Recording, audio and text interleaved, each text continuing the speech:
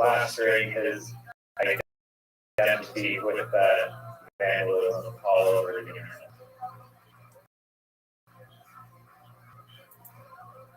Another thing, I don't think that they're looking to street art crime like hard as they would be some other violent crime. I'm saying that there's a reason for this because it allows for money laundering in the high-end art world, that they're doing it purposefully. They're purposely just not catching the guy speaking out against the government? Yes, because it drives art prices up. Is that worth the cost of swaying public opinion? He doesn't sway any public opinion. Risking a rebellion? I can tell you this right now. You ask 100 Americans to show me a Banksy piece of art, none of them know what the fuck I'm talking about. That's not true. He's famous as fuck. No, you have to understand that you have British influence. The United States is different. We don't pay attention to that kind of stuff. And I'm not saying I don't pay attention to it. I pay more attention to it than most people. If you showed me right now 10 pieces of art and said one of these is a Banksy, I can't identify it, and you can't either.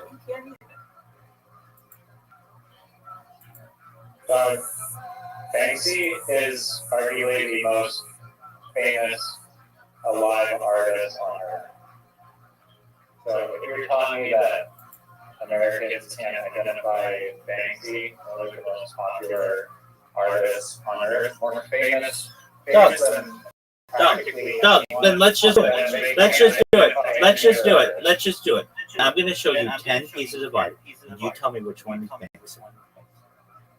It's a sensible one, with like the political message, or the little child trying to go to the moon. You're just naming one of his pieces of art. The stencil one is one piece of art. No, every single one is stencil. Okay, other people do that kind of stuff though.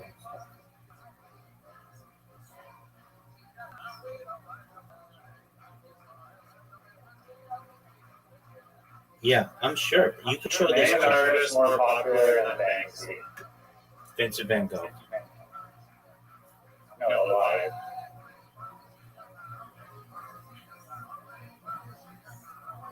It has to. Wait. It has to be vertical art. I said alive. Yeah, does it have to be vertical art? Because I could say that like Kanye West is more famous. No, not singing. Actual like painting artwork. Well, he's the most famous muralist, and that's what I'm saying. Yeah. So, and I'm saying that he's a because he's a plant. Let me add a little credit to your story. Since he's so famous, it does make there more motives to actually uncover his identity. So you're agreeing with me. Look, we just went through, without even going into the story about Sotheby's and shredding his art, that there is a 95% chance to a 99.9% chance that I'm right. And okay with that. I can't convince you of everything, but you cannot tell me that. Dude, I'm part of the graffiti into like the culture, and there's many graffiti artists, and these people are real. I don't care about them. I don't care about them. I don't care about them. I don't care about them. I'm talking about Banks. Well, okay, well, I'm not gonna talk to you if you just dismiss what I'm saying before I even point it out. Valid. To counter your argument about they can just easily track anyone, there's people, as I mentioned, with millions of dollars of real vandalism charges that would be dropped if they're tracked, and that has not happened. And I can name many examples of those people. We're not talking about them. We're talking about Banksy. And I'm saying Banksy. Well, you're saying that why haven't they caught all these other graffiti artists? I'm not concerned with them right now. I don't know enough about them. All I know is that in today's surveillance state, there is a 95% chance to a 99.9% chance that Banksy would have been identified by now if he did not have some type of intelligence assistance, or it's just an intelligence plant in itself. And I know how these groups run. I'm not saying I'm the ultimate expert on intelligence, but I've studied it for long enough to know that intelligence. If they want to identify you, they'll likely be able to identify you. Exactly. I mean, the same question arises with Satoshi. Do you think Satoshi is a real person? Nick Savos. Get out of here. It's deep state. He's the most likely candidate Okay. by about 95%. Wait, no. The most likely candidate is again Occam's razor. It's probably an intelligence asset.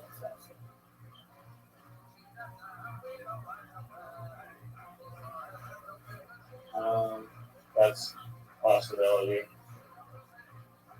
But there's still an individual. If you read Satoshi's message on the Bitcoin forum, the writing matches most closely to Nick Savos, his writing, and there's been comparisons of the way that he writes on forum versus Savos. So you can say that Satoshi. Hold on a second. Hold on a second. Nick Savos. Hold on a second. Satoshi published his white paper before anybody knew who Nick Savos was. So Nick Savos read how Satoshi wrote and made his writing look like that. That's the more plausible thing. You have to go to who published first publicly, and that would be Satoshi in 2009 with the white paper. And Savos reads it and is like, oh, this is how you write on the subject, and then alters the way that he writes. And I'm saying that's so this core Bitcoin developer is just going to copycat the guy who published it. yes. That's not very Occam's razor. It is. That is Occam's razor. No, it's no. Yes, it is. Yes, it is. Academics mirror their teachers and what's already published. Their work mirrors what's already available. It happens with children. Children write the way and speak the way that their teachers speak. And the same is true in academia. I'm sure you could find Nick Savos writing before 2009 and compare it to Satoshi, and you'd still get a match. That's an assumption, and I don't have that kind of data. All I know is the Banksy. We just use that if that were true, then with Banksy. We can argue Nick Savos at another time. All I know is this: we use round numbers that I didn't even agree with, and the AI said there's a 95% chance to a 99.9% chance that I'm right. And I'm fine with that. I'm cool with that. Though I think I could get it to 99.99999%. Really, like 6 sigma, like not like 6 nines. I think I could get that. But I'm not going to do that. What I can say is I'm very comfortable. Why? Okay. I do like think that you have sound reasoning. If I was AI, I'd give it 10 out of 10 reasoning skills. Doug, you're giving me a boner. That's what I love to hear. It is a very likely possibility that you could identify Banksy. I agree. And especially when he's making purchases, that's a big one. Because you can't just make... I disagree with that online. If you're making online purchases... No, that makes it really easy. Random spray paint. That makes it really easy.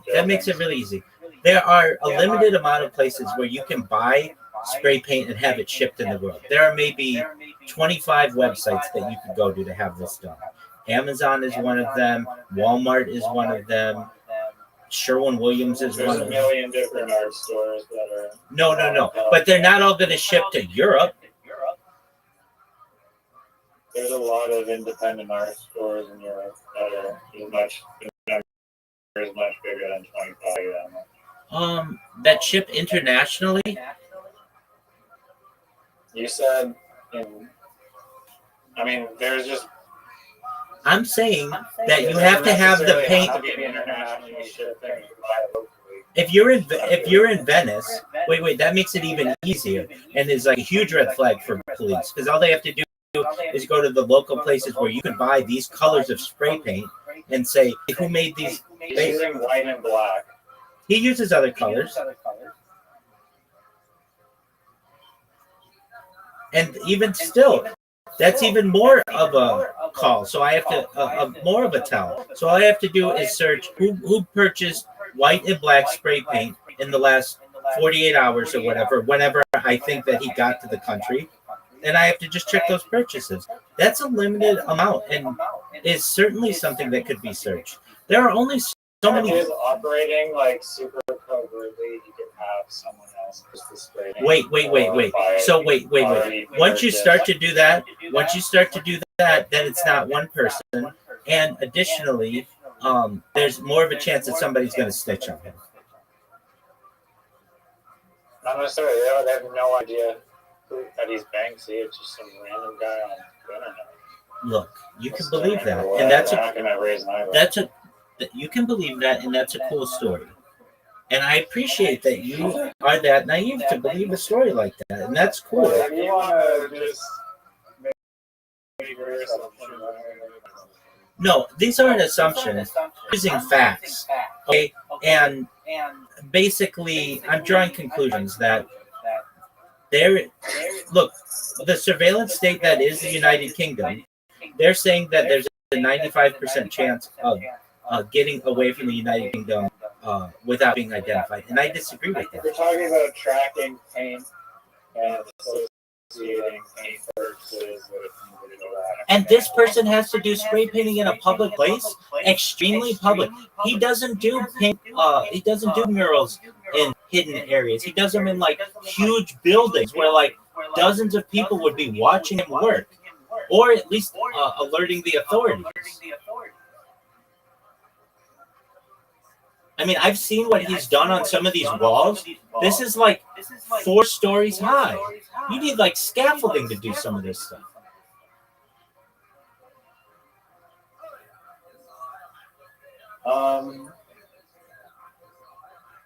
Yeah, but that's still separate from tying individual like reverse tracking paint store purchases and then connecting those two like events together. That's not hard to do. Let's look at Banksy's largest mural. Now here's another thing. He has a museum. Do you think that if he's not set up, he wouldn't have a museum in New York City? Like, do you know how hard it is to like? They don't give museums to hardened criminals.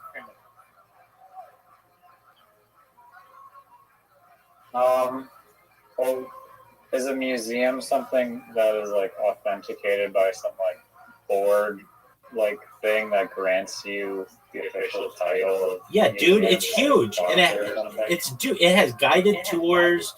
It's museumbanksy.com. I mean, you don't have a website. It's an immersive art experience celebrating the power of provocation.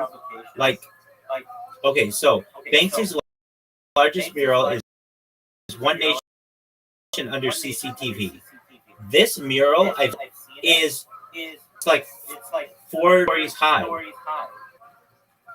The fact that he's mocking CCTV system is even more of a. Let me see this. Most of his work seems like it could be done under 5 or 10 minutes. Dude, this one you would need. It was done in London. One Nation Under CCTV. Yeah, it's huge. It's huge. It takes up a whole building.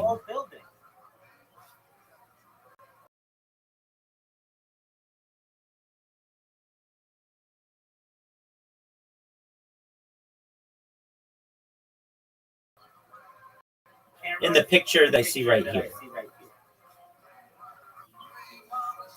He did it on the wall. A jammer. Oh, get out of here with that, dude. We're not gonna play that game. It just said If it's intelligence, then he has a jammer. now that's true, but it's more. It's What are those things called again? radar jammers.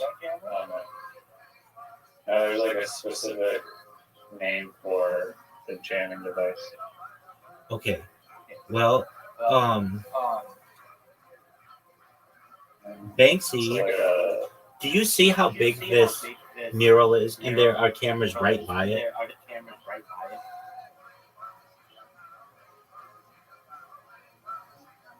It's I don't know if they're operational. It's 4 stories high, dude. You don't think that like people would notice? EMP is what I'm thinking of. Oh yeah. Electric magnetic. What is it? Pulse. Thank you. Dude, this is such a joke. He has so many. This is such a joke. It is a joke. He must have. He has an EMP. He has a massive EMP. You don't know how an EMP works. It takes out everything. It doesn't. Exactly how it works. Dude, I'm the king of them. Everybody, it's my nickname, EMP. Everybody knows that. Okay, so Banksy's been doing this since the 1990s, and there are. The list isn't complete, but there are at least 60 different things here. That means he's had to go from like all kinds of different locations, in most of them in London. I'm not stupid. I know what realistic chances there are. You're telling me right now, if you're going to be on camera in the UK if you're doing this. Especially because a perfect example of this is there's a giant mural of his with 4 cameras right next to it. You're telling me that they wouldn't notice that you are setting up scaffolding? I mean, how else are you going to paint? Those could be private cameras. So the police can still get that. Yeah, but if it's something he's famous, they're probably, oh shit, we got Banksy. Nice. Do you You're famous now. I'm not gonna get this guy in trouble. Do you recognize that that's not logical? And additionally, it was done on a public. It's like someone handing you $1 million and making you famous, and you're gonna be like, okay. It's not. They painted. It's not. It's not. They painted over it. It was there for 2 years. Probably because they're getting way too much attention. My man, I don't believe in the same things that you believe in. And Banksy and I are you're This is the first time I've heard this perspective. But I'm not dismissing what you're saying. Are you? This is like the most logical. It's not the most outrageous thing. This is the most logical thing to me. Okay, look, we're gonna. It's more believable than all of them. Both are definitely believable. So believable. It is. I'm just saying something more. Okay, so I'm just saying. and you know what's interesting? You know what's interesting? This guy just doesn't do murals. He does film, sculpture. So once you do film, do you know how easy it is to like track like locations from like metadata in films? He does statues. Come on, man. This is filming it from his phone. He did a TV show. Fake news. Dog. How are you going to track someone Okay, like you could test like where did somebody make a purchase of like 60 pounds or like not 60 pounds, like 1,000. Those, at least in the United States, those kinds of purchases are trapped. And deposits are trapped. Because so many people were stealing like copper wire and stuff. So that kind of stuff is trapped. And you're gonna find 1,000 pounds worth of copper in a dumpster. You're okay. Is there Banksy that's made out of 1,000-pound copper? Yeah, dude. Yeah, some of these sculptures are huge. So he did the drinker in 2000. He did. We don't even know if it's a he, but we're just assuming. He did the statue of the man with the flag in 2026. Shut the fuck up. Look at this thing. Look how professional it is. You're telling me that this is look dude, look at this guy. Look how dude, look up he just did this. It was installed in Waterloo Place in London in 2026. You mean to tell me if this guy was really like a bad guy, they didn't want him there, that they wouldn't be installing his art all over London? This is from 4 days. 2026 Waterloo. Dude holding flag. Sets off the plank on which he's standing.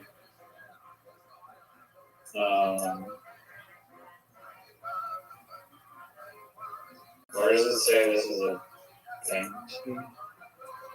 It's called Banksy statue. A statue by Banksy was installed in Waterloo Place. This is the Wikipedia. Now, the one thing, it's fiberglass or resin. They don't know, or they're not saying.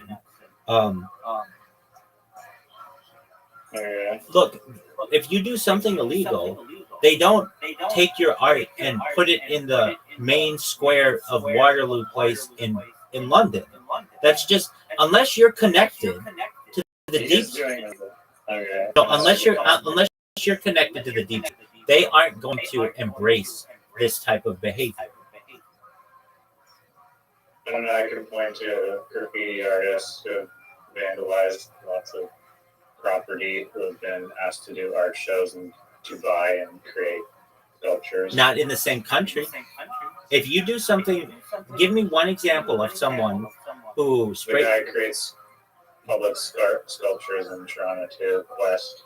Hold on. Give me an example in the United States of someone who has been a vandal, who has spray painted something and didn't get punished for it, but had the city actually ask them, commission them to do some other art. It doesn't happen. If anything, they would have to take some kind of punishment or plead guilty or something like that. It just doesn't happen. You're a smart person, and you're realistic, and you're rational. And I feel like the influence of the art community. The last thing does make sense. And statute does strengthen argument. There you go, my man. Thank you. And I want to say that takes a big man to admit I mean, those it's things. still a giant heap of shit No, it's of an argument. No, it's but dude. If you were a betting man, I mean, this is a good article, honestly. Right? Is Banksy a deep state operation? That's a good point. That is a good point. I'm going to write that. And Like that would farm clicks. perhaps that's not why. Like, what was talking about that on the internet? No. To me, isn't it funny? To me, it's obvious. Like,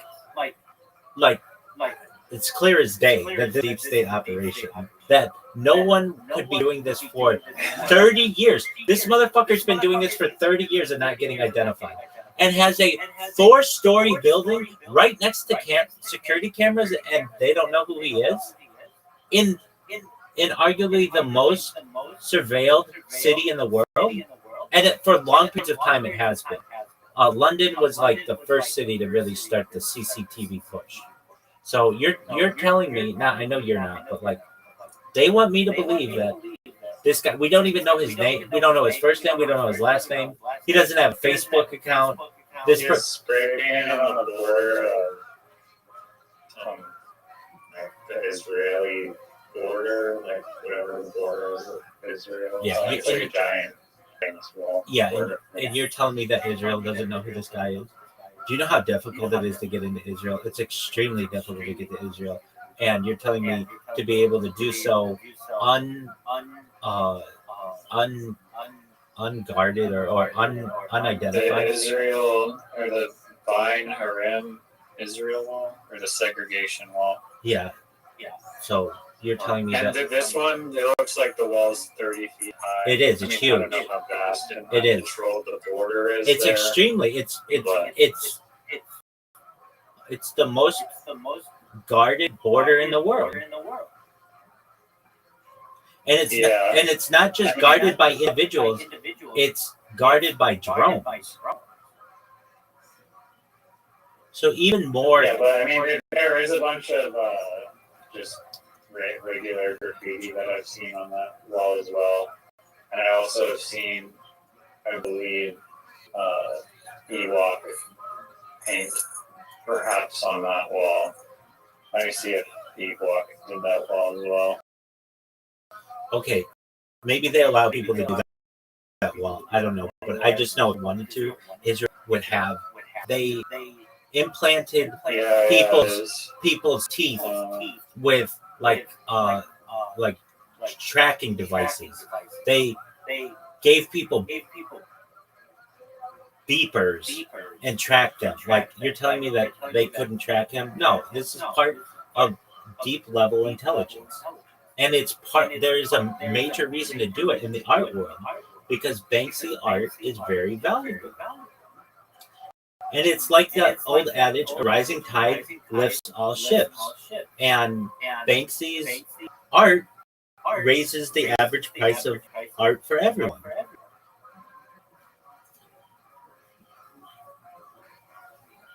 Let me just see. Yeah. Let me just see from a practical standpoint. From the practical standpoint. From a practical standpoint. Apologies to cut you off, but from a practical standpoint, give me odds. Just give me odds that a random individual could get Sotheby's to auction off their art and then remote control, shred it live on. I'm saying, and I'm a realistic person, that the odds are like less than 1%. Sotheby's has like insurance inspectors, and they have people handling the frame to know like that it would be a shredder. Sometimes this stuff is even X-rayed. I'm saying that this looks like a setup. Well, I can't give you odds. No. You're basically asking two different things. Could a random artist realistically pull off a staged destruction event inside a major auction house like Sotheby's? And what are the odds that it is secretly a setup? Start with real-world mechanics. At a place like Sotheby's, work submitted for auction don't just walk onto a wall untouched. There's a chain of custody, consignor vetting, condition reporting, insurance documentation, handling by trained art handlers, sometimes imaging, and in higher value or high-profile cases, security review and controlled installation. Anything with mechanical risk, frames, hidden devices, electronics, is typically inspected, not always X-rayed, but often physically examined and photographed in detail. Now, the specific Banksy precedent you're implicitly referencing is the 2018 incident involving Banksy, where a girl with balloon partially shredded immediately after sale. This event is well documented, and crucially, it did not require the entire auction house to be in on it. I'm not saying it did, in a broad conspiratorial sense. What it did require, if it was premeditated, which many believe it was successful concealment of a mechanism inside the frame and failure of detecting during standard inspection. So what are the odds of a random individual could replicate something like that at Sotheby's? Very low. Not movie impossible, but you're functionally in the sub 1% range. And likely far lower in practice for three reasons. And I agree with that. I agree with this. First, access. You just don't submit work to Sotheby's. Let's finish this. Quit this. You don't think they're going to check that? They check this stuff. They don't just sell it in the frame. I'm making the point that it would be completely obvious that there's a battery in it. Yes, exactly. First, access. You don't just submit a work to Sotheby's anonymously and get it into a major live auction without provenance, identity checks, and consignment agreements. That already filters out random individuals almost entirely. Second, inspection layers. Even if a work is accepted, it is handled, photographed, conditioned, reported, and installed by professionals. Concealed mechanical systems have multiple chances to be noticed. Weight anomalies, frame irregularities, wiring, unusual fasteners, or movement tests. That's what you're saying. Third, operational risk tolerance. Auction houses are extremely sensitive to reputational risk. After the bank events, protocols tighten further industry-wide. So your intuition that this looks like a setup is touching a real question people debating. But the stronger, more grounded conclusion is the opposite of a grand coordination. A full institutional setup involving Sotheby's staff is extremely unlikely. I'm not saying everybody had to know. I'm saying that just a few people had to know. A fully random outsider pulling it off cleanly is also extremely unlikely due to layered screening. The narrow plausible zone is a highly sophisticated artist-controlled intervention that exploited gaps in inspection rigor.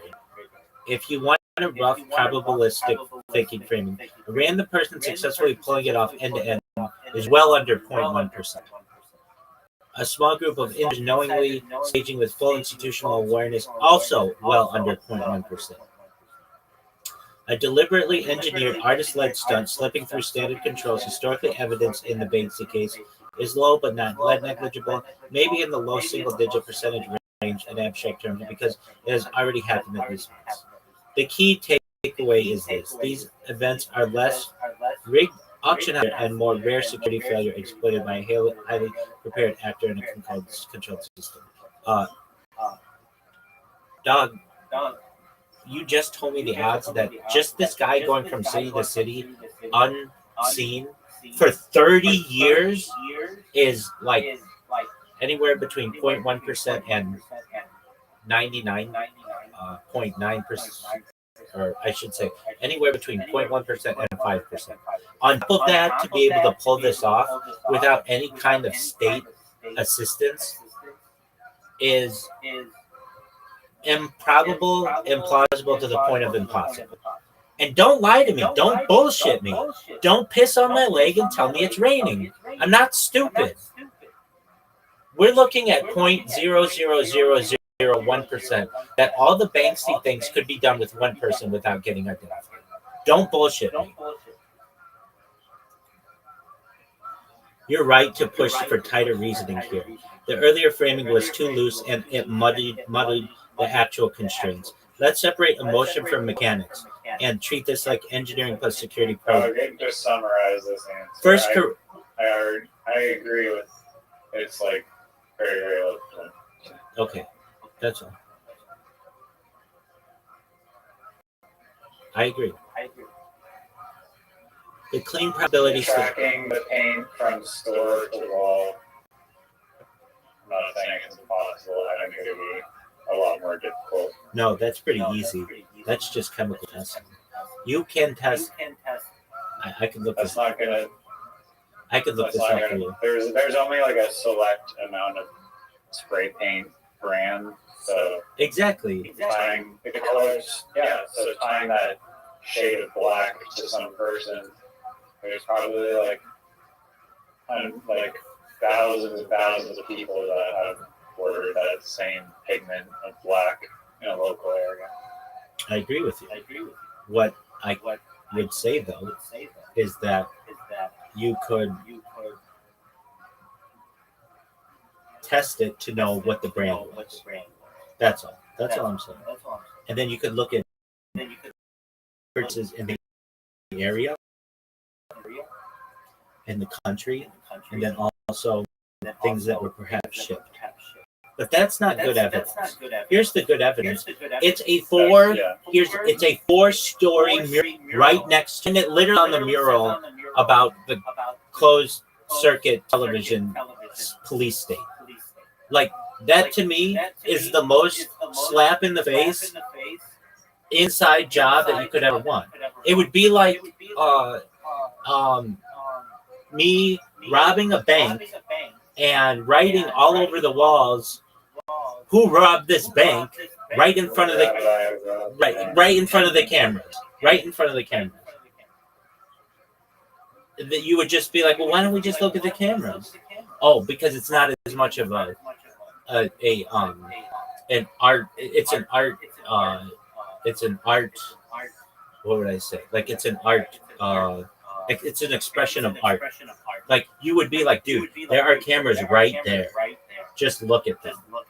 What it is saying to me is this. This is how I see it. Banksy becomes a folk hero. He becomes like a Robin Hood. He becomes someone who's like working for the little guy. And people can get behind this kind of art because they can say it's politically motivated and it's really cool that somebody out there is standing up for us. When really their rights are being eroded as they speak. This art doesn't do anything for them. It gives the image that somebody's fighting for them. But in reality, that's state control too. It's obvious. This is an obvious. This is obvious to me. Like, when you look into it, all of the things that Banksy's been doing, if you look at the list of art, it's like how many other artists do you think are state controlled? Well, I can tell you this. I can give you evidence of state control in the United States. One is Jackson Pollock. So Jackson Pollock. In music, I feel like there's many examples. Okay, well, we're talking right now in art. Jackson Pollock, let me just look up the connection Jackson Pollock had to the CIA and art, inflation of art prices for money laundering. Yo, what's the theory with Jackson Pollock and his splatter art and his connection to the CIA and art inflation prices for money laundering?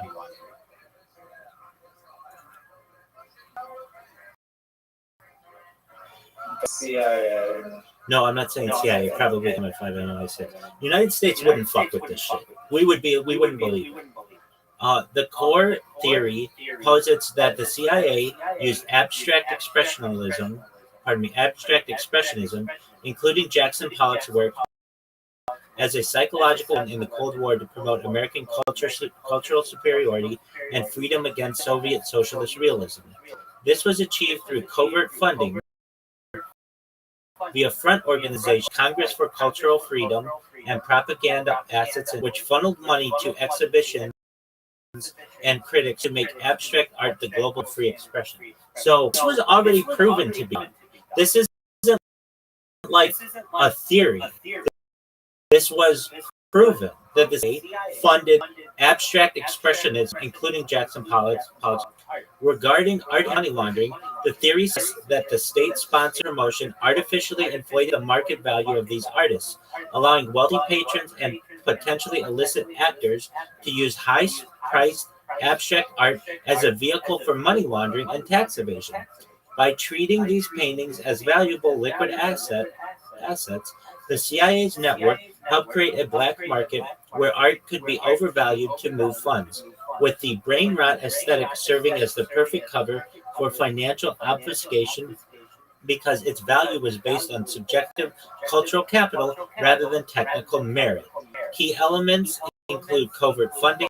The CIA did not pay artists directly but used intermediary foundations and magazines to promote abstract expressionism as a symbol of democratic liberty. Psychological warfare, the goal was to demonstrate that the U.S. allowed individualistic, nonconformist art, contrasting with the rigid state-controlled art of the USSR.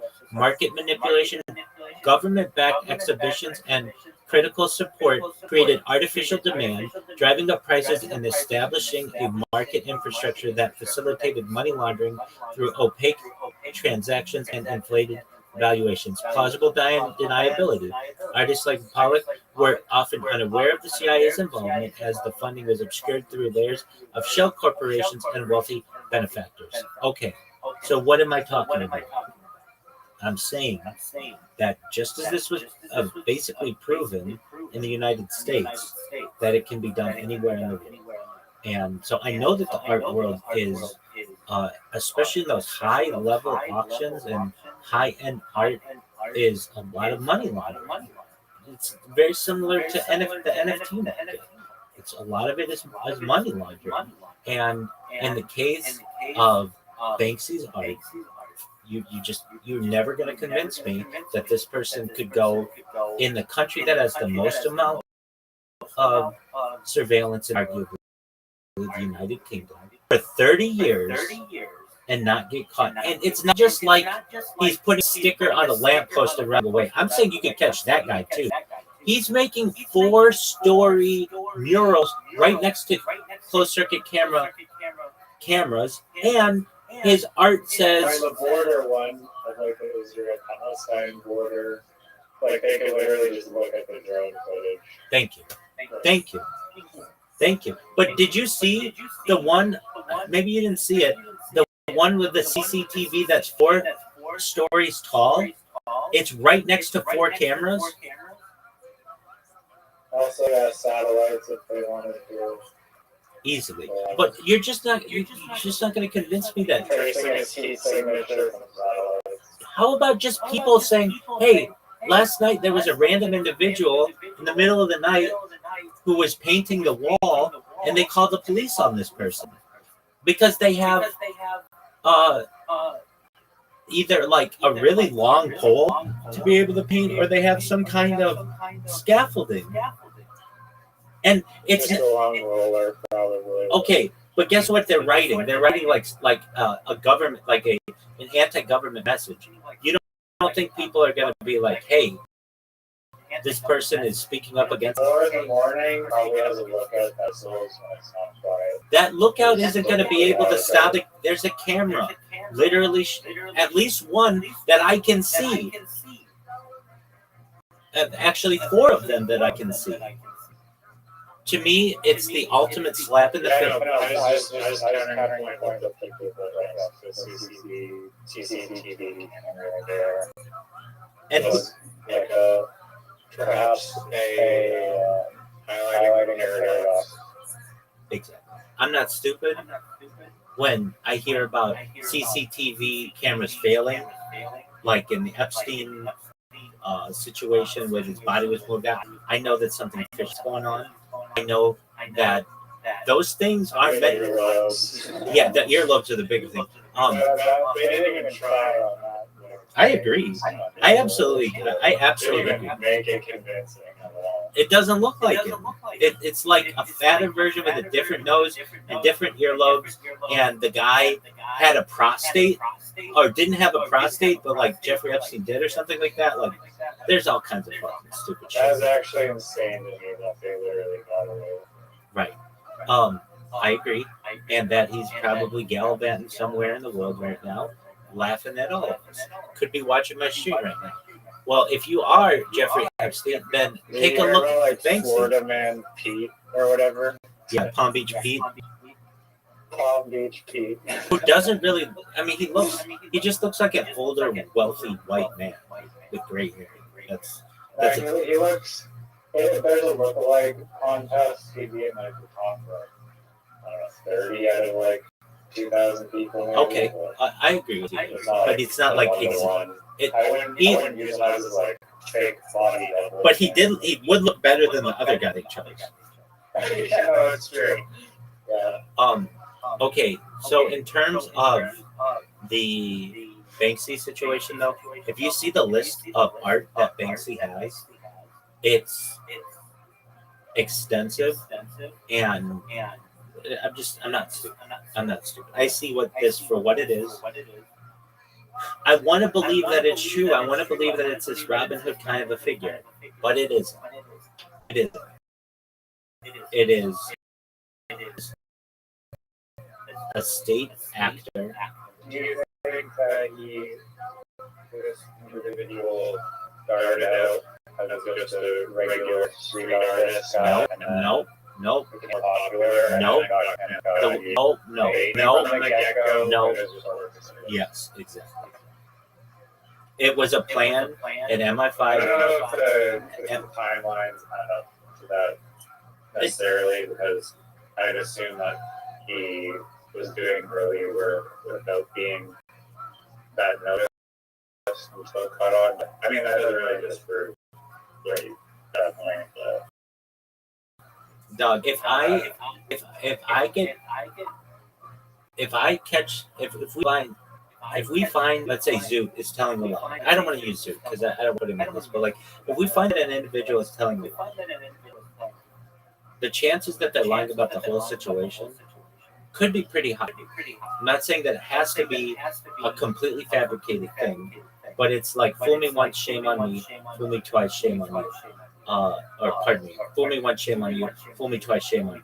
In this situation, when we already have the CIA manipulating the art market, perhaps, and even in the 1990s, London was extremely had an extremely high prevalence of closed circuit cameras, and police. It's a lot of police there too.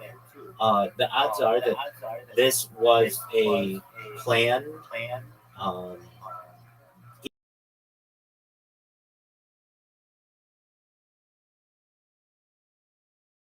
Either distraction, long-term ruse. Shit on the American people with Osama bin Laden. That we were searching for this motherfucker for 10 plus years. When it's like, dude, if the United States wants to know where you are, we're going to be able to find you. There were many jokes that went around. If you don't pay your cell phone bill, your creditors will find you the next day. But we can't find Osama bin Laden, who had the biggest terrorist attack in global history. It's not realistic. I'm not going to believe it. And then when we do find him, we kill him. The pictures are manipulated, and his burial is at sea, so nobody ever gets to see any verification. It's like, do you think I'm fucking stupid? Redditors believe that he's not deep state. So Reddit itself is deep state. It's owned by Condé Nast. It's owned by Sam Altman. No, I was saying Redditors, not the people that own Reddit. Wait, no. Here's what I'm saying. If you want to go on, I'm saying it strengthens your argument. Okay. I'll take that.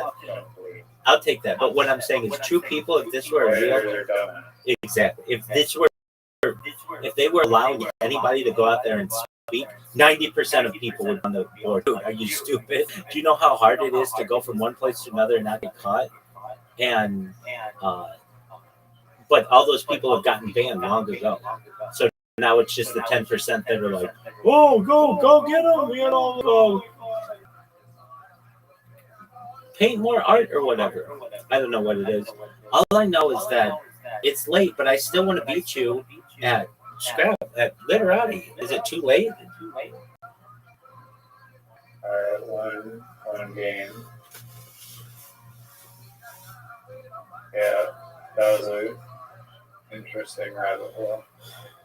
I found it to be extremely beneficial. It's funny that like the Reddit AI is like Banksy is known for his politically subversive and critical art, which contradicts the idea of it being funded by the government. How does that make sense? He's politically subversive and critical of the current government. Activist. He uses his art to highlight social and political issues such as the refugee crisis and the Israel-Palestinian conflict. He's a political activist. He's using his voice and art to actively try to change the world. But I would say that the refugee crisis already has like a billion Instagram hashtags, and it's like basically just getting some people to talk about on Instagram. Wait, you're raising a very important issue. You're raising a very important issue. You're raising a very important issue. Anyone who likes the posts of Banksy is already seen as an enemy of the state. It's a really great way to identify your enemies. Right? It is. I have this fake boogeyman, and anybody who promotes them, I know, is already against the state surveillance system. They'll be on the first extermination list. No, but that's perfect. That makes more sense than anything to me. So anyone who promotes Anyone who promotes this type of behavior, we know, is an enemy of the state, and they get on the list. Like that makes a lot of sense to me, and now I understand it much better. Anyone who promotes this guy's art is basically accepting. What is this bullshit? We're gonna change it. No. We want. I don't think you can beat me without the word. I need the word helper that doesn't actually. I don't think you can beat me without the word helper. Is what I'm saying. Yeah. It still tells you if it's a word or not. So I don't understand what you're doing. It just the lack of green arrow is throwing me off immensely.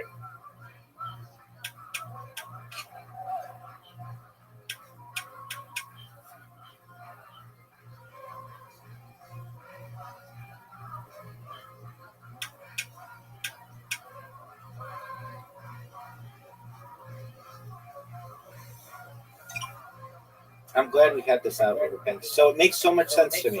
Anyone who promotes Banksy on their social media is obviously someone who's an enemy of the state.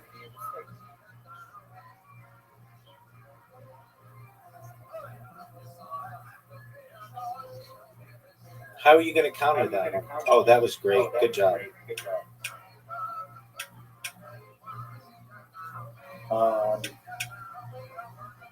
Yeah. I mean,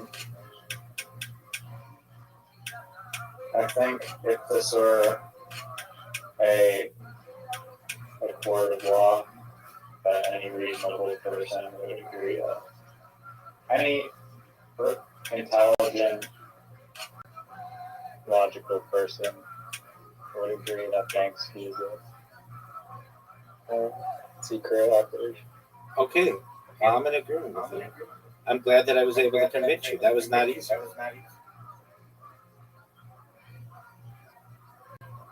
No, it wasn't easy, but I think just with the ability to track people, it's just too easy to track people. Well, then it makes complete sense now. Anyone who agrees with his art is basically putting themselves on the list to get tracked.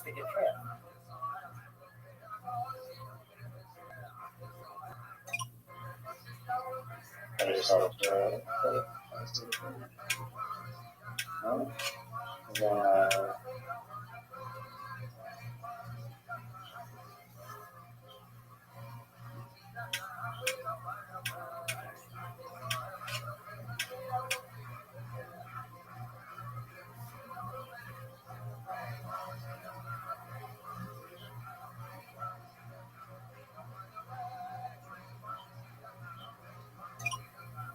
Dude, we finally figured it out. Anyone who promotes this guy's art shows that they are an enemy of the state. I'm going to keep saying that because it makes complete sense to me. I'm just trying to think of an American equivalent. It may be American.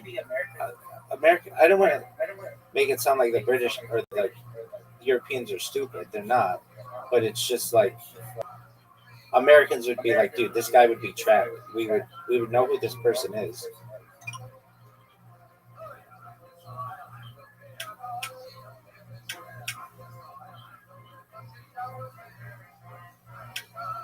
I mean, it also says here that his identity has been believed to be Robin Gunningham for many years. Stop that. Then decades, people have known that it's Robin Gunningham. And I keep going and ask what the hell the reason is for Robin Gunningham. 3 artists in Rothschild is a serious story about various pieces of evidence, including I'm going to go. I know he stole my. Don't worry about Robin Gunningham. I already figured it out. This is deep state.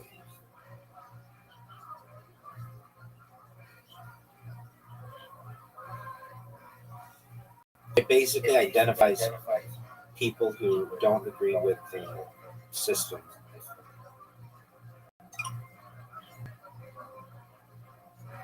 which makes a lot of sense. Like let's say, and legal proceeding. Doug, we already figured it out. Quit throwing fake news in my world. Quit throwing fake news in my world. Okay. Yeah.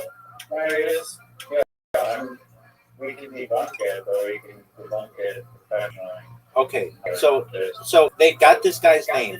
You don't like. Wouldn't they be able to see his travel record? Like, it's super easy. They'd be like, oh, you went through this country on this date and this country on this date. He's not James Bond.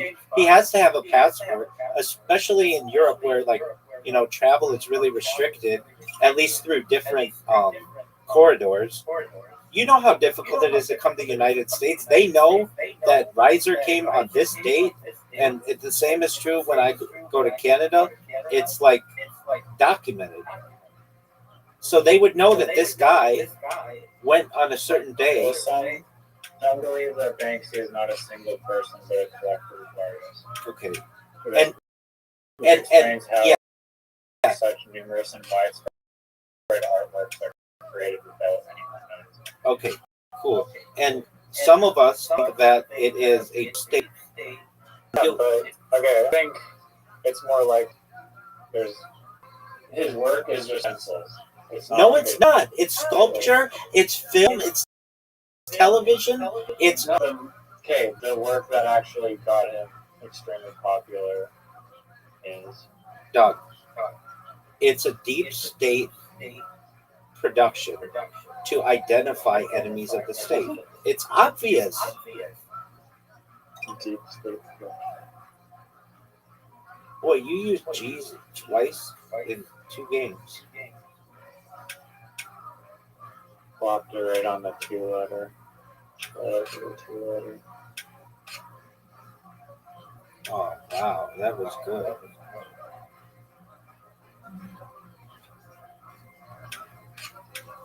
If it was let's assume it is a deep state operation. Like, the pencil work is not. It's like a small child could basically do a stencil work like that. But not 4 stories tall. Not 4 stories tall. And not the sculpture that he's doing. His sculpture is amazing. His sculpture is amazing.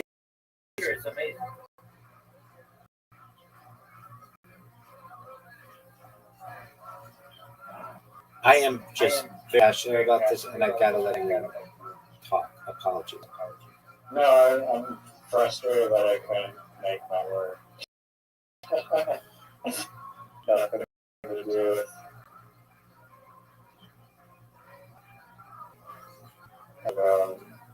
where could it be more.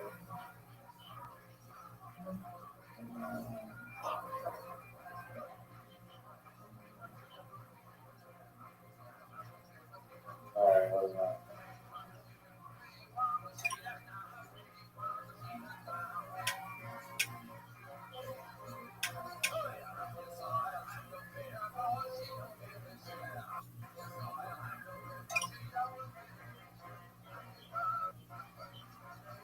Even though I'm losing, I feel like so confident that I'm going to win this game.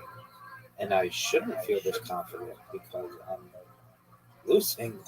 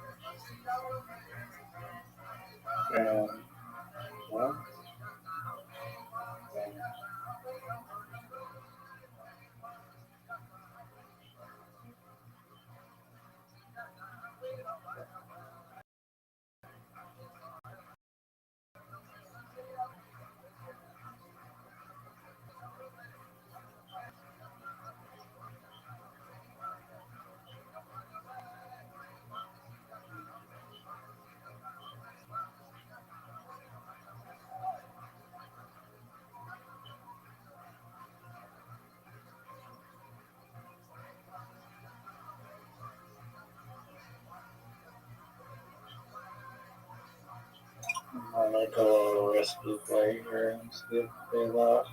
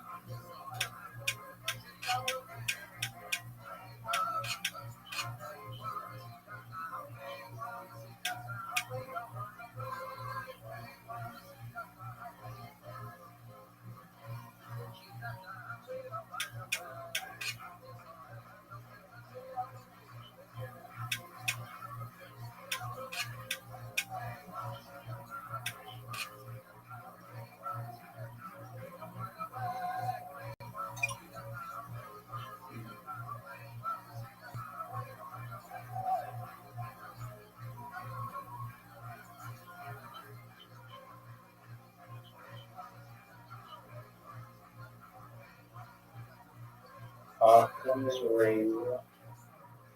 Exactly what I needed to do.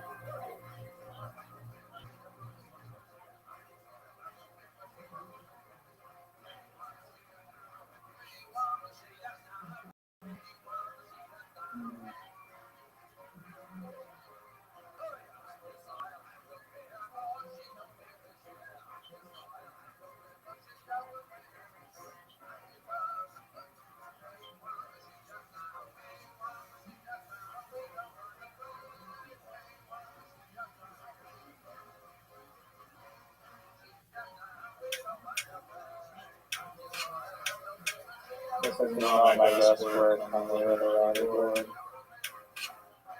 Well, it's working out pretty well.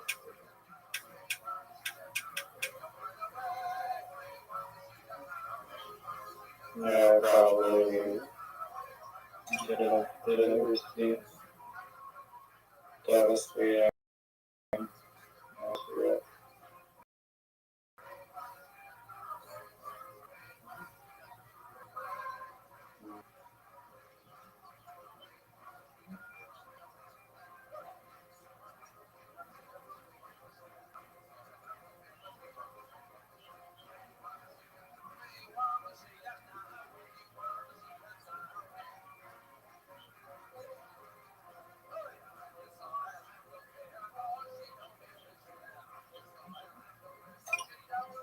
Oh, devastating. That was juicy. Yes, it was. A lit wrist. 42. I love interesting word.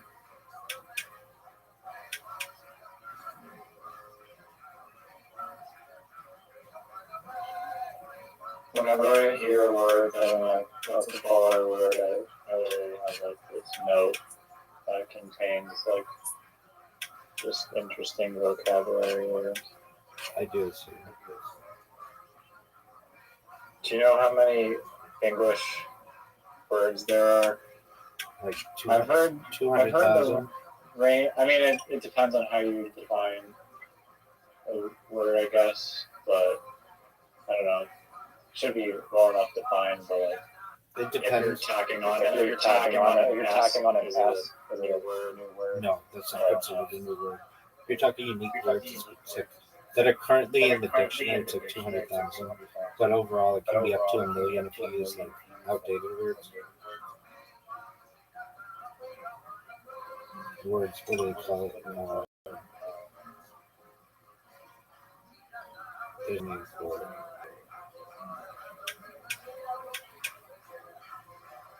I heard that like Russia had like 300 to 400,000 words, and then English had 1 million words. That could But be. on this GitHub repository, with supposedly like every single English word is like 400,000. And I don't know every English word, but there's like some. Oh, fuck you. Nice. Fuck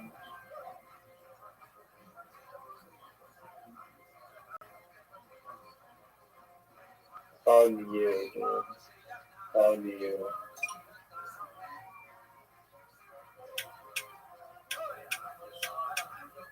I also got ripped off there.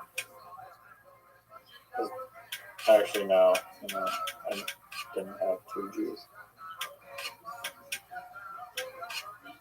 That's not a word. You don't have the vowel. You're gonna have to block 3-letter word. Unless you want to build off of the P.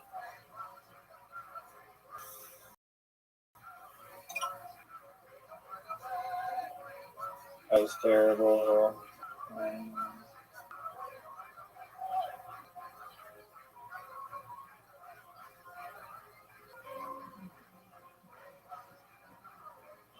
Fuck. What? Oh no. I love when I put something down and then it like says like I can place it, I can say yes. As opposed to I hate when it's like, dude, what do you mean that's not a word?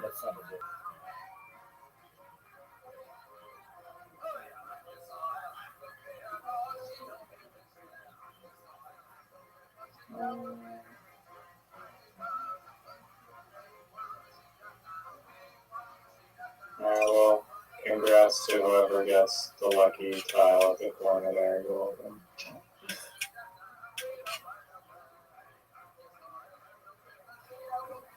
There's a shitload of words that are EATs. So.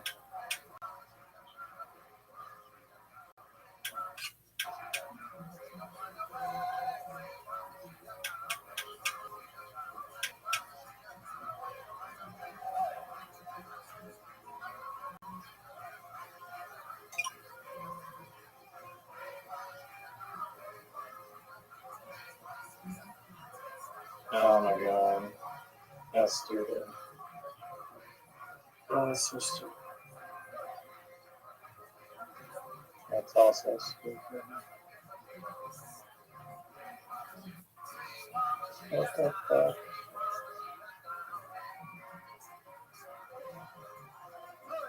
Damn.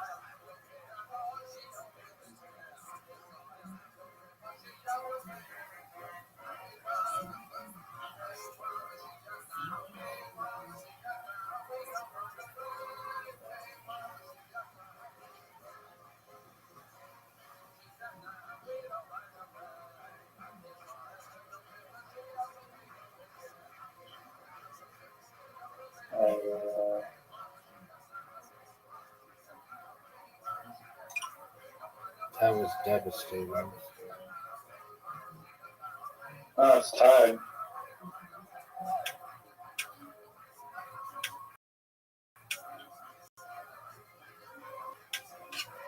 Actually, I think I had like a dream yesterday where I was actually like tripping out like kind of paranoidally.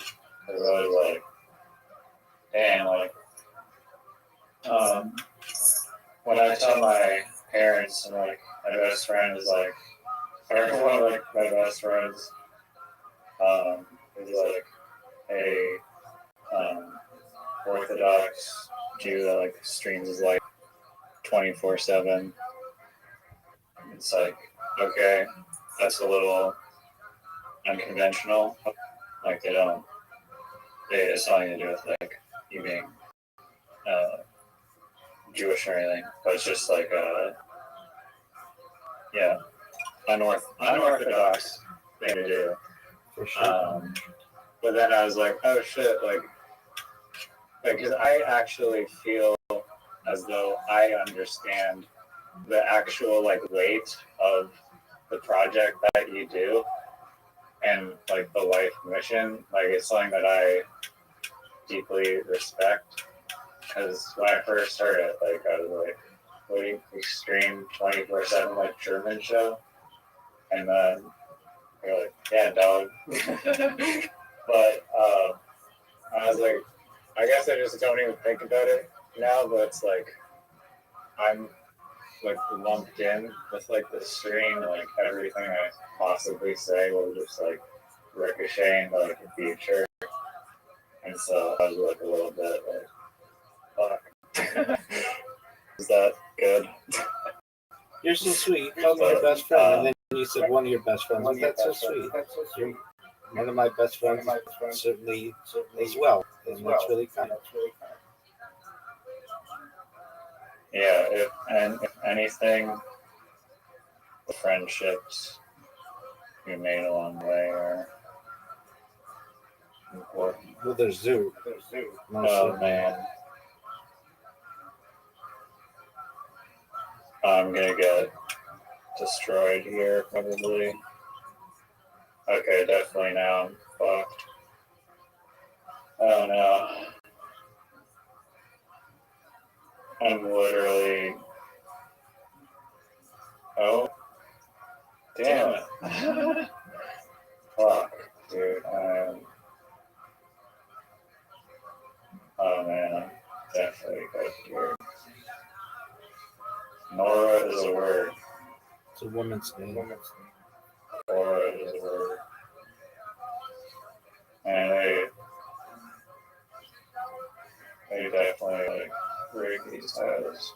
Well, you told me a while ago that you were like, when I first met you, I heard you were sharing your life. That was, you were like, that's such a good idea.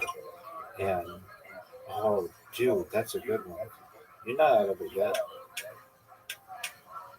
No, my last tile is gonna completely fuck me.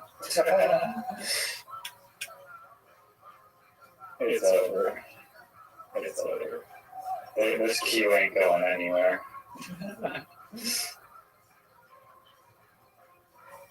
This queue ain't going anywhere, folks. Dude. Oh, I'm off by one. Fuck. You're stupid ass, like.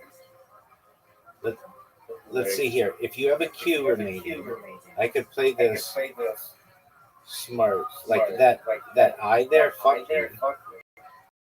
So if you have a queue. I don't see any keys, that's why I'm like. Do you just have one tile left? Yeah, one single queue. Then it's in my best interest to pass and not play anything. Meaning, don't give you an opportunity to put anything down. And then watching you get like insanely lucky, like some bullshit word.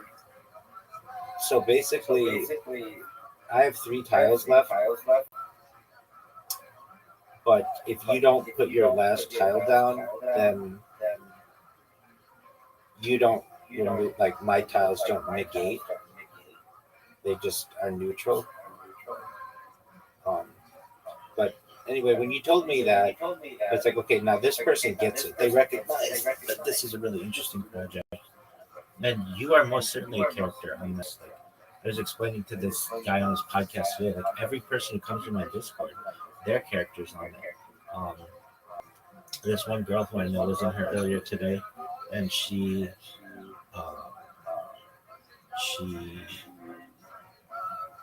she just wanted to come and talk about relationship advice and just see how I was doing and stuff. And she's like, I'm glad to see you're still going.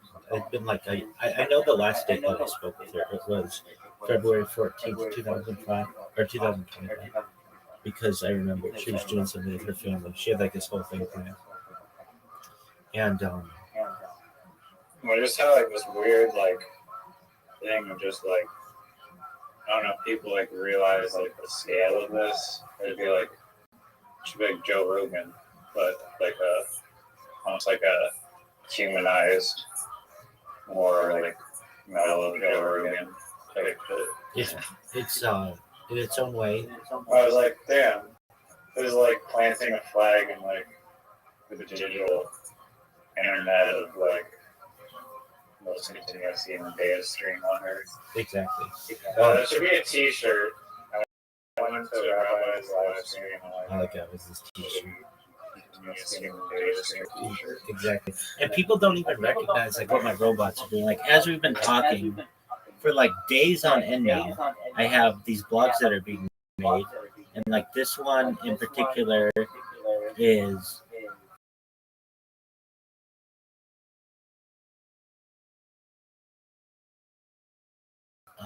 I'll To just upload that discussion shoot on like the Banksy code up or government operation, and it'll blow up on this shoot. I guarantee.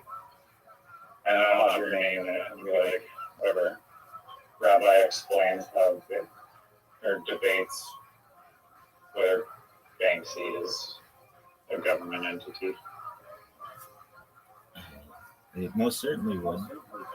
I want to try it now, just to like just probe his shoot almost. Maybe I'll unban you. I'm like, oh shit, this actually contributes to the website. No, I did. Actually good. I uploaded my interviews to them, and those I know those are allowed because other people did too. But it was just the fact that I had 105 6-hour-long videos that were just taking up their storage space. They didn't want that. But I think. So just how many BitChute videos? Just one moment. Just one moment. So the thing I'm making a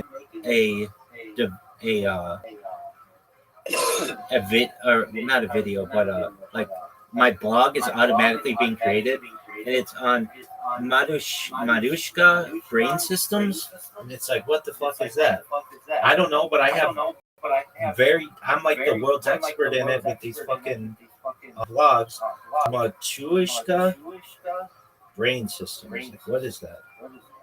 Sorry, what the hell is that? Matryoshka brain. Oh, this is I've heard of this. a hypothetical megastructure designed to harness the entire energy output of a star. So I guess it's like a Dyson sphere to drive immense computational capacity. Proposed by Robert J. Bradbury in 1997, it functions as a Class B stellar engine composed of multiple nested Dyson spheres or swarms that capture energy and waste heat in a cascading thermal gradient. The system operates by placing inner shells close to the star to extract high-energy radiation for computation, while subsequent outer shells capture the infrared waste heat radiated by the inner layers. Like, if you have a chance, go to Rabbi Rothschild Wikipedia 000.blogspot.com, and you can read what it says. It's like the most in-depth thing ever. I'm going to go to it right now. Rabbi Rothschild Wikipedia 000. Can you just link me? It's easy enough. It's Rabbi Rothschild Wikipedia. I'll find it. So it's Tree.com. No. Just type in your browser Rabbi Rothschild Wikipedia 000.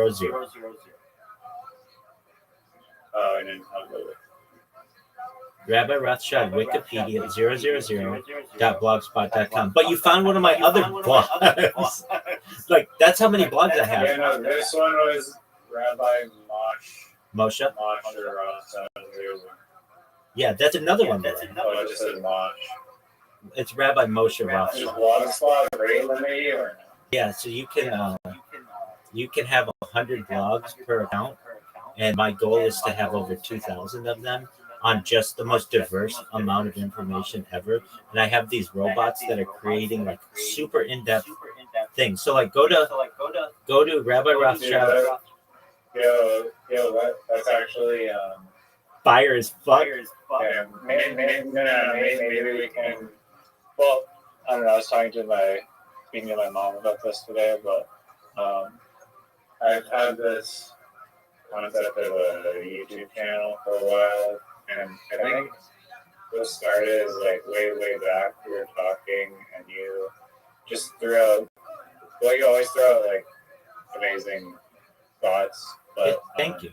I think you said like just how you're just like explaining how McDonald's like influences like so much of American agriculture, and they hoard like 1/3 of the potatoes and stuff. And I was like, yeah, like if this is like a YouTube channel or a YouTube video and just like explaining the breakdown of like the actual scale and influence and weight that McDonald's has over agriculture in the United States, it would be interesting. I think people would click on it, and then just kind of slowly started jotting down like any idea that I thought was interesting, like renewable energy, and like the bridge or super tunnel thing connecting all roads, and the time zone one in particular, how the future time zones, or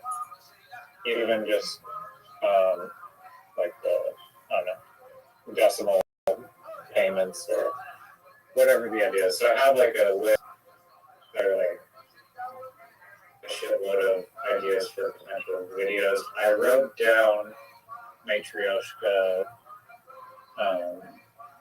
brain and Matryoshka brain. I have that one. I also have the Gaia hypothesis. I have carbon 14. I have dream telepathy in the Gansfeld experiment. I don't know. Well, so did you go to Alan builds the diamond exoplanet containment. I have the book Everything is Tuberculosis by John Green. I have the bill against AI generating deepfakes. The new and inside the new anti-AI bill. Superstructured bridges that would change the world. By free nuclear energy would make things less expensive. Fireproof building materials and houses. Just adding non-overboardable cruise ship. Because that is a necessity. No time zones in the future. Mind uploading life extension. What else do I have that's actually interesting? Gravity batteries. Shows gravity batteries. 3D human organ printing. Seawater greenhouses. Arcology. What's arcology? Do you know? Yeah, I remember. It's massive, hyperdense, self-contained, and sustainable structures designed to inspire cities, architecture, and ecology, crowned by Apollo Solari. Technology, singularity, carbon nanotubes, e-democracies, future of communication. Terence McKenna had a line or an idea that I've thought about on many occasions. I just find incredibly interesting of like an idea, and personally, I mean, you'll probably from all those Zimbabwe encounters with the aliens or other telepathic alien encounters. I think it's how like to do with like the nature of how aliens communicate telepathically. character can I just say like, in our current form, like language is flawed because there's just it's subject to interpretation and it's subject to this ambiguousness. Like I can tell you an idea, but for you to actually understand one-to-one what I actually mean by that idea, like unless you're teleported into my brain and seeing my exact thoughts, like I'm gonna have my own understanding and you're gonna have your own understanding of it. We can still talk about it, but it's not gonna be one-to-one, and oftentimes there's clarifying things that people don't understand, and it's just not like a binary type of situation. But he was basically talking about how, like, in the future, perhaps in like an alien language, they would be communicating on like a frequency almost, where it's like the idea is injected like perfectly into the receiver, almost like computer code, where it's like there's no ambiguities at all. It's like you can understand their message like with complete clarity and no questions surrounding the actual meaning of what they meant. So I thought that was kind of fun. Do you want a big list of these? There's a Wikipedia page for it.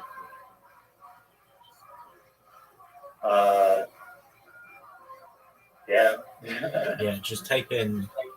There are 2 pages that I always go to. Wikipedia. No, let's okay. So, but this is where I'm getting this information. There are 2 pages. One, type into Google list of emerging technology or list of emerging technologies. Wikipedia. So just Google that. And you'll see This it. isn't your personal blog. It's just No. Just real Wikipedia. Okay. So just type in list of experimental technologies, Wikipedia. Oh, you didn't say experimental. That's a different page. I'm on the list of emerging technologies. I misspoke. It's emerging. No. Emerging technologies. That's one of them. Experimental, emerging. No, forget experimental. Emerging. So there's list of emerging technologies. Hypothetical technologies. Wait, and then there's hold on, and that's the second. So that's where you get the list of all that stuff. Female sperm is on the hypothetical tag. That's what I read that. That's where I get all my. That's where I get all that stuff. Male eggs, 2027. Male eggs, 2027. Okay. So those are really great places. So I take an idea from one of those pages and I put it in my blog creator, and then it does a deep dive on it. So now I want you to please go to Rabbi Rothschild Wikipedia 000.blogspot.com.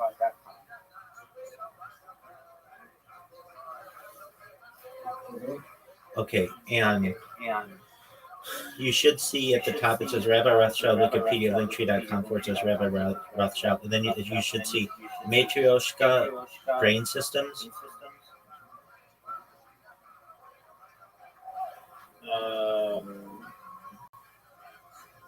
I clicked on go home. Do I have to go to my webpage? No, just go to Rabbi Rothschild I Wikipedia. was just on the Matryoshka brain, like I'm at that article, but when I click on I get taped to like your profile, and there's not like links to other articles. No, I understand. There's a link to Rabbi Rothschild Wikipedia. Is that it? No, just go to Matryoshka. Pardon me. Just go to Rabbi Rothschild Wikipedia 000.blogspot.com. Photonic quantum computer. Hold on. Did you go to? Oh, this is a giant page. I have a giant ass page. Like, integrated photonic circuits. Key technologies enabling photonic. I'm on a giant ass page. Okay, so just go to Rabbi Rothschild Wikipedia 000.blogspot.com. and don't click anything. Yeah, I went there.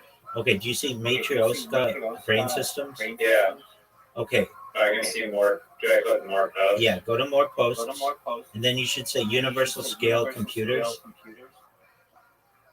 No, the more posts just. Oh yeah. Okay, I'm not Galaxy Brain. Yeah, universal scale. Okay, yeah. Then go to. Why wouldn't it load multiple? Wait, that's an excellent question. That's an excellent question. Stupid ass And here's layout. why. Here's why. No. Obviously, I don't want it to be this way. I want it to be like links, like of each topic. And Blogspot, this is a Google entity. If your post is more than like 5 megabytes, it will not load multiple at once. So click on, do you see universal scale computers? Yeah. Okay, go to read more.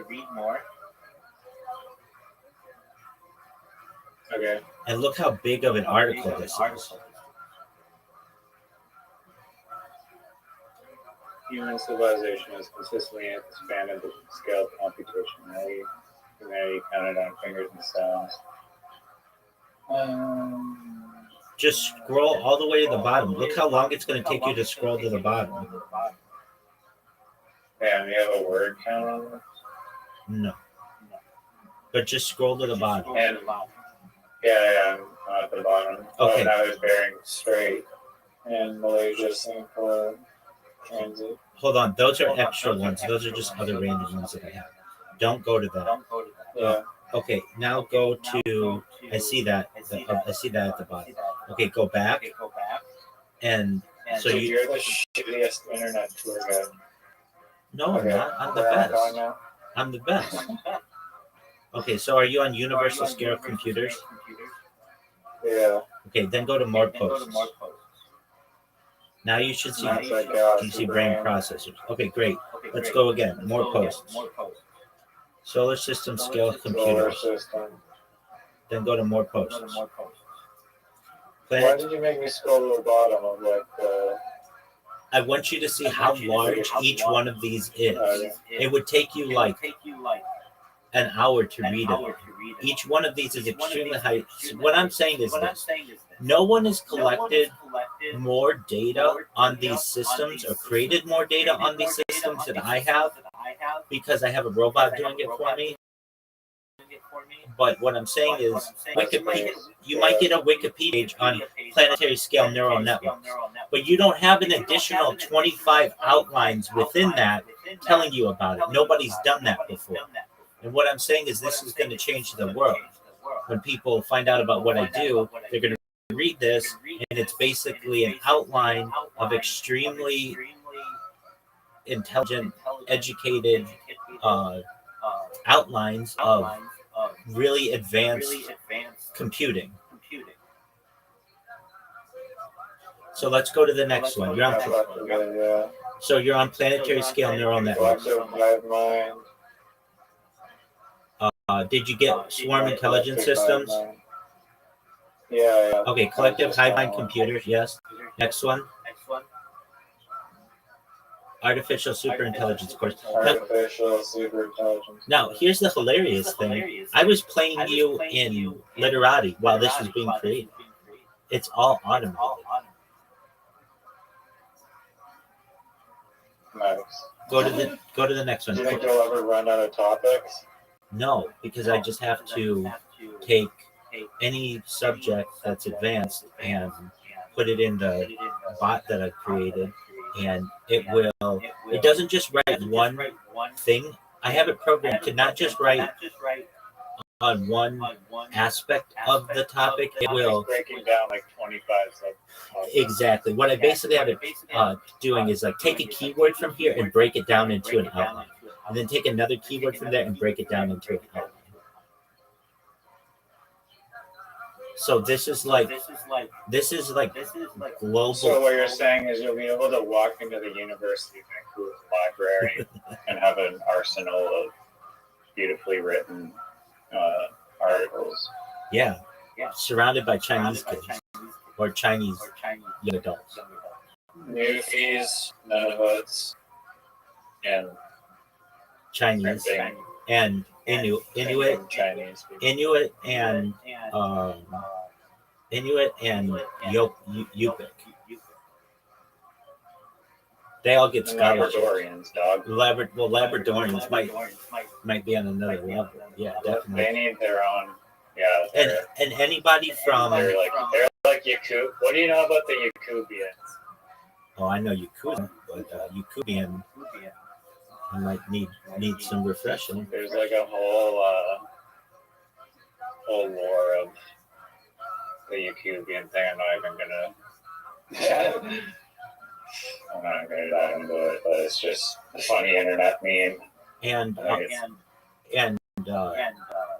a Ganderian people, Gander Newfoundland people, they're like held at super special status. The town is definitely a CIA. No doubt. Okay, so the next thing is post-singularity cognition engines. We haven't one talked about Denver Airport. All right, well, I know all about it. I've been there. I've flown it. All right, so do you see post-singularity cognition engine? I'm on the page. Okay, next one I'm on the page. is singularity intelligence matrices. Yes. Next one is omega point computers. Next one, Bang Steve, Hawking, Intelligence and Surveillance. No, next one is infinite state automata. Next one is retrocausal computing systems. Yeah. Next one is temporal recursion computers. Yeah. And Hyperspace processor. yeah. Next one is subspace computation arrays. Yeah, I don't know if this would make for great YouTube videos because I think the best ones are like just funny, like hypotheticals on this. No, I'm not talking about. Just interesting. I'm not talking ideas that be digested by like a wide population. No, this is not for the YouTube videos. This is for like people like 100 years from now who are developing like advanced computer systems. They'll be like, oh, we have to outline how to do it. It's in Rabbi Rothschild Wikipedia 000. But it's basically an outline of how to do all this stuff. All right. And a pain in the ass, a huge pain in the ass with ChatGPT is for it to not say like, oh, sure, I can do that. Here we go. Like I have to always have it corrected. Like, do not give me any meta text. That's known as meta text. Do not say, sure, I can do that. Do not do that. Do not do that. Like I have to tell it like 5 times in my prompt. Do not say, this is a really good idea. Here's more information on. Do not say that. Just give me the publishable information only. You know, you can like add like specificities on how you want ChatGPT to. Like you can add like basically rules or it's a memory formats. It's the memory function. However, as I find, the memory function only keeps the memory for the chat, not for the whole account. So if you open up a new chat, No. I think, if you go and you click your icon and you, it's under your settings or personalization. And let's see, I think it's personalization. Yeah, you go to characteristics and then there's custom instructions. And so my custom instruction now is simply do not format answers in ways that occupy lots of vertical space. Eliminate common line breaks. Don't waste space with new lines. Because literally every answer is so annoying. It's formatting. It'll just be like bullet points, and it'll be like there's like three words in each bullet point. And so like after have to scroll down so far and like, okay, just make it like a normal piece of writing, please. Right, so that's and I've also used it to combat ChatGPT GPT psychosis by asking it to not just blatantly agree with whatever I'm saying. That's a game Am I changer. lying? That's a game changer because I'm always correcting it, so that's great. I You will. should write an article on ChatGPT psychosis. Okay. If you give a shit about that. Not saying that you have it. It's a modern. It is. Okay, so let me just write that. So these blogs are different than my Medium blogs because these are artificially written, but they're correct. Okay, so are you on subspace computation arrays?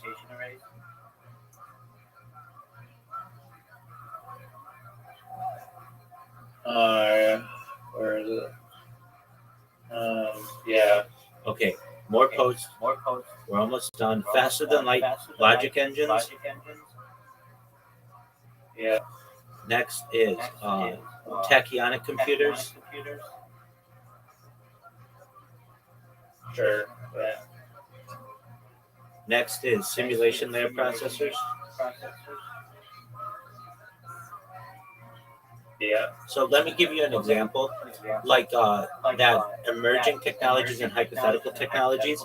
It might have on there quantum computing, but it doesn't have on there simulation layer processors. How do I get that? I take that idea, quantum computing, and put it into ChatGPT and say, give me 100 computer advanced in a quantum computer, and that's what this list is. But nobody, there are no Wikipedia articles on this. It's like a more advanced version of Wikipedia. Does that make sense? Yeah, for the best version of Wikipedia got taken down, unfortunately. It should be just a paid option, but it's the Wikiverse. And I told you about it before, but it was like this data visualization Right, dude the mapping. on LinkedIn, like made this beautiful UI for Wikipedia, whereas like you're scrolling through the universe and like galaxies, and it's just so easy on the eyes. And like when I saw that, I was like, geez, dude, like considering Wikipedia makes like enough money, I feel like they could, at least they're always asking for more money. It's like, dude, you charge a subscription for this beautiful tool, pay this guy. I feel like I should honestly just like make, I guess, I feel like you could probably download the entire Wikipedia thing. Yeah, it's not that big. At least people have done that before. at least the Maybe English that'll be version. my like pet project is just like getting an Instagram and just code my own damn Wikiverse from scratch in like 2 minutes because I'm charging people subscriptions for it. Because like when I saw it, it was like, man, it was like tasting like organic milk straight from a cow. Like I can't go back. When you experience like great, it's kind of interesting how the human brain works. Where it's like when you experience like the upper echelon or something, it's like now just going back to like your base level just like sucks, and that can be potentially connected to like adrenaline junkies where they're like they get like the thrill of like doing something that where they're like flying through the air and they're just like hooked on a drug. I sort of feel that way about Sora now that I don't have it. Not that it was like it was Dude, good. same. Oh, okay. I was thinking about that today. Fucking like actually insanely aggravating that it's gone. Yeah. It was like the best one by far. And then like you saw my stupid squirrel Yeah. video, like how much that like it wasn't bad, but it was like just not even on the same levels. Like you could charge. I mean, they're saying that it was like $100 per request to make those things, but I don't think it would be that high. Even if it was, they should still give me the option to pay $100 per generation. Doug, the same people who are telling you that are the same people who say Banks is an individual. Like, get out of here with that garbage. You can't tell me that. I just don't believe it. And if it is that way, then it's not programmed correctly. Yeah, I'm wondering how, like, I'd love to have like a actual explanation on like the algorithm and how Sora like works down, like ripped apart into diagrams and architectural and engineering like explanations. As it was just so amazing. I'm glad that you feel the same way because it's heartbreaking. And yeah, literally, I find it like just so like unprofessional. Just like I get that it's like the real world that happened. Like, It was this when period you have of like a bunch of like pre-launch due diligence of like, hey, we're gonna lose $1 million every time it's like someone puts a button on it. It's like we have no way. Like the cost, I feel like wouldn't have been transparent. Maybe you're gonna say that it's a deep state operation, but like farm psyche, which I don't disagree with, but I just feel like it is would have done to just run the entire project. I agree, and they said that it was going to go until April 26th, and it did not. And I felt like, okay, so they stopped it. Here's the other bullshit thing is like, I just like deleted the app and installed Instagram edits. But like, I was like, I saw a Reddit post for this, and they're just like, yo, archive everything on Sora so that people can see how awesome it is. I thought you'd be able to just still like open the app and just see your old generations. Oh, no way. On like a server farm showing like No way. millions and billions of gigabytes of video, because it's like, man, people have like a bunch of amazing things. It's like they didn't. I don't know. Maybe they did say. I never got a warning in the app that's like, yo, all your shit's going to be deleted. And oh, by the way, like the last month operation, you can't actually do anything. And remember, we're not. It's open until 26, and you can't make any. They got like just.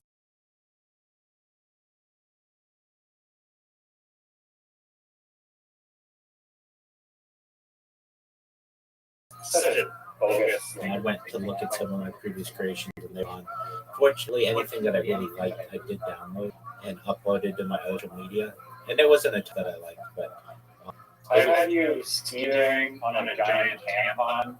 Like, hey, ladies. I remember that. Giant tampon, and I thought it was funny as fuck. Yeah. I was like, man, my core memory is gone forever. I mean, I can still like visually see it. I think you still have Can you save it? It's in our Discord. I think. Yeah, I feel like it was like the link. It was a link. Maybe it was downloaded. I feel like I might have just shared the link. That could have been. It would be pretty hard back. Maybe not that. Media. It to me was like, well, like you're talking about with that Wikipedia site. It was like you kids today don't know what it was like. We could use this.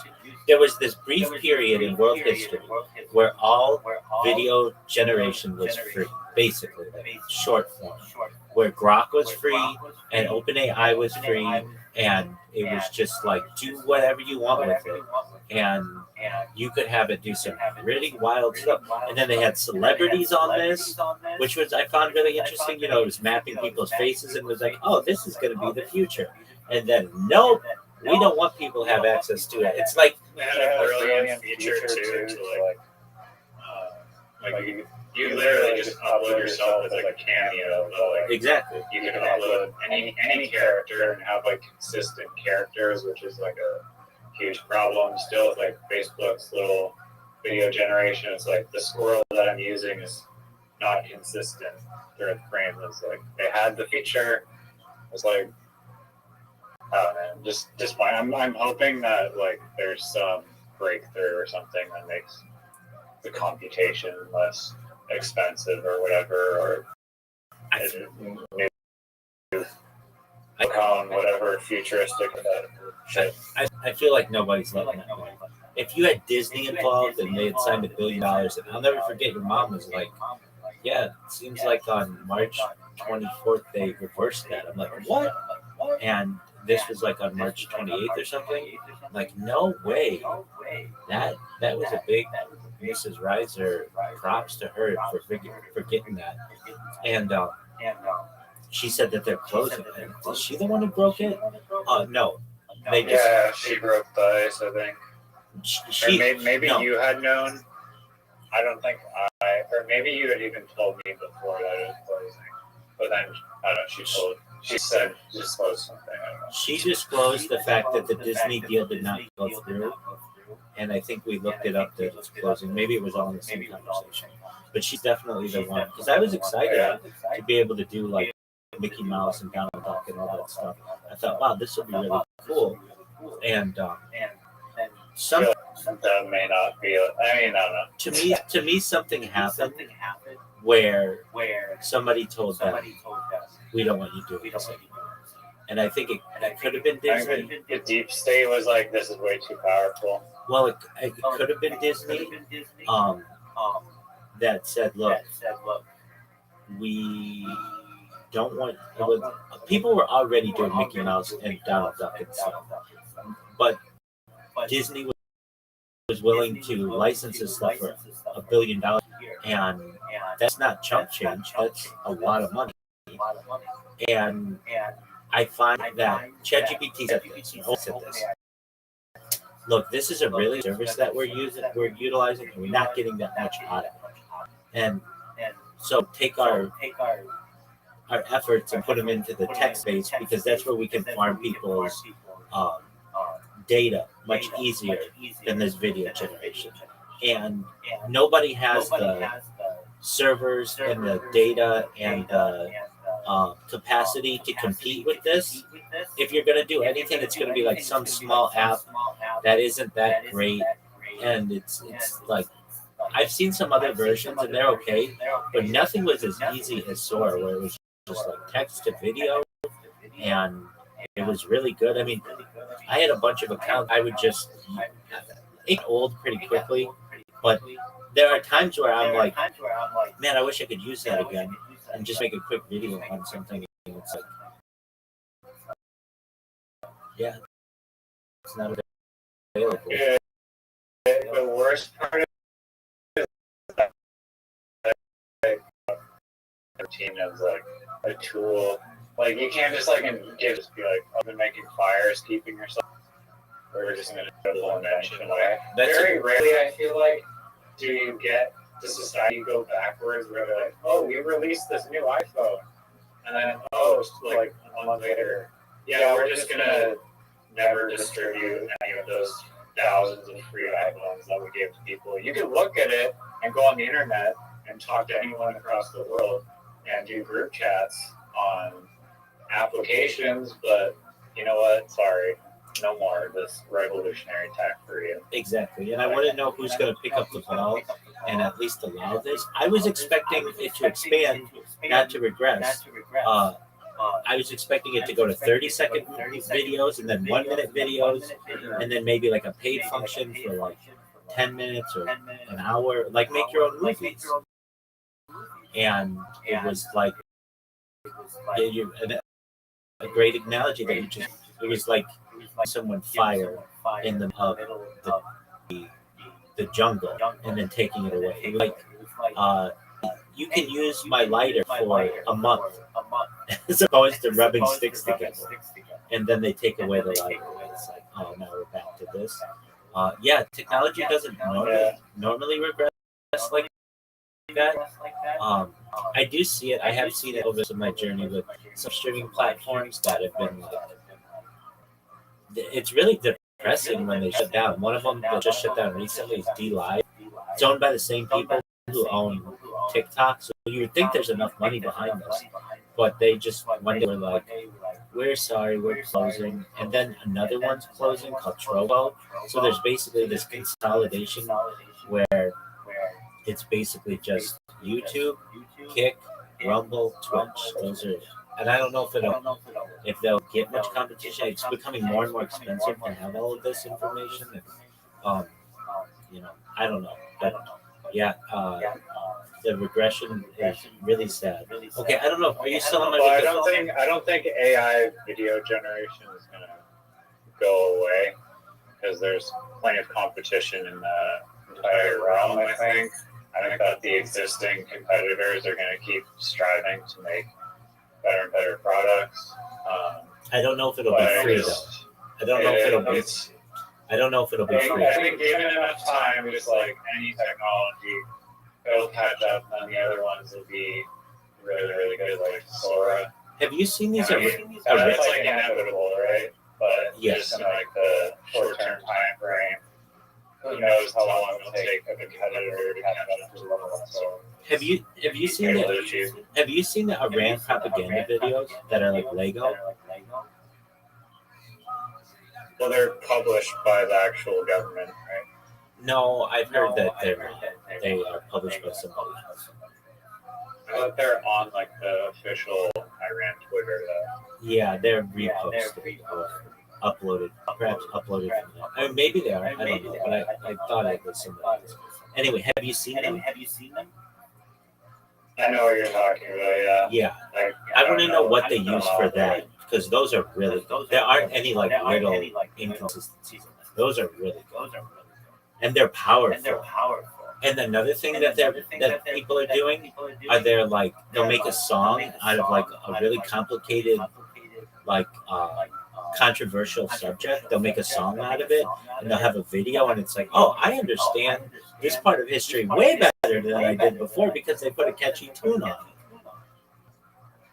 Yeah, no, there's this funny Instagram page where it's like explaining how like gas station nozzles or like explaining how like these giant like steel like whatever sheets are like transported on trucks and like but they're doing it with like AI songs and it's just funny to like learn about something in such like a song format AI weird way good way.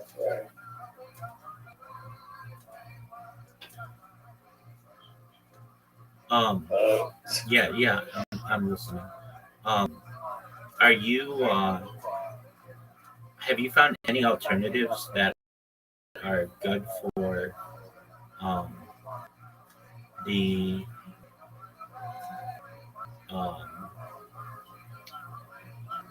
like Sora? Anything close to it? One of my friends said that he was going to try Hagesfield, but I have not heard of Hagesfield. I think the best one I've used was Kling, but Kling pretty pricey. But there used to be this like glitch where you can make temporary emails accounts on like this cafe or something website, and then just got like a Kling generation with no watermark. And I was like abusing that for like a month and a half with my liminal space plugin, or making like incredible. Like, it's really incredible what they can be able to do because it take liminal spaces and then you go, okay, make like found footage walking around the liminal space and do it, but it will not hallucinate like anything out of the ordinary. And you can also just take the last frame of the video, or you can just start an end frame. But you can also just take like the last frame of the video and then put it in as the starting frame of the next video, and it'd still be able to like continue without the noise and hallucinations and artifacts. I noticed right when Source stopped doing free video generation, ChatGPT, Grok did the same. It was like Grok was like, dude, this is really expensive to do. And I shouldn't say this. If you have premium Grok or whatever, super Grok, I think it's called, then you can do it. But it's like, I don't want to pay for this. Like, it's good, but it's not so good that I'll pay for it. Yeah, I mean, $30 for Grok.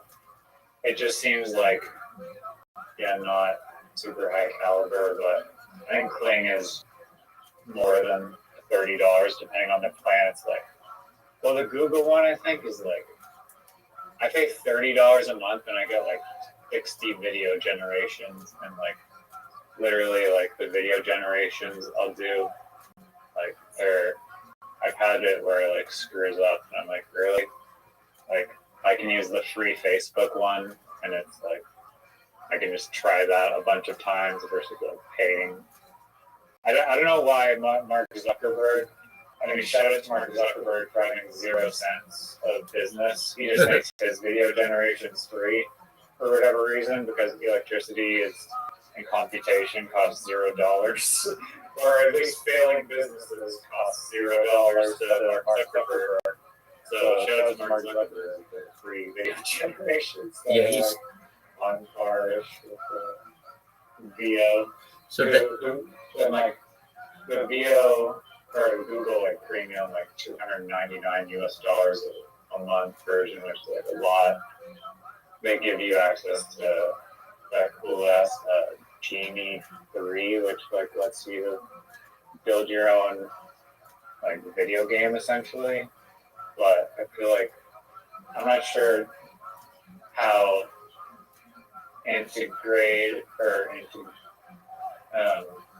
how capable it is of being integrated with like external code, but it would be very powerful if you could link up Genie 3 with external code, and it's probably in the pipeline. But I mean, it's also kind of not great, I guess, for video game history, but I guess kind of is, I guess. I don't know. I think maybe empowering people to create their own video games actually is negative. It only becomes negative when it's just like saturating the market to the point where like it's just way too much content that is effortlessly created. It's also arguably a negative trait of artificial intelligence. Have you used Genie? No, you have to have like the 250, 290. aristocrat subscription for that. All right. Do you know anyone who's used it? I've just seen demonstrations of it on YouTube. Is it good? Yeah, I mean, it's pretty interesting. Like, playing Aladdin, you can, it'll generate work. I've seen it hallucinate to really like, all right, just making a dude walking around New York City currently. New York City is tough to do without it hallucinating according to the video I watched a few months ago. But I've seen it do like other scenarios, like just like a bird flying around Switzerland. It'll be like not waiting, but the New York one, yeah, it'll hallucinate. That's incredible, because they already have New York City like 3D model. Yeah, I mean it's not taking the Google Maps. It's like it has to be able to progressively iterate on that world that you're walking in. Like it's like the Minecraft thing, where it's like you have like a certain visibility bubble, and it has to be able to render every single possible, like just have the capacity to render every single direction you can walk on the fly. And it's not like the hallucination was like something like insanely major. It would just be like, I don't know, like the text is off, or like the cars are driving strange. Like it wasn't like the buildings are like imploding and all glitched out. Like it was like kind of my thing. But I do think, I mean, I wanted to make the Icelandic animal phallus museum simulator game, because I feel like that would do numbers on Steam. Animal phallus? You have to go around on these missions collecting exotic Penises? penises, and then it's roller coaster tycoon, where like you get to read the people's thoughts as they come in, and like the more rare penises you have, the more you can charge, and like the more people find out about you. What is this idea? What is this idea? There's a museum in Iceland called the Icelandic Animal Palace Museum or something like that, and it's a museum dedicated to animal kingdom penises, and it's pretty funny because you'll walk in and there's like a blue whale penis, and it's like in like this like glass, you know, those like cylinder glass tubes where like Rick and Morty bodies are like suspended in water. Okay. Like it's like in like one of those tubes, and it's just like this giant blue whale penis that is probably like rare. I don't know how rare. I don't know how much it goes for on eBay, but it's rare, and it's just like for whatever reason a good way to spend an afternoon. Very good. Very interesting. And you Well, want to? I asked them for like a bunch of suggestions on like the most interesting museums in the world, because museums are cool. Some of them I didn't make the list that I feel like should be on the list. Is one like the Atomic Museum in Nevada. I think that one's interesting, even though it's completely governed by the deep state. And another one is like the Pizza Museum from the guy who did Subway Takes.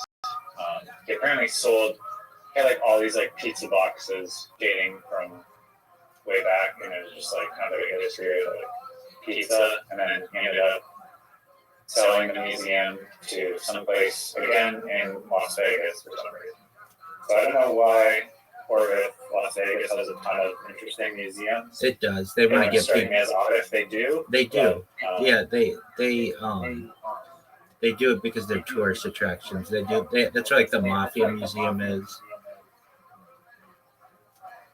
Yeah, no, that's what I was thinking. Like the tourism and make it a good host for a variety of museums. Yeah. Are there any museums that you'd like to see that don't currently exist? Yeah, dog. It is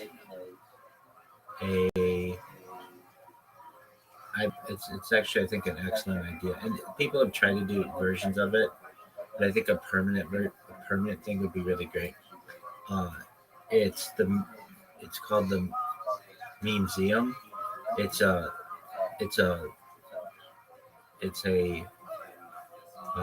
museum for memes. There's this website. It's like Project something. I can find it for you, but it's this like absolutely like baller website. It's and it was created by this guy. Apparently, he's been working on it for over a decade. But it's like this beautiful labyrinth of like hand, maybe not hand created, but like literally hand created, but like hand created digital like animations in like pixel art style of like all of these super popular memes and subculture, and it's just this like one of the most like I don't think I've ever seen a website more visually appealing. Like it's so gorgeous to look at. It makes the Wikiverse look like a piece of blank paper. That's how amazingly colorful it is, and yeah, and I'll send you a link to it. My friend sent me a few months ago. No, probably not. It's incredible. Dude, you saved me so much time with the custom instruction thing in ChatGPT. Like, you changed my life. Yeah. It game changer. Yeah. You have to put it in the prompt every year. Oh, dog. I was. The thing is, I wasted like 8 hours with making memes, or making things just because it kept giving me like the wrong input and. So hopefully it works better now. 1, 2, 3, 4, 5, 6, 7, 8, 9. All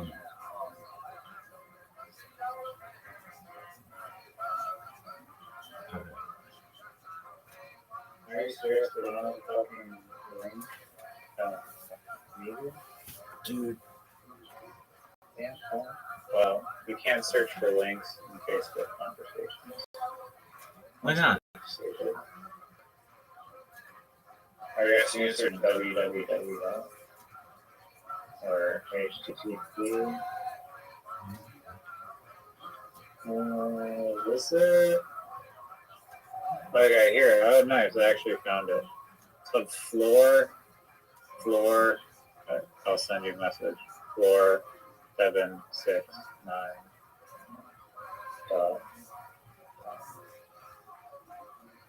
It's amazing. This better be the best shit I've ever seen in my entire fucking life. It is literally like the. No way. What? Why is it not working?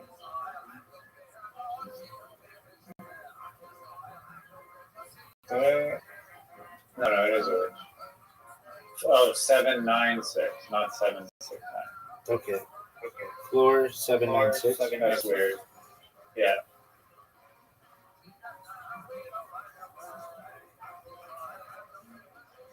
.com. Yeah. And you can like click on any of the characters and you can go back to the original like source of like the meme. Might be an image or just a description from a YouTube video apparently. What is this? Yeah, Mr. Oizo now. What is this? I'm saying on the website you can click on the characters and it'll give you the original Pete the Frog meme. Oh, this is baller. You see it? Yeah, it's like all the memes in one place. Yeah, and like some of the animations are just fucking hilarious as well. Let me try to find an example of a really funny one.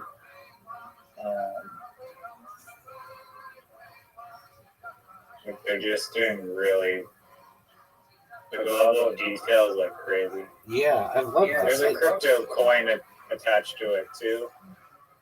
They should make this into a video game. I don't recognize any that I don't recognize any. Maybe Look harder. Yeah, that's a good point. There's Breaking Bad characters. Okay, I see Batman. But like, I don't know. Maybe I don't know names that well. Learn. Yeah, no, I get that. That'd be so cool if they walked around. Oh yeah, now I see this lady. If they walked around and like interacted with each other.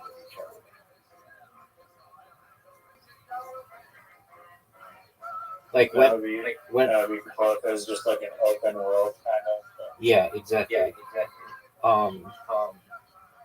Okay, so imagine the meme museum. I mean, they already did this.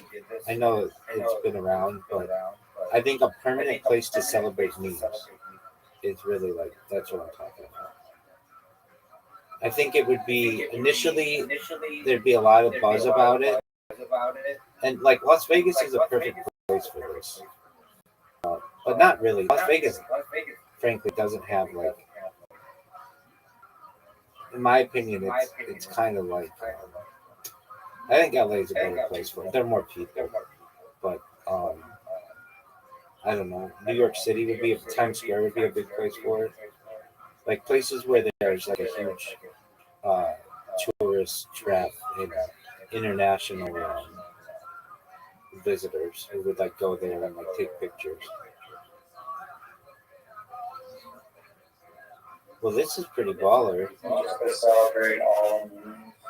Yeah, exactly. And I've seen this before, but it was only temporary.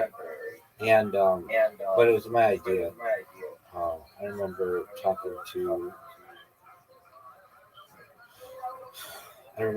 to somebody about it at a Shabbat and at a like a Saturday event, and um, it was like, oh, dude, that's such a good idea that you could have the history of the meme and everything. But I think there's like a danger in memes too, to the deep state that I don't know if they'll necessarily like. Okay, I recognize that meme of pulling the Scooby Doo people pulling the hat off somebody. I get that. Or pulling the mask off somebody. This is so cool. It's like, where's Waldo? There's like something going on in every little spot. Waldo's literally here. You can find him. The ultimate Where's Waldo map, honestly. Yeah. Dude, imagine. Hold on. That's a good idea. What if you made a website that was just Where's Waldo's that were like this?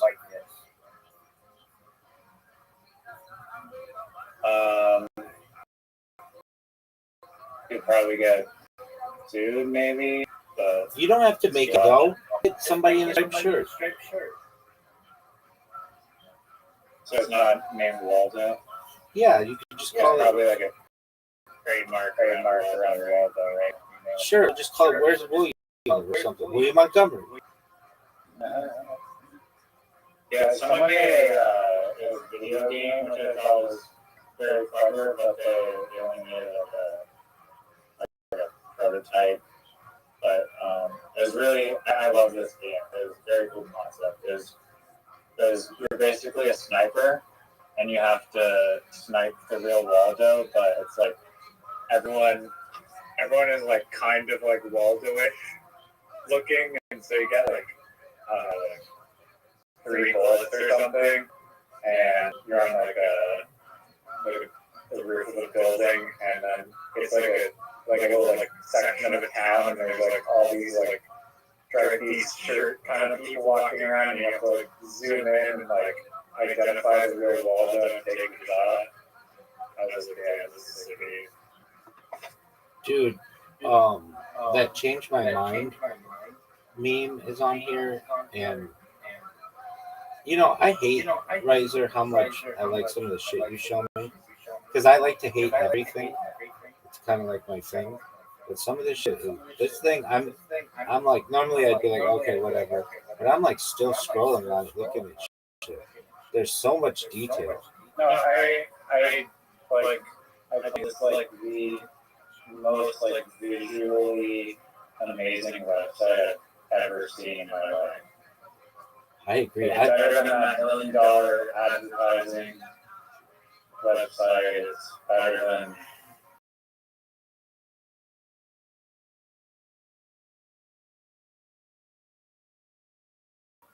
any artwork of a genius. Yeah, it reminds me of myself.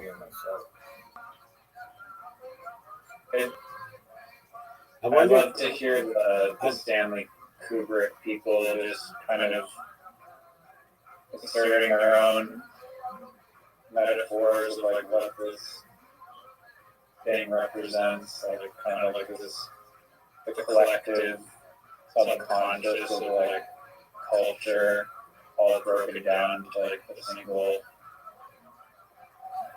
brain. Oh, dude, they have The Office on here. I wish you could zoom out more. Can you zoom out? I think you can. Oh yeah, you can, but you have to manually zoom out. And they keep adding sections to this, so apparently it's not perfectly square. That's boring. There's one that's so funny where they're just like slapping each other. It's really good. Yeah, it'll like cause your computer to crash if you zoom out too much. I'm doing it on phone, and it's just beautiful. It's funny too. Oh, they have Happy Tree Friends. Nice. Did you ever watch Happy Tree Friends? No, cool. See how many can you identify? Oh man, not that many. Which tells me that even though I live on the internet, maybe I'm not that big into games. I've been uploading a lot of memes myself, or GIFs of I've created a bunch of GIFs, and I upload them to a website called Tenor, Tenor. It's owned by Google, and then it puts it into and then Google puts it into a keyboard that's available on all kinds of websites. But you have to get every single meme that you create approved. Like if you send too many, they consider it spam. So you have to be really careful with it. But I've gotten some of them on there. So I don't know. It's just more and more memes that I've been creating. I created 1,800 memes. Or 1,800 memes? So maybe more than that. Last month, and they just had a robot doing it. And if you do that and you put them on the internet, little by little, people start to use them. It's kind of shocking to me how many shares some of these get. Who is sharing that? It's literally self promotion, but people share it. Is it the one at the watermark that's basically Google search Rabbi Rothschild? Yeah, dog.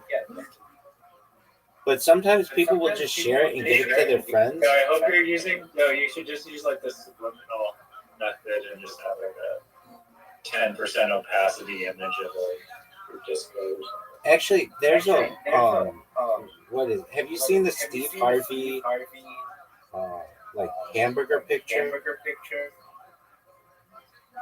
I don't think so. Type in Steve Harvey hamburger. This is the future of subliminal messaging. It is. Go to the images. Actually, maybe it's the Reddit. Maybe it's. Okay, are you looking at it? Go to Steve Harvey hamburger on Black Magic Fuckery on Reddit.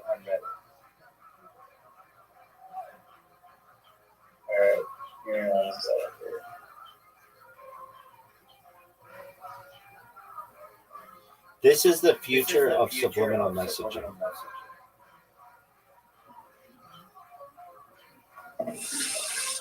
I want to figure out how to create these images.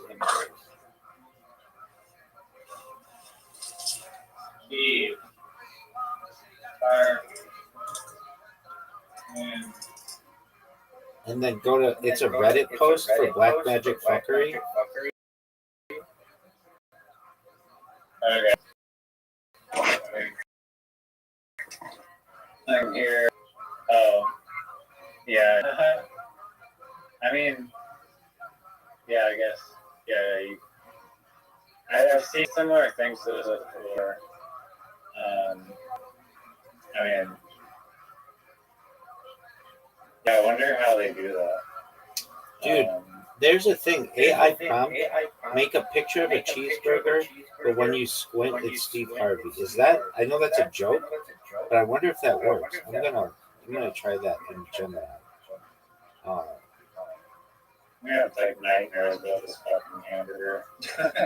Okay. Every time I look at a hamburger, well, if you're in a therapist's office and they think you're insane, they're no, trust me, believe me, squint. That's hamburger. Looks exactly like Steve Harvey. That's the thing. I've heard that people may program in future images into things, And only if you have the previous knowledge of whatever the idea is will you be able to. You'll be like, look, doesn't this? Okay, just one moment. Can you please make this picture Those like the hamburger picture? Make this into a hamburger. Apologies. Go ahead. Do you believe in like those experiments they do where they will show you an image and then it'll be like, I don't know. You mean the ink blot test? Or it'll be like they'll show you an image and then they'll be like, did you see an elephant or did you see a woman's face first? And then depending on which thing you saw, then it'll be like somehow explains your like personality. I do. Do you know what I'm talking about? Yeah, I do. It's kind of like tea leaf reading almost a little bit. Yeah. Oh yeah. Also in that fucking that Kubrick documentary, when they're like, yo, if you look in like the clouds, you can see. I guess it was like Kubrick's face, right? I was like, man, I'm squinting as hard as fuck right now. I'm trying to look at those clouds, and I ain't seeing this guy's face. I don't know how many hallucinogenics or pathogens you can consume today, but I don't see my face in those clouds. Can you see a face? No. But wait, no, but it was on a small device, so I thought it was because of It that. certainly wasn't as evident as like Steve Harvey thing. Like the Beatles cover with like Paul McCartney's face was more. I mean, maybe it just wasn't. Maybe it wasn't see it on my real and see it, but I was like, I don't see my face in these clouds. We're not looking for it. Can't see it. Dude, if you do the thing, how do I want to say it? Interesting that Kubrick read like those subliminal books, like, and then I guess, yeah, it was literally like purposely, intentionally integrating subliminal messaging into the movie. All of it. If you put like make this picture into a salad or a hamburger, AI actually does it really well.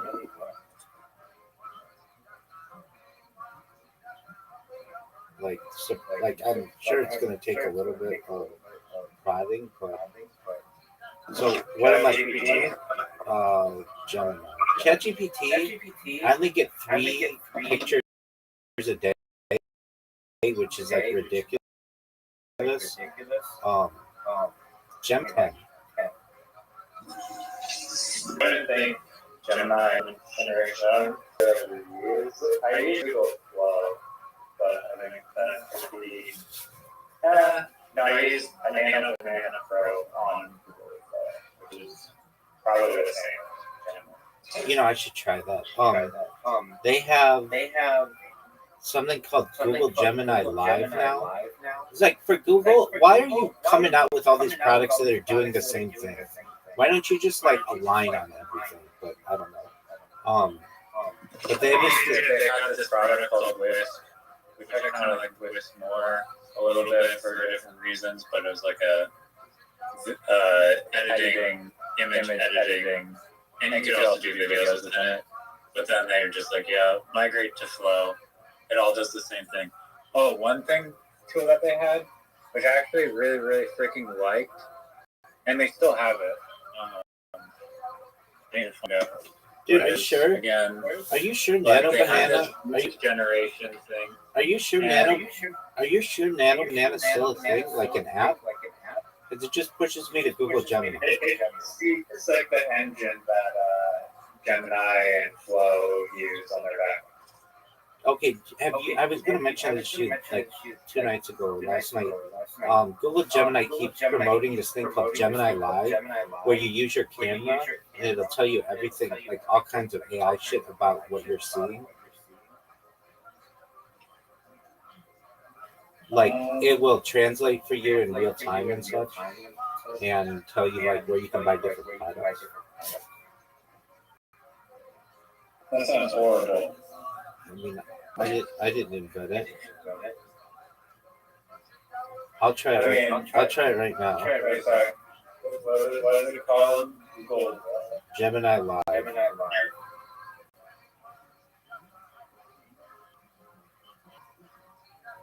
Brainstorm and organize your thoughts. Talk it out live with Gemini Live is a powerful a natural way to chat with Gemini. Go live or share your camera or screen and get real-time spoken response. So it's just like using a shitty AI voice to read what you're saying. No, You it's can like, also share your screen and interact more. yeah, what's the thing you just launched? Gemini Live with video. I'm asking that. Just want to know. It's part of Project Astra, which has been rolling out into Gemini Live to give it vision. It essentially turns Gemini into a real-time assistant that can see what you see through your phone's camera. Instead of just talking, you can point your camera at something like a broken bike chain, a math problem, or even a messy shelf and ask questions about it while moving around. All right, so how do I do it? Okay, so it's currently available on most newer Android and iOS devices. You can trigger it by tapping the live icon in the Gemini app and then looking for a vision toggle. Okay, maybe. I don't. Okay, so click it. Camera. Let's just get a picture. New chat. Oh, what's this button do?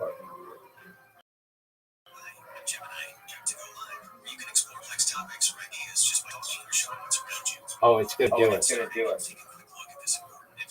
Dog, I don't give a fuck. Tapping the live button turns on the mic. Some features are not available live yet. Recordings of your interactions with live are saved in Google Gemini.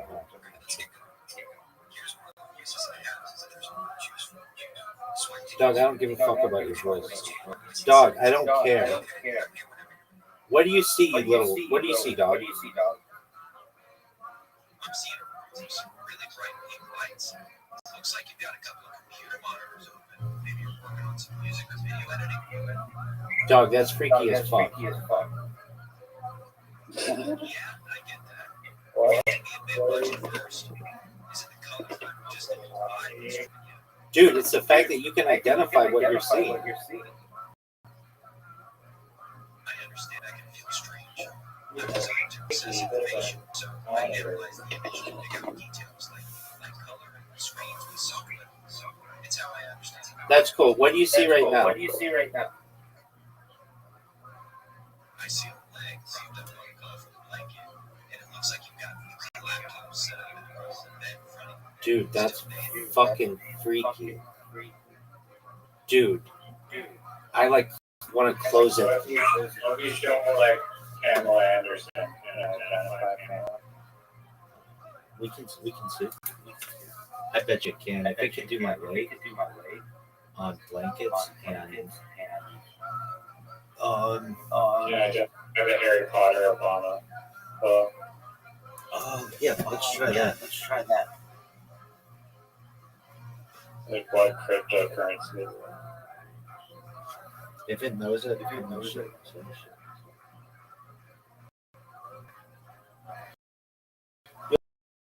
Yo, what up, you little? What up, you dog? Like I want to be. Yeah. Yo, what up? Oh, yo, what cryptocurrency is this? That's the Bitcoin symbol. They can It's do almost that like a backpacker in the who dark. drinks So Sonic like the not Hedgehog a plus embedded Harry Potter and photo. Interesting combo. Are you into crypto? No, quit asking me questions. What is this? Got it. No more questions. I'm seeing a really dark area now with some colors. Yeah. What do you stop? What do you see? That's a bottle of Rothschild chili sauce. Dude, I can see that's you. freaky that it knew that I had sriracha. Okay, let's see. It knew the symbol for Bitcoin, and it could read Obama sign. Okay, so Pamela Anderson. I see you're on your browser and just typed in that name.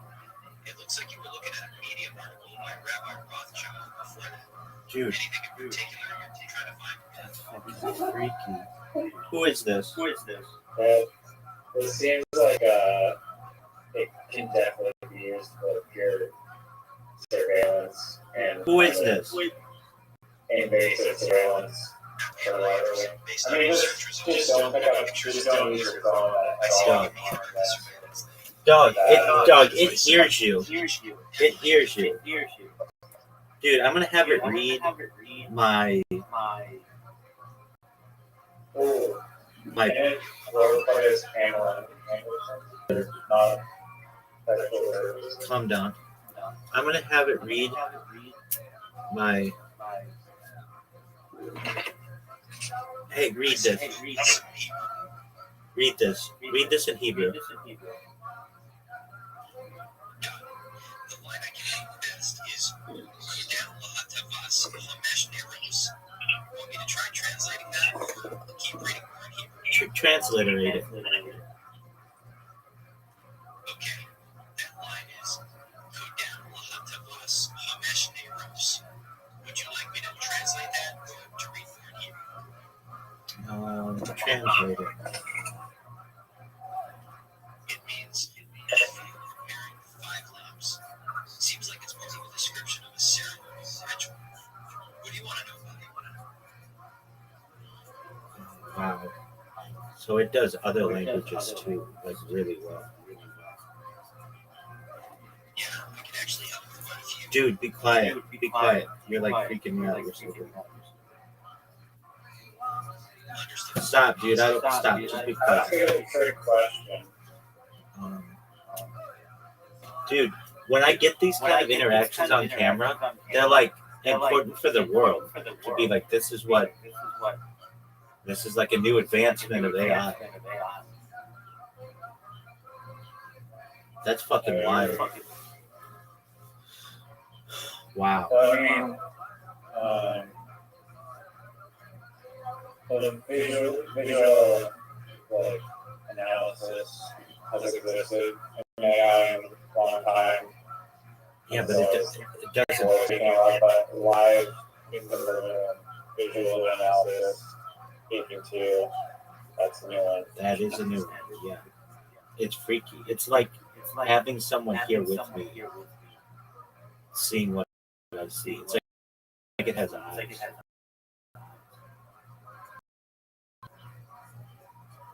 Yeah, it's kind of. And it reads Hebrew very well. I feel like you should be able to program it to be like stupid. It should be an option. It's just like be a hillbilly. Yeah, wait, let's have it do a voice.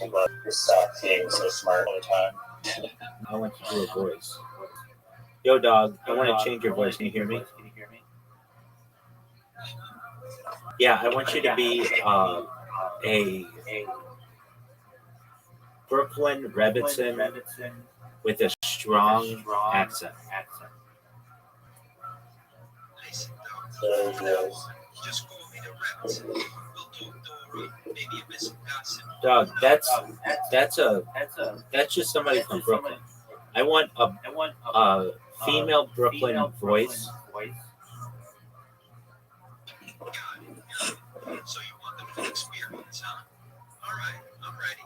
What's on your mind? No, you're a dude. I want a female voice. Boy, geez, you're right. Now you're saying Exactly what you need. Hang on a second. While I switch things over. It's gonna switch to a woman. Well, I can't actually change the sound of my voice right now.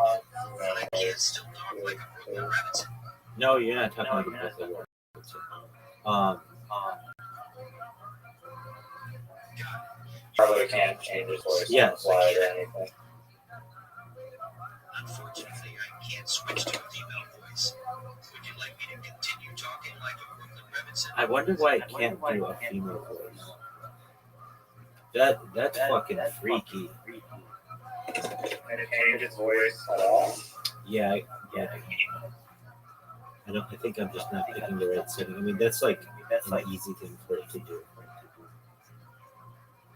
You can change the sound of the assistant voice. Right now, I can't actually change the pitch of my voice in this voice. The voice you're hearing is the only one available for me to speak like this. This Reddit post says like Google's voice generating AI and I don't think the same comfortable. Oh, that's just so fucking AI. It's so nice. I'm sure Hi, that I was talking this uplifting, repetitive tone. Everything that I say totally sounds like a normal human. Yo, who's Rabbi Rothschild? Bible Rabbi. Well,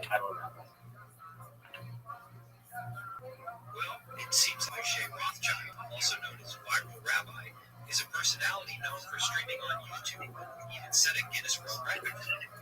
There's also some discussion about him. Do visual test. Hold up your fingers, like 5 fingers, and then subtract like 2 or 3 or like one random one, and then ask it to do the math on how many, like how many fingers is like the answer of subtracting. Yo, dog. Yo, dog. Yo, how many fingers do you see?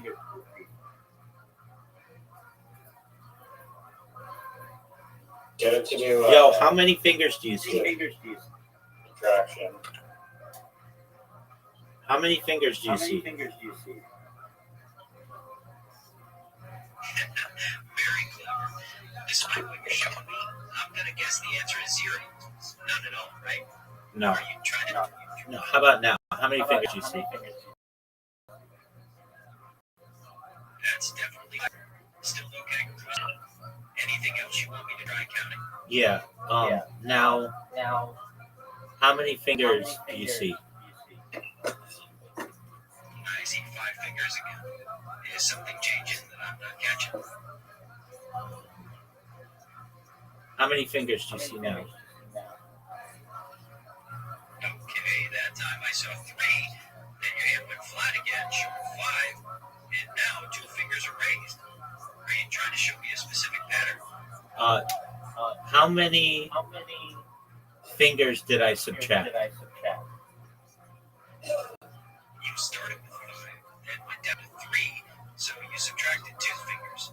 Are we doing some more subtraction now? It's pretty good. Yeah. I mean, it even like talked out what my hand did in like a video. Sorry. Expiring. So I had 5 fingers, and then I made it like 3 fingers, and then I made it 2 fingers, and it was like your hand was at 5 fingers, then it was at 3 fingers, now it's at 2 fingers. So it should be able to do subtraction. Do like a little equation. Do like the first hand numbers I'm holding up will be the first number, and then the second number is the exponent that you should multiply and then give me the answer. But each number I'm holding up with my hands is the product, or give me the product of the equation. I am kind of in shock at how good that is. And it can do your phone screen too. Like you can show your screen.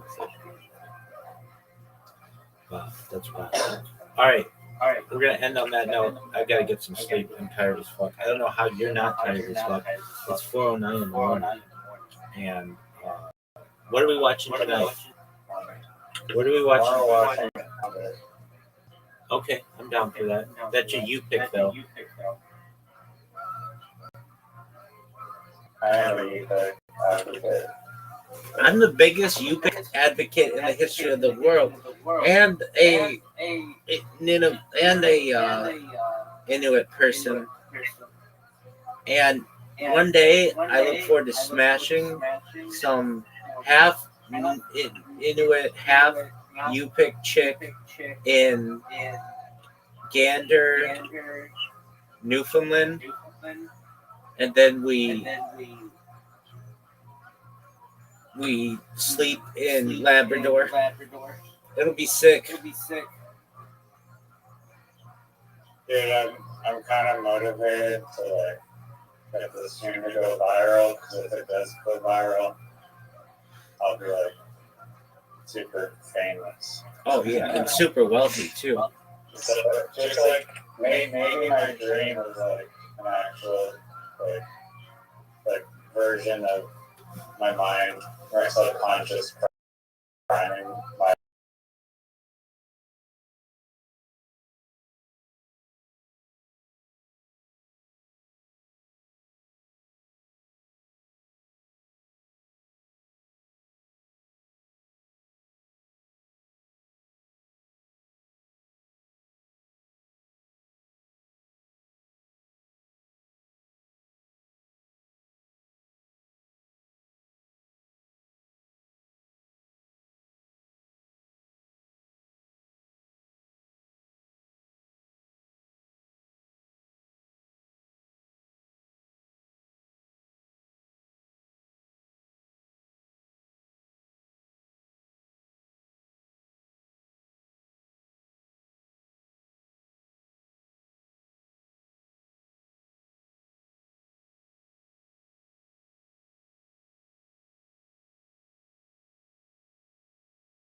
Lose yourself in that shit.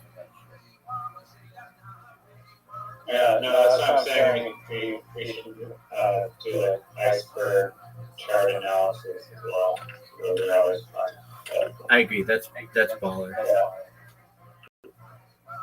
Yeah. Well, thanks for spending time with me, friend. Oh, thank you. No, the privilege is all mine.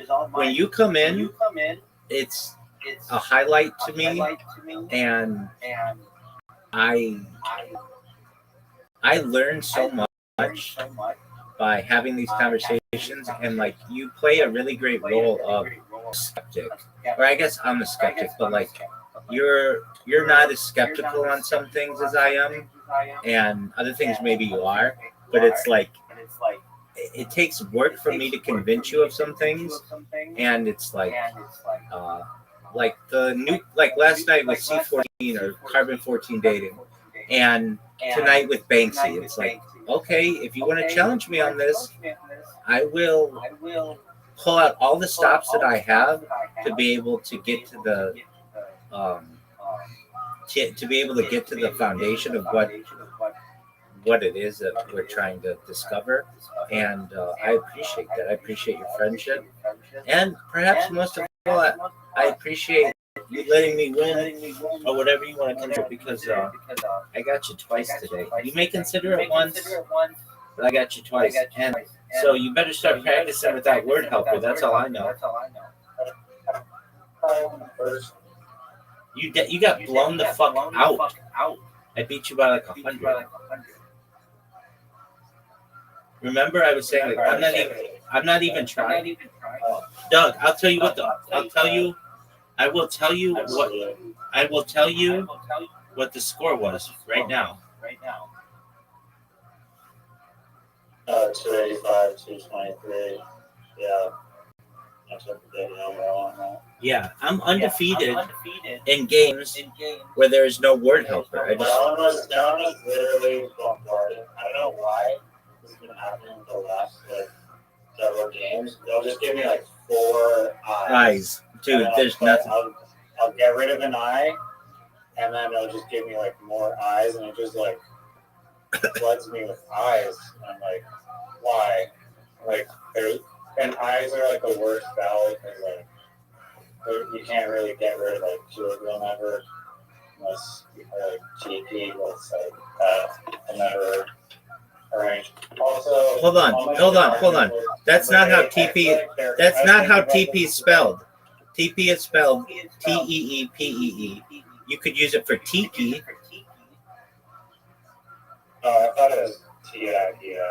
No, tiki's like that.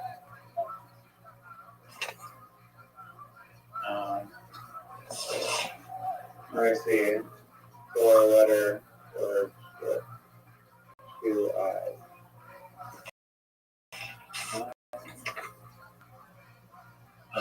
Boy.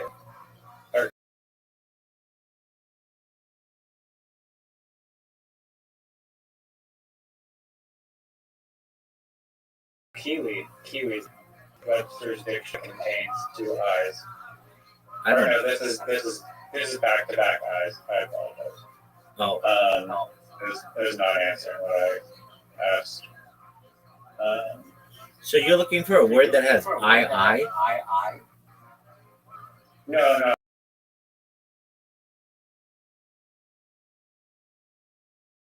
A kiwi, like just 2 eyes, and just.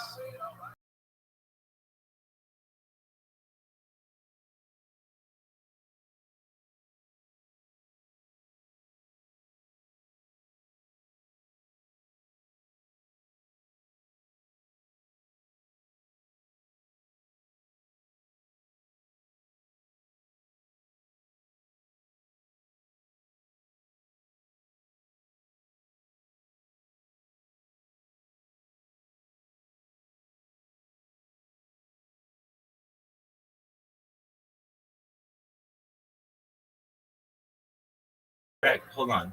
I mean, if you're looking at alternate spellings, I No, think you're the alternate spelling. That is TEP. according to Amazon, it's TEEPEE. Amazon? Why is Amazon the dictionary? That's a good question. Okay, according to Nomadics, it's spelled TE, like it's commonly spelled TEEPEE. In the Merriam-Webster dictionary, it's TEEPEE. Okay, which one is the most? Which one is the original? And which one is the most common? I think TIPI is. Nobody spells it that way. Everybody spells it TEEPEE. TEEPEE.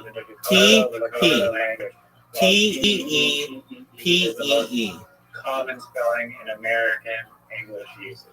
Nobody spells it TIPI. They spell it TEEPEE.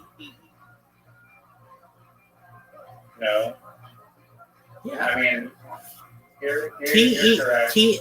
Spelling in American English usage is that version, but TIPI is the original spelling derived from Dakota, Lakota language. Doug, But usage, TIPI is generally considered the most accurate spelling by linguists.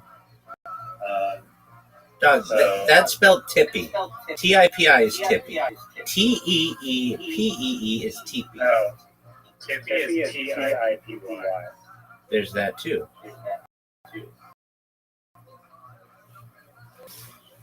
It's also TEEE, so there's the accepted ways to spell it. I agree, but there's only one right Which there, is and strange. it's TEEPEE.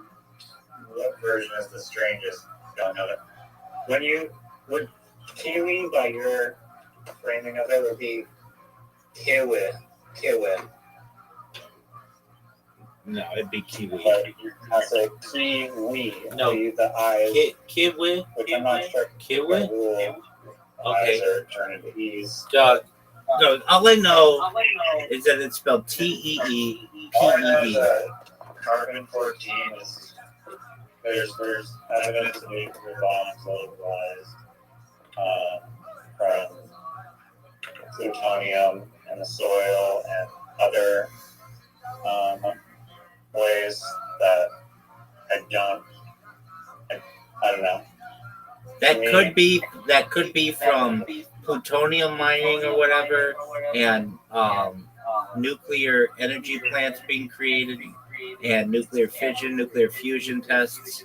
Is there a nuclear energy plant in the middle of the like Nevada desert where they tested the first one? That's not where they tested the first nuke. They tested the first nuke in New Mexico. Why don't you get the state right? Oh, is it New Mexico? Yeah. Sorry, what's it called again? Trinity site? Okay. I thought for some reason it was Nevada, but No. thank you for Hold on. There is something called Nevada Test Site. That's where Area 51 is close to. Plutonium is not mined like conventional materials because it does not exist in significant natural posits is an artificial element synthesized in nuclear reactors through the irradiation of uranium-238. Yeah, everybody knows that. Right. Uranium. We learned that yesterday. Probably also synthetic. No, uranium-238 is available naturally. I make glass out of it. It like glows. It's like green and yellow colored. Yeah, when you turn on, or when you look at it under a black light, because I was looking at the ceramic thing you told me about, and I was like, oh damn, that looks like a glow in the dark, and it does glow in the dark. Right. Face. I know a woman.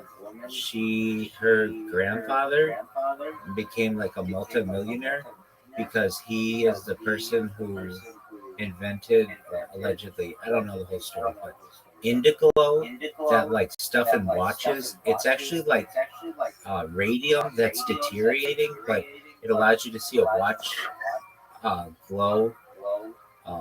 It's like the thing that allows a watch to glow in the dark. You know what I'm talking about? Honestly, not right. Okay, so do you ever see anything that like glows in the dark? Yes. Okay, that's like as I understand, it glows in the dark because it is slightly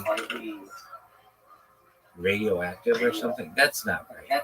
It's just basically. Let me look it up. Let me look up what this fucking story is. But you see it on watches all the time. Yo, what's the indigo thing? Isn't that like deteriorating radium or something? What is not indigo, indiglo.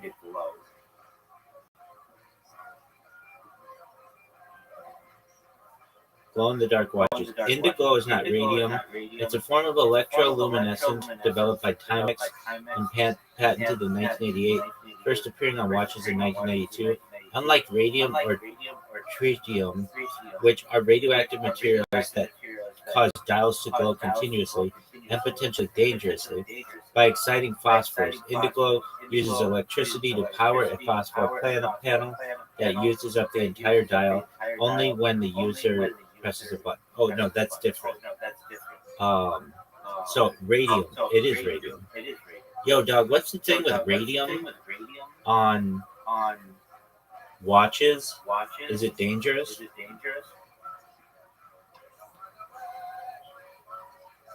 Radium watch dials are generally safe to wear if the watch is intact, but they pose significant health risks if ingested, inhaled, or dismantled.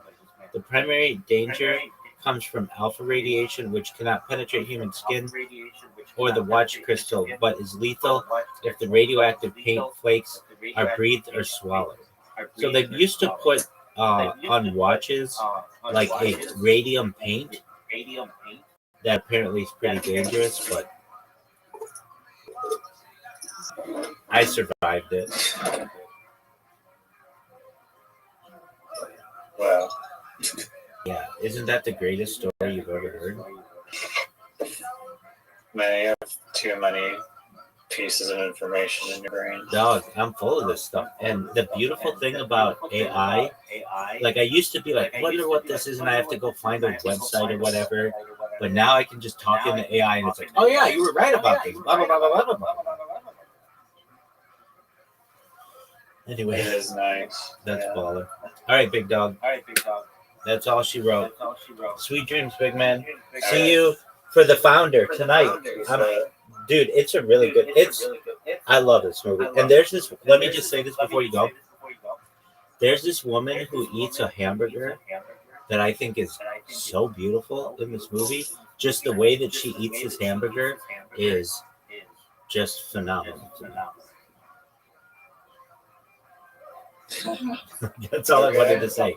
But I've seen her as an actor. She's not like extremely good looking, but the way she eats this hamburger is so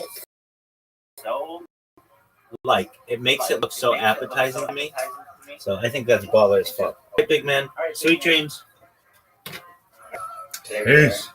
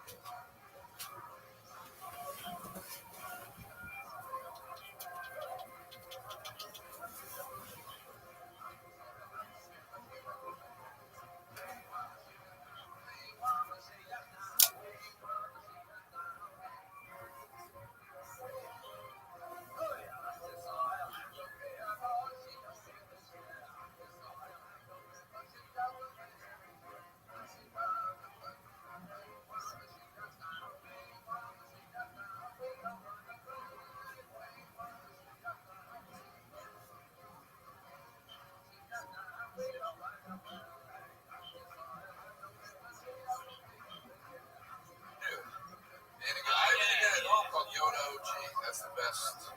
That's pretty strong. I like God's gift, and I like what we used to call. What's the kind called where you smoke so much that you forgot that you're doing a live show? Anyway, I'm excited. Tony's blunt. I don't know. I'm sorry. We're just having a great conversation. I'm waiting for the horse of truth. I already laid down truth twice. No horse of truth. Okay, or Winnie. You are right. There was no horse.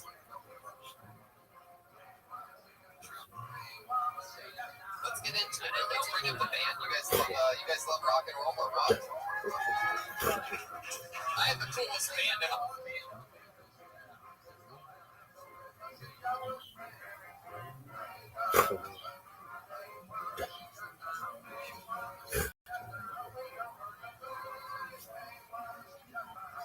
The coolest band in all of comedy. It's called the Kill Tony Band. It's Pat Reagan, Jeremiah Watkins, and Joel Jimenez. Pat Reagan.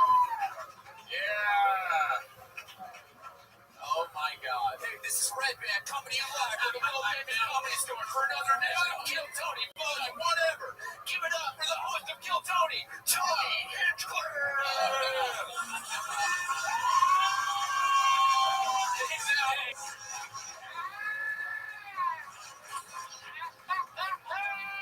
Son of a bitch.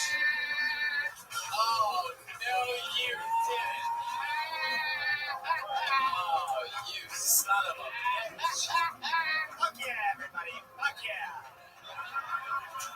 Hey, Josh Martin, get your ass up here. This mic isn't loud enough. You need to adjust it.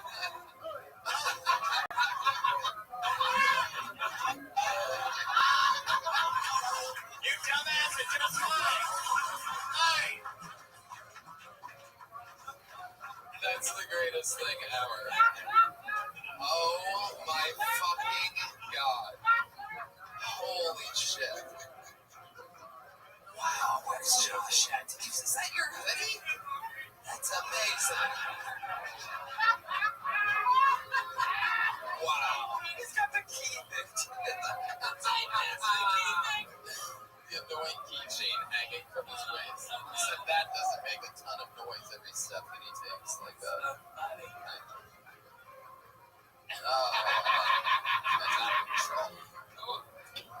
Wow. Hello. Welcome me and Red Band and Josh Martin. How are you guys tonight? Feeling like the greatest comedian in the world. Wow. I don't think I've ever said that. I've thought it a lot, but I don't think I've said it out loud. No, you said it. I heard you say it. Was he really saying it, or was he just quoting a Jesuit bit? How dare Is you? that horse? How dare you? John Hennett said it better. Stop.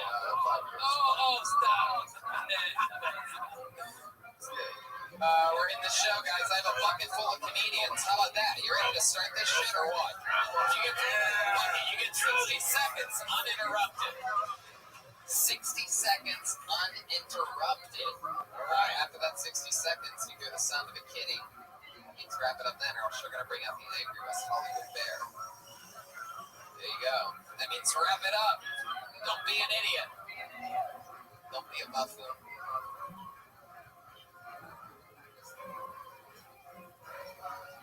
I pulled the name out of the bucket. Put your hands together for Joan LaRosa, ladies and gentlemen. Joan LaRosa, what is your name?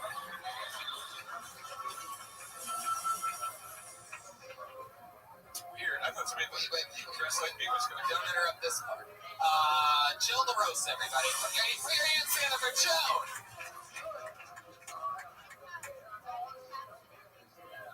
I know I should be more grateful because I get a free place to live, but this cat is just so annoying.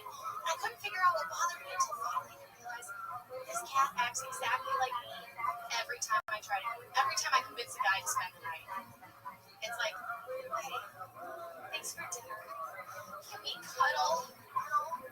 I've just been so lonely for so long. It just feels so good to be held. So, are you asleep? Are you asleep?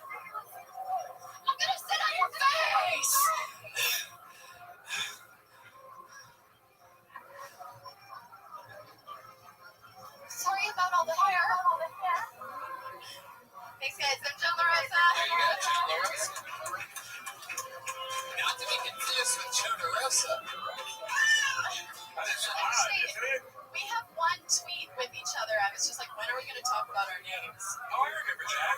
I actually remember that. That's good to meet you, Frank. Yeah, nice to meet you. Yeah, hi, how you doing? Very funny. Oh, this is how it starts. Wow. DeRosa. Which last name do we keep? DeRosa or I would totally hyphenate it. I would be La Rosa DeRosa. Wow. That should be your stage name anyway. So cool. Drop Joe, just be DeRosa. La Rosa DeRosa. Be a pretty big. That'd be sweet. I want to know what I thought about that. Yeah. What do you think, Tom? Wow. Oh, thank you. All I can think about was how long you've been wearing pillowcases and shirts. Thank you. Oh, now we can't do that one. But seriously, how long have you been wearing pillowcases? I bought this today at like 4 p.m. Why? Because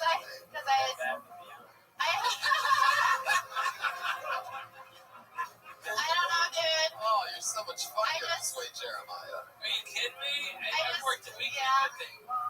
Funniest he's been ever. It's cold-blooded. Funniest been ever.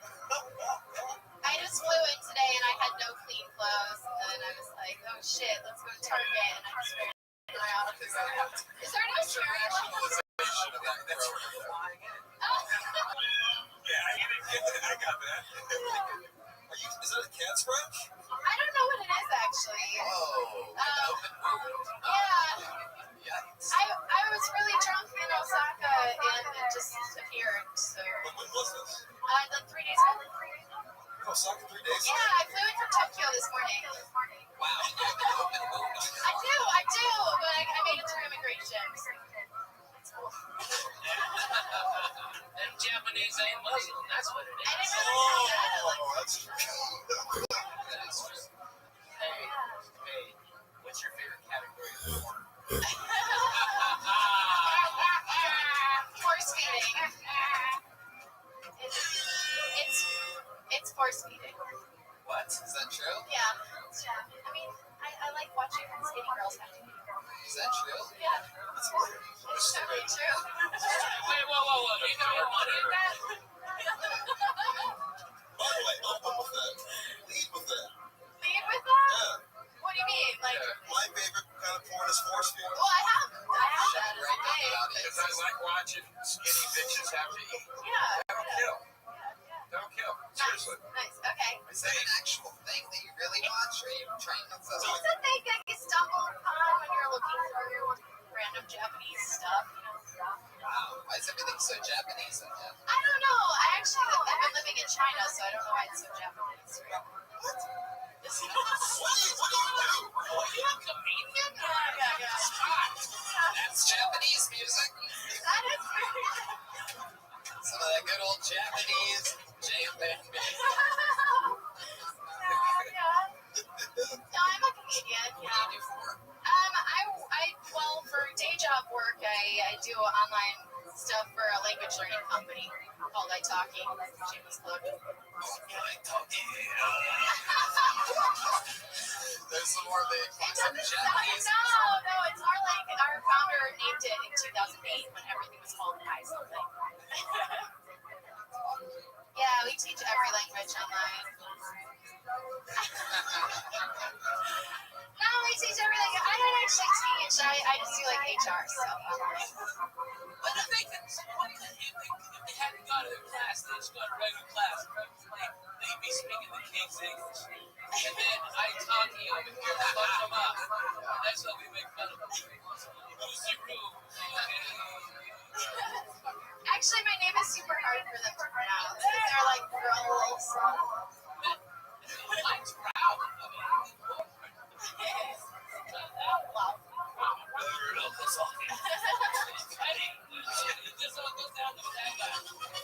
Joe, did you do comedy?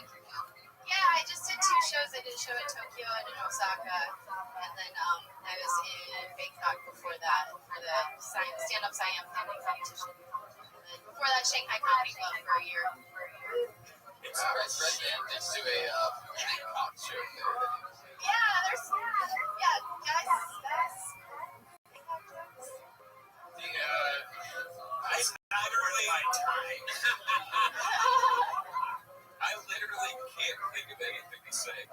sitting here, my brain is empty right now. I'm not saying that to be insulting. I'm literally sitting here like, say something. I can't think of a fucking thing to say right now.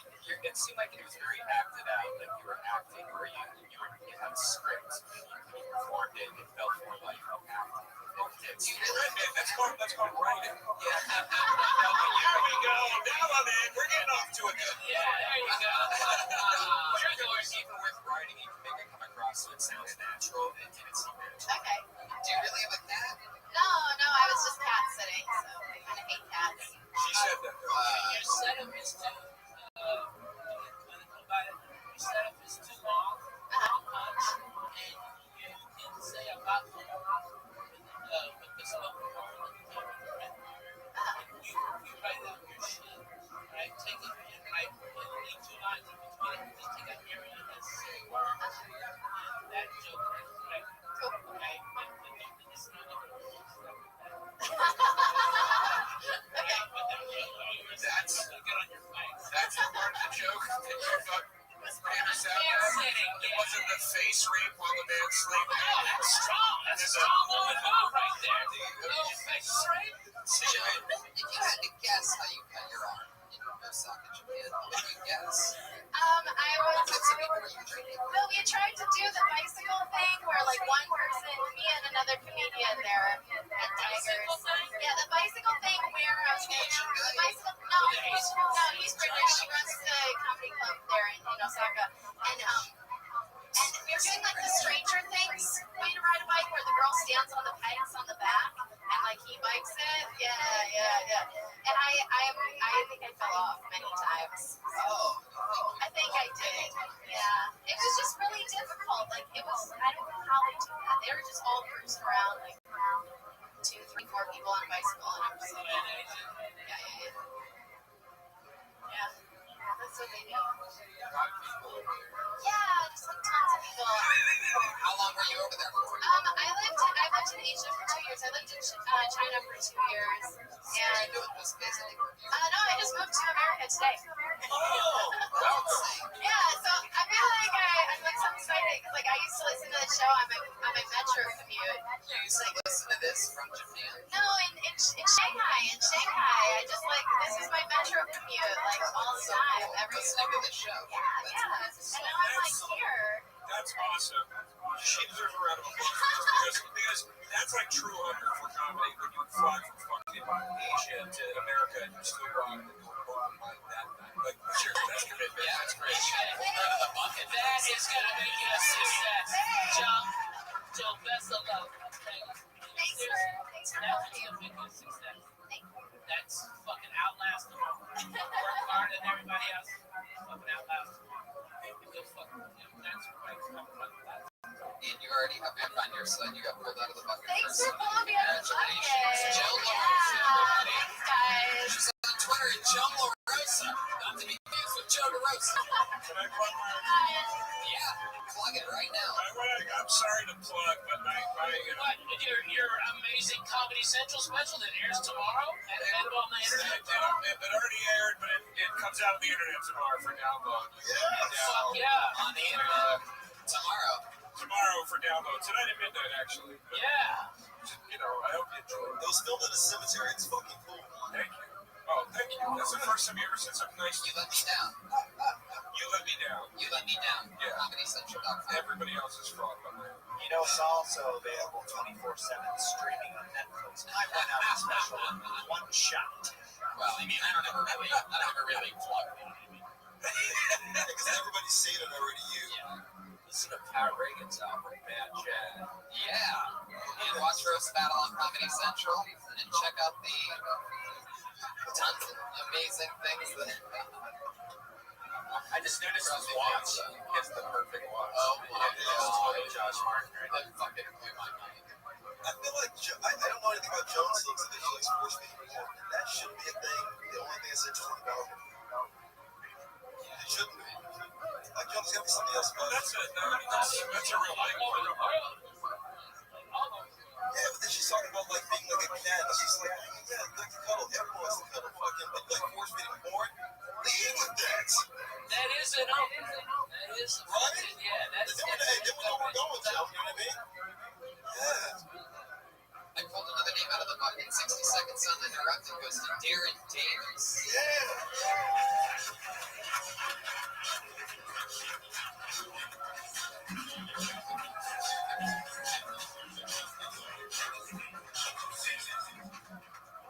I grew up in LA, and I kept getting my accomplishments overshadowed by one man, and that was Kobe Bryant.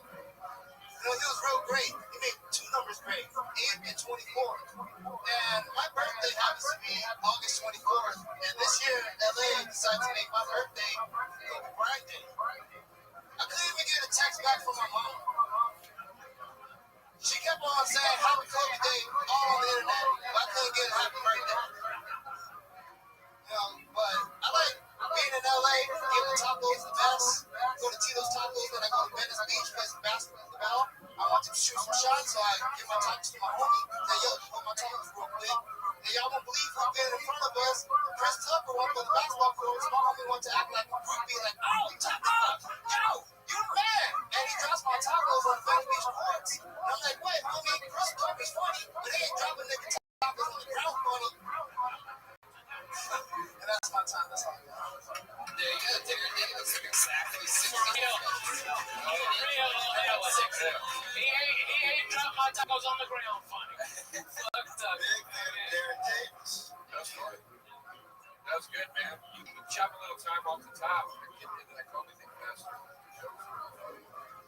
I thought you were gonna say like, yeah. So because always like to text me happy birthday. I just went to Colorado to let you write for me, like something like that. But you didn't go there. I'm proud of you. You didn't go there. I thought it was gonna be a Kobe rape joke, and I was kind of disappointed. I'm like, that's a smart writer. A lot of people don't know Darren came up starting stand-up comedy in prison and would always make all the guys in the prison laugh. And was in prison for years and then got out and came here. It's true. That's right, Darren? What? What'd you do? I was gonna say a song.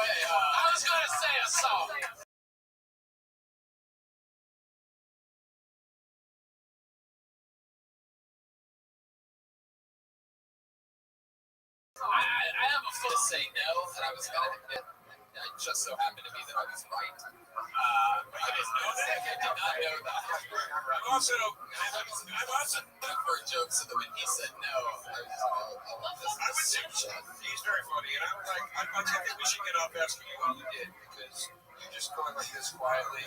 It's telling me you don't really want to talk about it. So it's your business, but congrats, dude. You're a funny fucking dude. Yeah.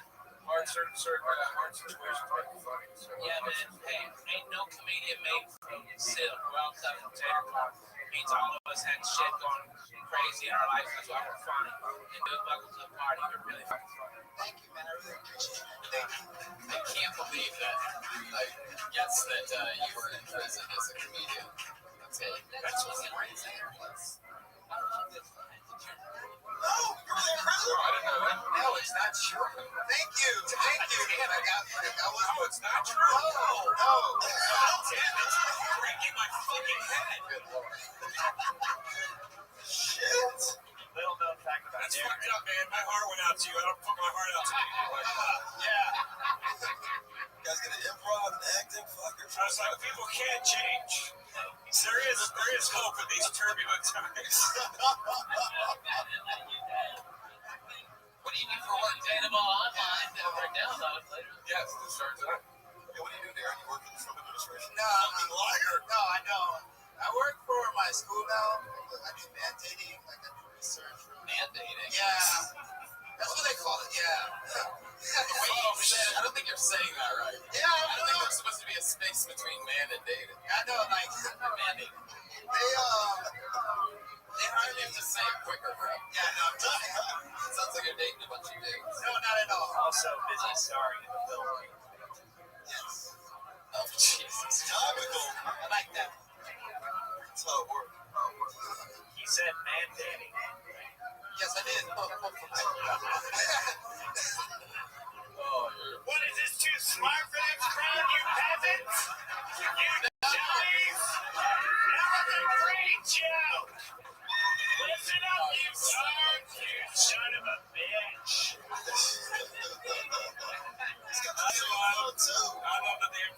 you is an Andy Dick impression. It's really funny. He's doing Andy Dick. Son of a bitch. It's really piling on tonight. Oh man, if somebody brings up my divorce and not seeing my kids, it's a great night, man. That's all we got left. And this is so good. I am really impressed. Really good job. Thank you. Where you originally from? I was born in New Orleans, but I was raised in That's real different than Pelican Bay. No, that's Pelican Bay would be like vacation. New Orleans? Wait, what are you talking about? No, the valley. Yeah. Oh yeah, the valley too is stabby as fuck. Stabby? Yeah, the winter's always partly stabby. The Valley? In California? Well, where I get my weed, okay, it's a little stabby. Okay, Stabby? With the beat? stabby, yeah, stabby. Yeah. You know, like, Danny Trejo's from the Valley. Oh, well then, it must be a tough place. Is the guy that has a taco and donut shop now? It sounds like the land of crooks down there. He was in jail, though. He was really in jail. No, he was really. Yeah, he used to come out to the school and do, like, talks to, like, students. And tell us, like, not to go to jail. You still with your parents? Yeah, I understand. Sure, you kept me out of jail. Yeah. You live with your mom and your dad? Yes. How old are you again? 26. How's that? Do they remind you that they don't want you there at all? They're gonna move out. They're gonna move out? Yeah. Hold your parents. Man, what's hilarious is they're about to be living with him. That's how old he is. Like in 2 more years, he don't live with his parents. They live with him. Right. That's what you have to start saying. Yeah, that's what I'm saying. Yeah. So they have a new place and you're taking it over? I don't think so. My dad's retired. Yeah. But you're gonna stay in that place.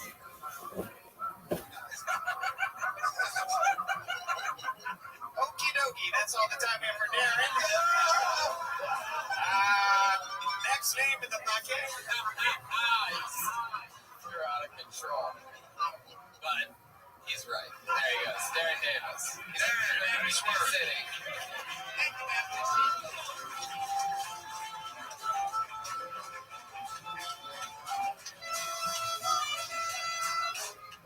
I feel like all I know about Darren is that he likes sports feeding porn. I feel like I should know more about Darren right now. Wow, Josh. We know this guy. This is the first guy I ever met here at the Comedy Store. He literally said tonight that, and I made a point to tell him it's a fucking bucket. He complained because he hasn't gotten up in so long. He made a point to literally complain to me about it. And there he goes. He just got randomly pulled out of the bucket. Here he is, Eddie Whitehead Jr.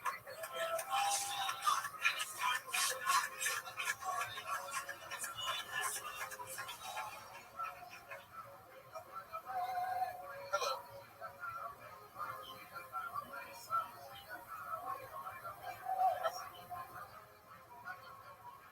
Oh.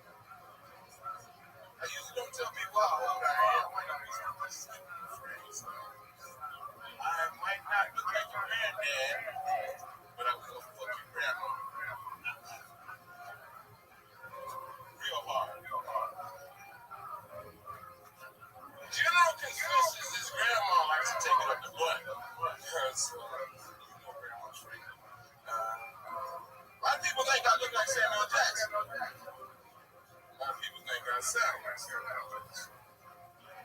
But if I ask this man what's in his water right now, you better run. I don't need no fucking Capital One cards. I went to a new beach this time last year. I have to do this because we have time.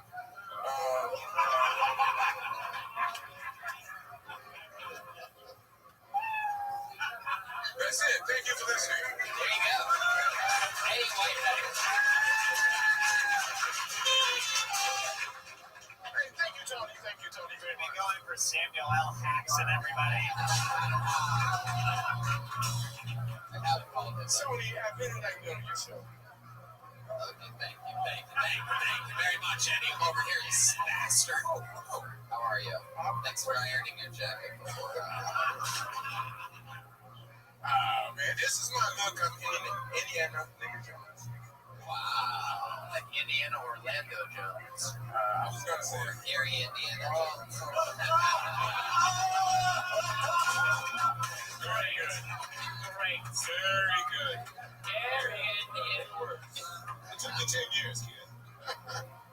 I thought you were fucking great, man. Hey, man, I was in Port Huron. Jeez, here we go. I was in Port Huron. You was doing a show and they had an audition for it, and I almost made you to cut me off. I'm sorry, buddy. I'm sorry that you didn't. You said it's funnier than the guy that did. Funnier than the guy I that was did. there for that. That's cool. But nice to see you again. Man, really funny, man. And I'm glad you got the fuck out of Port Huron, Michigan. Okay. Using some goofy fucking white people. There's a black guy in that place. The car broke down. You think I'm bullshitting, Moses? You ain't never been. Okay. I believe everything you tell me. Go. You know, Port Huron is cracking up right now. Yeah, right. And method too. You play the harmonica at near an intersection. I still do. Yeah. I wake up in the alley every morning. Tomorrow, I'll wake up in the alley. Probably will. How long have you been sleeping On the streets, like I said, I travel. So, every now and then. Well, yeah, we know you have places to stay, so you're constantly traveling. I mean, technically, it's literally more than any other comedian. Hey, the first time I seen Moses in San Francisco, he said, "What the fuck you doing here?" That's the truth. What the fuck is it? I know you sleep in the streets. How you get here? This is what I do, man. This is what I do. The thing is, if you want to see Tony Hinchcliffe, Oh my God, no. when he was 20 years old and he showed up and he did like this, I said, "What do you want to do in life?" "I want to be a comic." Look at the major stand-up like Eddie Money Jr. Yes. I'm doing a commercial, man. Hey, I got 100 followers. I'm trying to get to. I've seen the documentary. That's mesmerizing. Thank you. I don't understand what's happening right now. Does anything interesting ever happen out there? Like when you're actually, asking anybody ever give you anything weird, like with the car? Diane Keaton. He works the stopwatch. Really? I'm wondering. Diane Keaton stopped 2 days ago. Yeah. And she had this credit card out. And I said, "What's going on here?" And she says, "It's a credit card. It's a gift card for $20." I said, Did you drop your slip initially? "Hey, no, my stick came up." Thank you, sir. Like magic. No, but it was Diane Keaton, and she says, I said, "Why do you love your work?" And she says, "Do you really?" I said, "Really?" Yeah, I'm like, yeah, she's 7 years The urge to jack very natural video. Have you ever used that stick as a weapon? Essentially. No, I mean, well, that also, that's a good one. Which end is it? That's the one with the rubber. Yeah, that's right. Always use the rubber. I love you. You're one of my favorite guys on Walking Dead.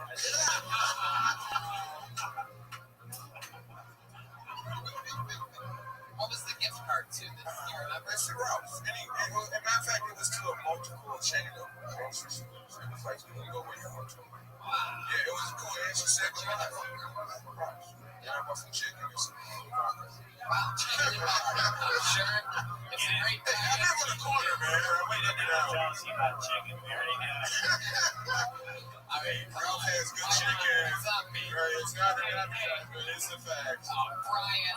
Brian, son of a bitch. How many times have I told you stop playing that racist music? Sound just like it. I am the voiceover. All right. So, I mean, anything else going on? You get laid lately? You ever take a girl back to her place? Oh, man. I got this one box efficiency. It says Maytag on it. Which box is yours? It's the one that says bad motherfucker on it. Nice! DeRosa! DeRosa! Still here! Just waiting in the pocket. Then let me down. Let's run a court order from Samuel Jackson for you to stop doing him doing me. So, are you able to get laid? Like, Yes, I get laid all the time. It's got great. all the time. Especially when it rains. Is that true? How does that work then? Because I know I'm getting cleaner, right? Tell the truth. You don't.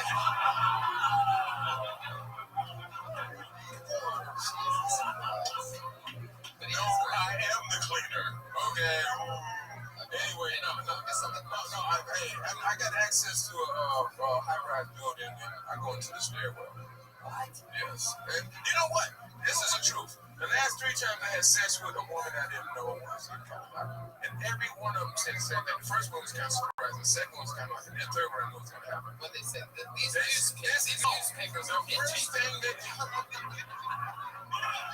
could have been the second Is one. that a fact? No, we're in a place where nobody's going to come, and they look at me like this and say, all of them say the same thing, exact same words. Are you going to kill me? And I say no, and then they have sex with me, so I think it's submission. Is that right? So, because I never see it again. When they ask you this question, do you have a knife up to the front? No, I'm a 6'4", very tall, black man when I'm naked. You never see them again, or do they I never see see him. I never see him again. It's kind of crazy at this point in life. this guy puts I do want to get married and have children. All right, Brian.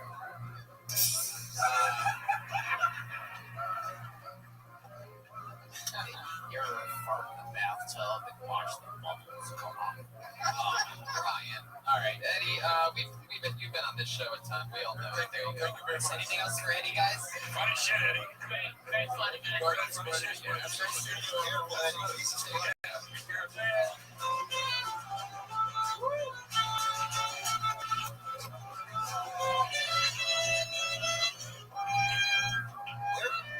Dropping the mic. Eddie Whitefish. He's on Twitter at #1 Eddie Whitefish. And that's section 1 on Owl Feed. I feel like all I know about Eddie is that he likes force feeding porn. I guess that joke's got hurt. Wow, we've seen this guy a bunch on the show as well. Very funny young man. Very into and all.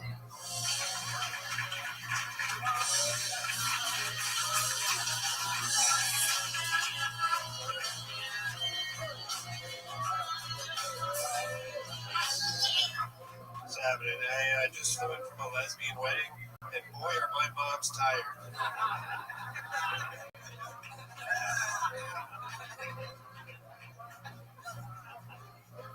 I got that new iPhone app that shows where all the sex offenders around you live.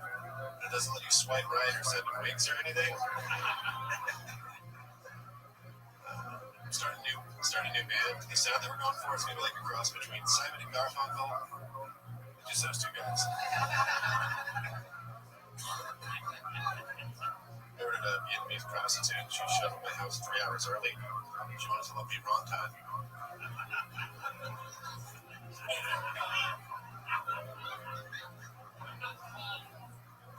I always confuse the words optimist and optometrist. I asked a guy to check out my glasses. He said he thought they were half full.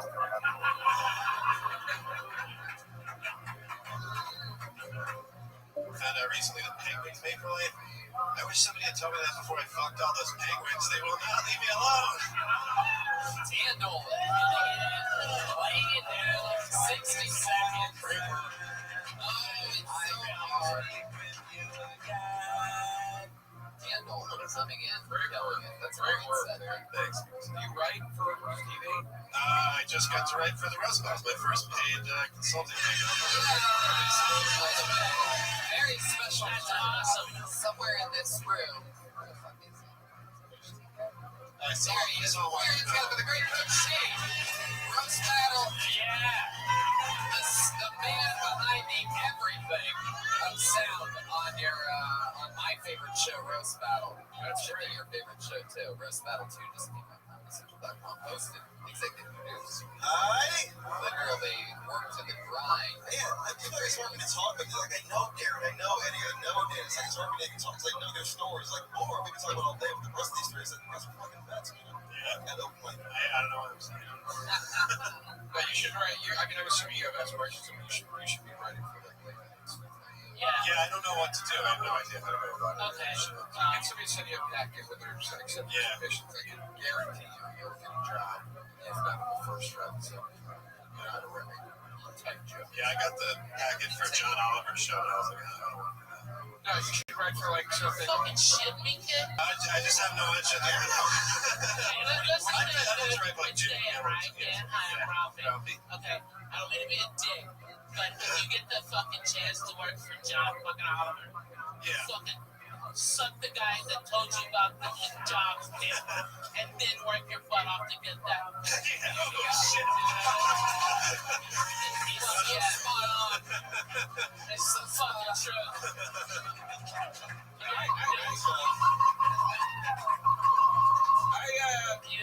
You're really fucking good, dude.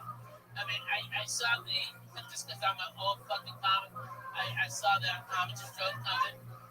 But the other stuff I didn't see coming at all. And for somebody who's quote unquote new, for me not to say their jokes in 60 seconds coming, pretty fucking impressive, dude. And I'm telling you, you should be writing. And man, I know guys, they used to just get early sets here, and then they fucking, and they had no money, okay, and they go from doorman to that, and now they're writing, and they got a fucking house in Beverly Hills. That's no bullshit, dude. You do what you're doing, and these fucking talentless fucks will buy everything you write. You're great. I agree with Rabbi, except I disagree that I don't think you made a bad decision if you don't think you're politically minded. Right, yeah, just write for something that you understand. You don't want to get a job and then be not be able to live. Right. Yeah, I'm not smart enough for that show. It's like write something about the Australian Parliament. What you do is you write jokes about everything. Maybe because not And once everybody you're in can for example, once he's in the room with all the John Oliver jam band, he would contribute that specific. It's like a Trump administration. Like, he doesn't seem like the right hire. Here's the thing. It's different if you're brought in as we need a guy that does this and you're a little different. That's where we're going to hire you. What you don't want to do is work tirelessly for 3 weeks to write 10 political jokes, and then you get a job. You go, these are great, and then you're at work the first day. They go write 10 jokes right now, and then you can't do it. That's not good. And that's a bad decision.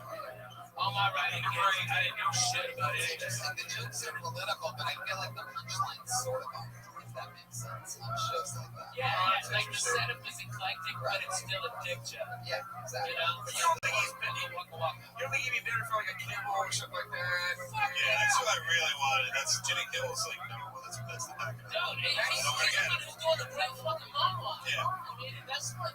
That's not out of reach. Well, it's not. You go over there and you ask for fucking Sal, and you go, hey, I want to write jokes for free. I want to come in here, I want to write them back. And you know what? Every one of those guys, I know them all. They're all fucking human beings. They're all real people. They're not these Hollywood fucking assholes. They're real. They'll shake your hand and they'll go, you want to learn? We're not going to pay you a fucking dime. We treat you like a bitch. Great. Say it just like that. That's exactly what they'll do. Now a bunch of the unfunny people are just going to show up at Jimmy Kimmel tomorrow. Write down a bunch of one of those jokes, those one-liners jokes like that. Ralphie May told me to suck your dick and get to work. Like all, I think you like it too much. I think you like this character. like all great Hollywood fairy tales, it starts with a man named Sal. Dan, you've been on the show 5, 6, 7 times. Always constantly getting funnier. Anything interesting going on in your like real life or personal life? I quit my job. You're still in fucking comedy now? Yeah. Well, I mean, yeah, not making any money. How are you? I'm living on Frank Castillo's couch. Roast battle champion Frank Castillo. Right? That's fucking amazing. Congratulations. Congratulations. Hey, at least he's not a couch. When they told Joe Diaz's house, he lived on my couch. You know, I mean, that's fucking for real. Joe Diaz's fucking movie stars. They told his fucking house. Right? So if you're sleeping on the couch, you're doing better than a lot of times. And that should show you how far you can go up where you can be. Okay? You're fucking 2 years, Bob or somebody over at fucking Bill Maher.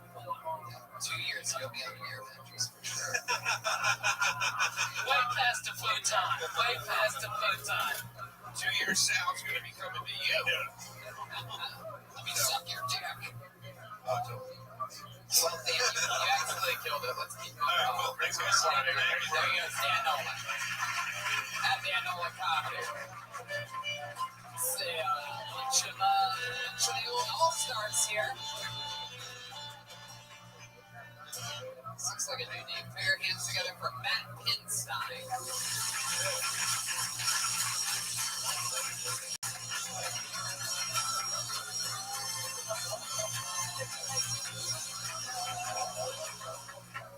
What's up, guys? It's good to be here.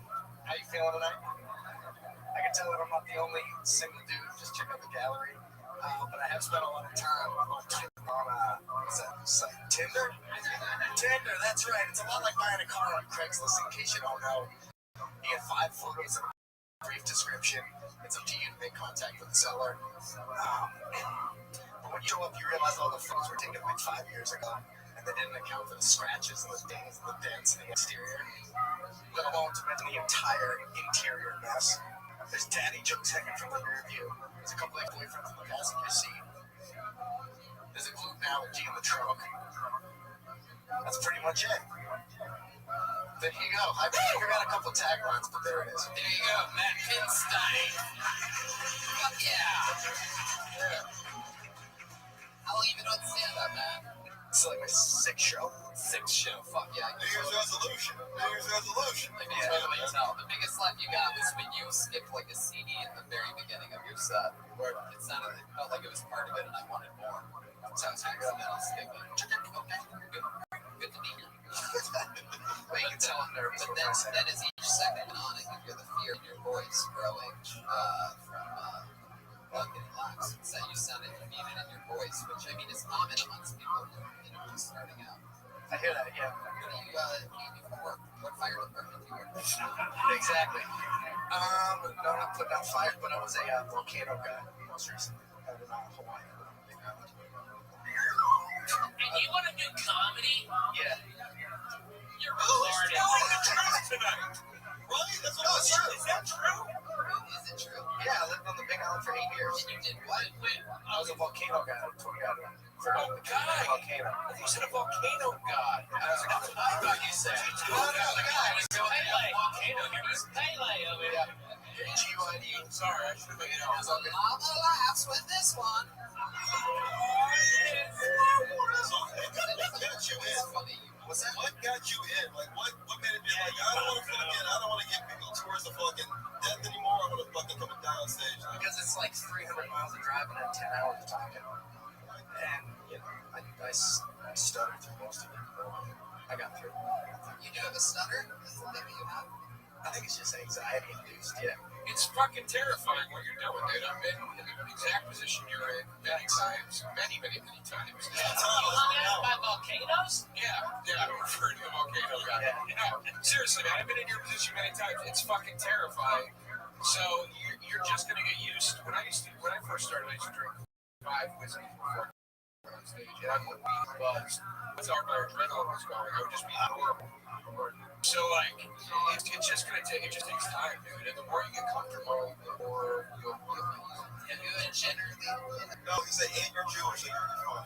sure they will. They're gonna be fun. I just gotta keep working at it, man. It's something I want to do. Generally, Even if I go home tonight, Dude, like, it's trust me, you'll learn more from bombing than you ever will from fucking killing every show. Guys who kill every show, they get that way because they get a joke that fucking works and they never fucking do something else. Alright? They're the ones that only kill. The guys who got balls, take the shot. You took the fucking shot. And dude, remember, you fuck with fucking volcanoes. You fuck with volcanoes. An audience of fucking these ones don't mean shit. You fuck with nature, bro. Okay? You understand me? This ain't nothing, Jack. It's one of those volcano seals, if you're wondering.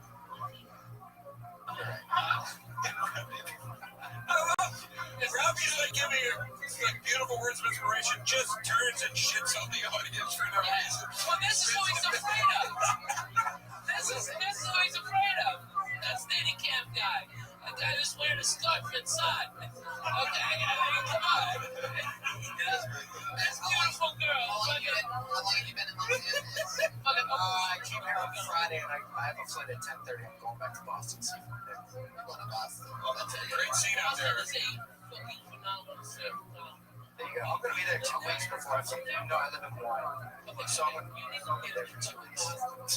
I think that's probably a good call if this is my pursuit. You go to fucking Boston. Nobody's gonna be there's Augie T. Is the only The only person to make it in the comedy business out of Hawaii is the man that makes me really places his shirts. Yeah, it's not a very good scene over there. Listen, I'm gonna be It's growing though. There's some good comics. I'm gonna be in Boston at last this month. Look it up. Come down and hang out. All right. Yeah, I love that, man. Just come down and hang out. Tell them you're there with me. Give my name, whatever. Come up seriously. Just sit down. Hang around. But hold on. This is no. But here's the thing. This is what. Look, I was a white dude from the suburbs. I started in an all black world. All right. Talking about fucking nerves. What got me comfortable was going down and hanging around at the club and just being around. Just being in the environment of a comedy club. So it's like, you have to just do that. Come hang out with me when you're there. Yeah, that sounds great. Yeah. hanging out with comics, just get used to it. So there's not a big deal. And you got It feels rushed. You got rushed. Don't worry about it. Take a breath. And you're also god awful. You have to work on that as well. Yeah, Other than all your nervous stuff, you also, But it's 6 times god awful. 6 times is not god awful. it's just awful. His personality and everything. You know what I mean? This isn't easy. It's not built for everyone. You record yourself. That's a shitty thing to I say. get it. Oh, shut up. Jesus. I highly recommend recording yourself. Come on. Not only that, check out rubmaps.com. Do you get nervous other times in life too?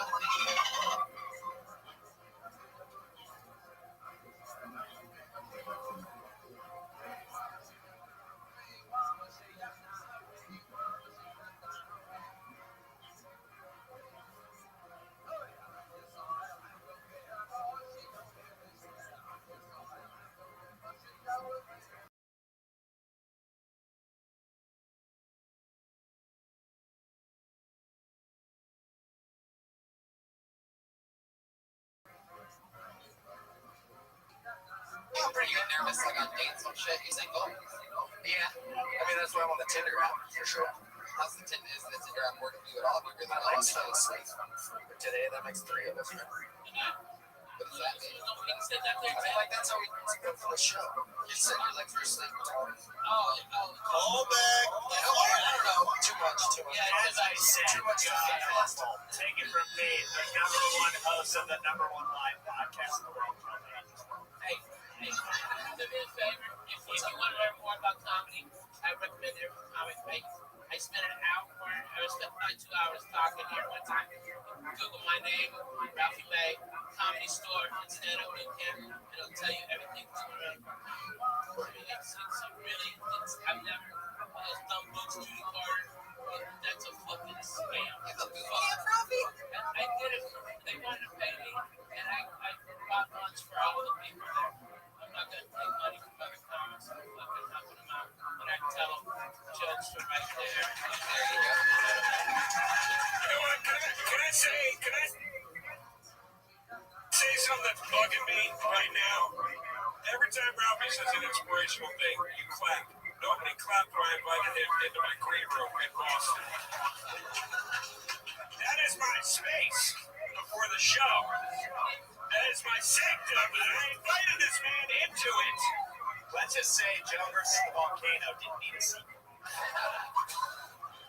It's really good. It is really good. Which snidey country remark was made by a Matt Kinstein, the Kinsteins, huh? Is there a big family in that? Yeah, most of four of my brothers here. Oh! What do you do? I mean, what does he do? He actually got me this coat today. He runs an online clothing company. Oh, wow, he got you that coat. Well, he runs an online clothing company called Moose Limited. There you go. You got to plug it. I bet he ain't got no fat guy shit, does he?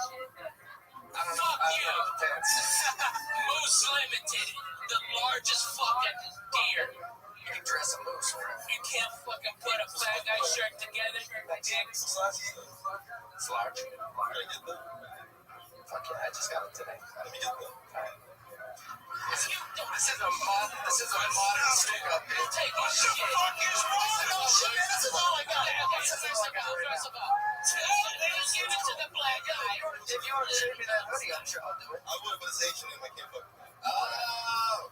That doesn't make any sense. They don't like black folks, Asian. No, it's just like they probably won't be back in so I gotta keep. Yeah, I mean, you want to hang on to that $3.75 fucking hoodie that you bought at H&M. God damn it! No, why can't I land a fucking joke tonight? Are you kidding me? If you added special sound effect, check out. H&M is really cheap, everybody. It's like Everyone can tell that you wanted too much Jim. Oh! Tony's killing, by the way. You see, it's hard to see where the country remarks are coming from. It's like tennis. You're right. You're right. I'm not even gonna. I'm agreeing with you. Thank you. Take it from me, Raiders. I'll say this, man. That was great improv because you actually went with it. You didn't climb up. You're like, I give you my Shut up, Brian. Come God on. damn it, you're trying to steal a kid's jacket. Yes. Stop trying to act like you're doing a fucking Robin Williams exercise with him. You're right. It's kind of robbery. What's the craziest thing? You ever gotten arrested? Yeah, just on a DUI. Driving in Hawaii. No, I was back in college. Oh, fuck yeah. City Mass. You gotta graduate, you gotta get into your life. Well, pretty much, yeah. It's like impressive. Just drinking everywhere. Never really got an answer out of you. Have you gone on a Tinder date yet? Yeah, I've been on a few times. Yeah, look, there you go. This is Yeah, I don't know, man. It's like the girls up there seem like they're into it kind of rough. What is this? yeah, that's why Brian's playing a fly sound effect. I don't know. It's a dig, man. Tell us more. What's rough about the girls that you did? I don't know. What's the I first don't know. You guys are into the UFC, right? I mean, like, this is a Somebody assigned, like, UFC, like rear naked place choke. where I go ringside with Joe Rogan. Yeah, you may see me in the audience going, oh my god, yes, it's me. I am here. It's true. You look right above the mat, right where the fence. See that? Only for the best fights. Why not the UFC? I don't know, man. Some of the dating out there, it's like ground. It's very similar to that. You went a long way to get there. Holy shit. Have you ever been married? Never. Never married. Breaking news. Matt doesn't know how to tell the joke. Oh, stop it. Stop it. Yeah, so just a bunch of This is tough. He's in a fucking tough spot. It's hard. No, you gotta build him up a little bit. Like, give me No, fucking tear me down, man. This is a good learning experience. This was he's on stage and I'm not hovering over his shoulders till he stuttered. It's alright, man. I've cursed before. Like, it's a lot of pressure. It's being tough. is that when you come to LA or to New York and you see the cream of the crop, you realize it's really not that much difference. Okay, you just gotta work hard. It's a private experience. You do it, it's fine. You want to do it, you can do it. Now everybody's clap for Ralphie again. Yeah, everybody clap. Everybody fucking clap for Ralphie. But I'm sorry, don't clap for me, folks. I don't have my The Comedy Central special going to be available online at midnight tonight. Mr. Joe DeRosa does. I did not let you down. Breaking news, Joe DeRosa's desperation is potent. Wow. Tony's a boy. You son of a bitch, Redman. I'm gonna chew your ass off outside for doing that to me. This is my show. How dare you come after me with the Wild West When sound have I effect, you ever son said of a that I'm bitch? when have I ever solicited This is shout Tony. out Brian before? This is Tony Hinchcliffe's internal monologue. Oh, that hits you pretty much spot on. Wow, Matt Kinson. Yeah. You ever string a floss or a butthole and divide the poops into two?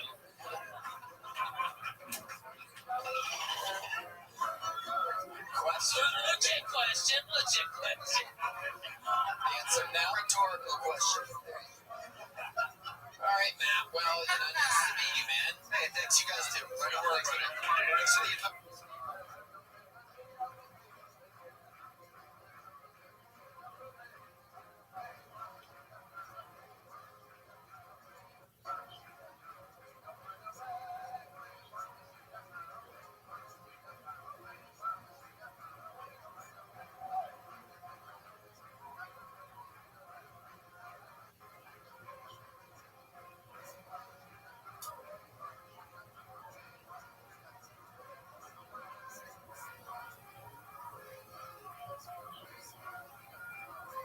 guys, right on. Thank you.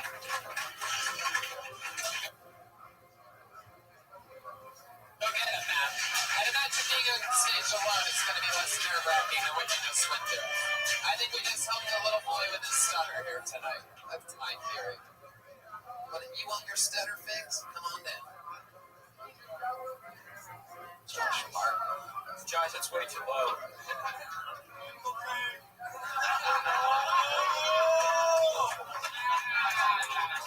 Josh, I'm having trouble fixing the mic stand. Can you maybe fix it? I'm a god. The money is nothing to me. Wow. That is a really good impression. That's amazing. Of someone nobody here knows. Yeah. Well, the listeners. So I pulled another name out of the bucket, and this is another Hilton. There he is. So many clips of the Josh.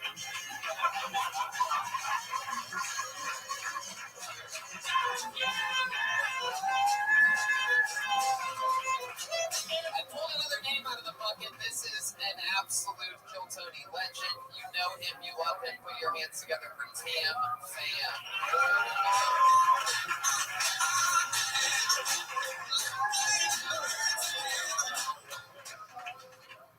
Hey, 2016 was bad, but 1994 was a lot worse.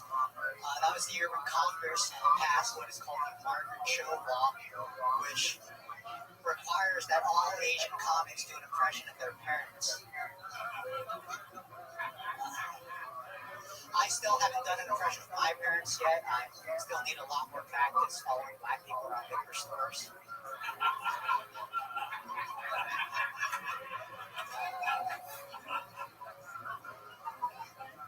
My parents don't work at a liquor store, they're just very rude.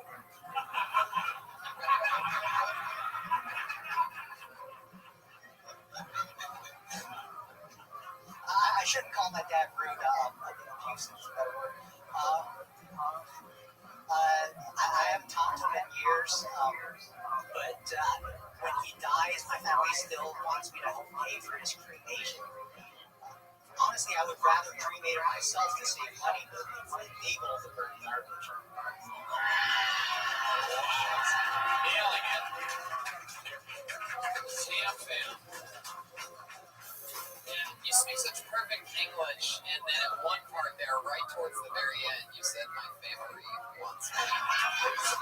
Just barely hit it. One of our favorite things about Tam Fam, guys, is that sometimes he can talk. Anyway, I don't even know how to describe it without throwing it. You get it. Tam Fam, how's life? Oh, okay. That would be right there. It's been That amazing. would be after the big thing. Big one. Well, could you cut off that sound effect? It really annoys me. Man, I just talk. I'm really fucking impressed. This joke's You've really been fucking impressed funny. with everyone tonight, Ralphie. Not everybody. Not everybody. Come on, Tony. Not everybody. My name is Pam Pam. If you are reading my lips, correct.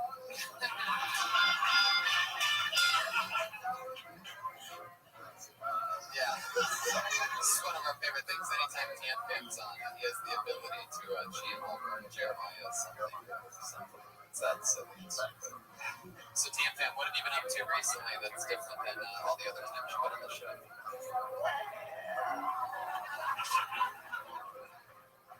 I have been getting it in a lot lately. You know, sometimes twice a day, sometimes 4 times a week.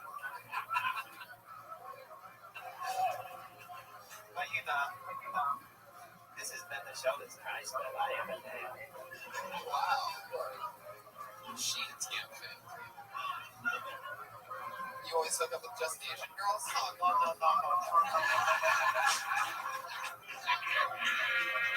I also like Oriental girls.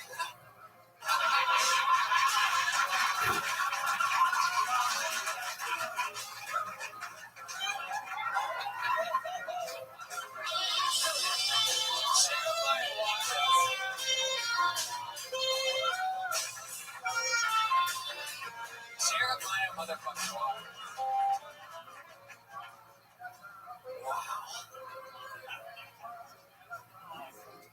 Okay, real Tam Fam in real life. Anything crazy happening in real life? Anything different? You're still just grinding every night, performing every night, killing. Everything's good. Sure. You sing. There you go. Some of that celebratory Japanese music. Yeah, you can say it. Yeah. A nice guy. And you're like, you got a nice face. When you do that garbage joke at the end of burning garbage or whatever, it's fucking, it's short and make it sweeter. Like, it's $500 fine for littering. You know, make it something. Don't fucking go. Then I burn them. You know what I mean? It creeped me out a little bit. You know, like they can't laugh if they're breathing in. I think I disagree with you on this one, Ralphie. Wow, geez, Tam Fam, I can't believe you disagree with a legend. What are your thoughts? I am speaking from my life, and he's saying that my father is human garbage, a true dark place. So therefore, speaking the truth, and we all know, truth is poundage. Wow, Tam Fam, it sounds like you have some relationships with your father. What did he I know, right? What did he do to you when you were a little boy? What did your dad do? He decided he conceived me inside my mother. He raised me for years. He's true inside of you. This is almost sounds like you're improvising this answer on the spot. No. Stay with me, Robbie. My English is sometimes bad. What I meant to say is, my father raised me outside of the womb. And he told me, you'll never be fine. You will never be me. And I say, I'll show you, man. I'll show you. God, it's amazingly, incredibly dumb and amazing. Well, that's cool. Okay, just another piece of advice. Fucking spend some time writing jokes. God damn, y'all are hilarious. If y'all put any of this on stage, holy shit. It's fucking funny as balls. Do you do this? Does he do this all the fucking time? The two of them? Put your shares on stage. The two of them? That way it's on stage. You mean the two of them, right? Yeah. I totally agree with you. I think I've said it many times. I've never seen 27 years of comedy. I've never seen him. It was a... Yeah, and this is probably the most mellow version. Can we do it backwards? Can you do Jeremiah? That's a really good question. I've been excited. Why don't you sit down over there and switch spots with Jeremiah? You're in it now, Tam fam. You're in the war zone like a true Vietnamese little boy. So Jeremiah, you've been, killing it lately. Booked Modi, goddamn GM roast battle, wave. What's next on the platter? Jeremiah, guy who's part of so many things. I just.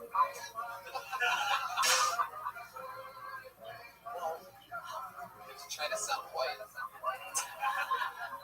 You can say anything.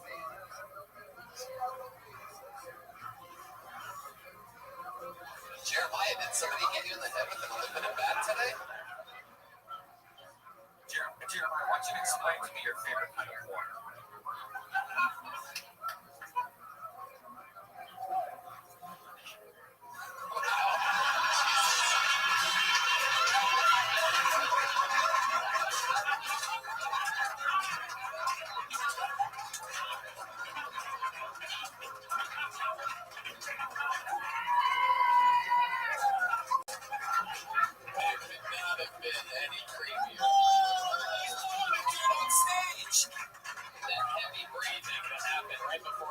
Missionary. I feel like TFM's head was just about to explode. Jeremiah, is it just straight missionary? Do you like black, white? Like, is there, like, it has to be more than just missionary.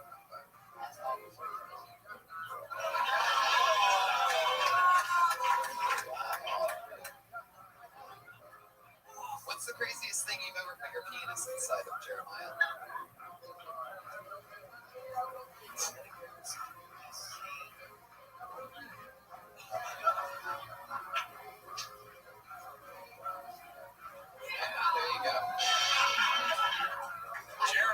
Remember, it was Brian's idea to make them switch.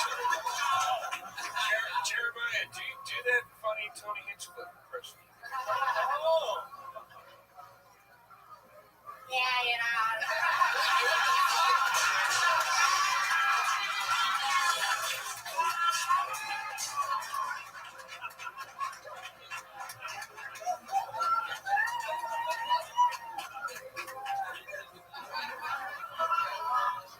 there's no way Jam Fam can compete with what I write. Wow. Look at a voice transplant. All right. There you go. There goes Tam Fam, Tony Hinchcliffe.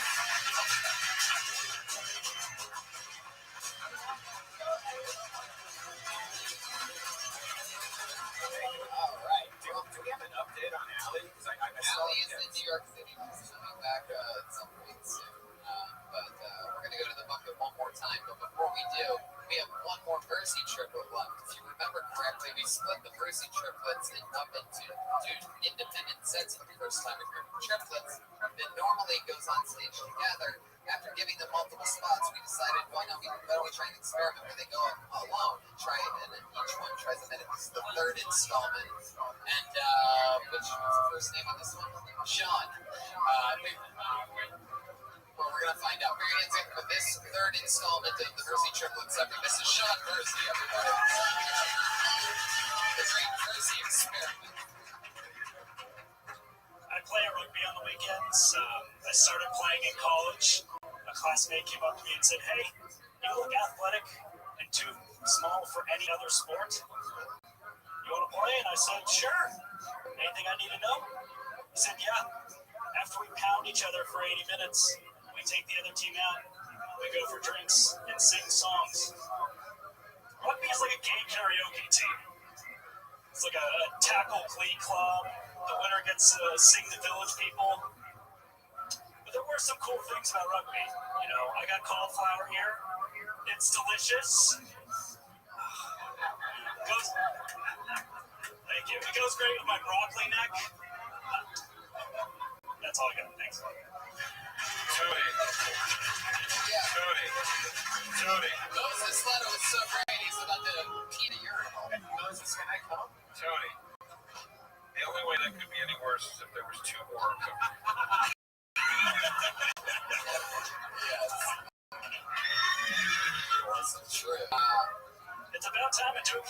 Nice job. I know, man. I know. I'm not in it tonight. I'm just, Neither am I. That's What's crazy is that you had an extra 2 weeks of preparation, but I think the first one did the best. he did. Yeah, I think so. He's the brainchild, and you two mooch off. Kind of like you do your parents. All right, Brian, relax. We do. right. Like, own up to it. He hates these triplets. Jesus Christ. Molested by triplets when he was a kid or something, but he's just, ever since they first came on the show, he's just so weird. No! Fucking hate these fucking triplets. Not true. Do you feel very out of your comfort zone without having the two of them? It's definitely a change for me. Yeah, I mean, clearly. This Where do is. you normally stand with you two? Are you in the middle? I'm the middle child. Yeah. Really? Yeah, and I stand in the middle. Well, the other guy should be in the middle, right? Well, no, you're the middle child. I feel like you should be in the middle during your on-set thing. Yeah, I do. I stand in the middle. Yeah. You really can't use it as an excuse because you stood next to me the whole time you were up here. I mean, And you're like all of my brothers combined. So. way fucking funnier though. Yes. Way fucking funnier. Way fucking funnier. Apples don't fall far. Alright, the best of those three. Shut the fuck up.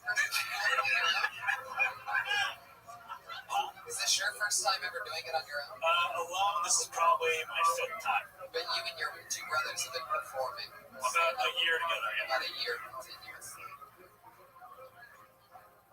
And recently we saw you guys released a press commercial that you tripped Colgate. Wow, and it was hilarious. You guys were like meatheads even when you were like 8 years old. yeah, very impressive. Thank you. Did you see that, Jeremiah?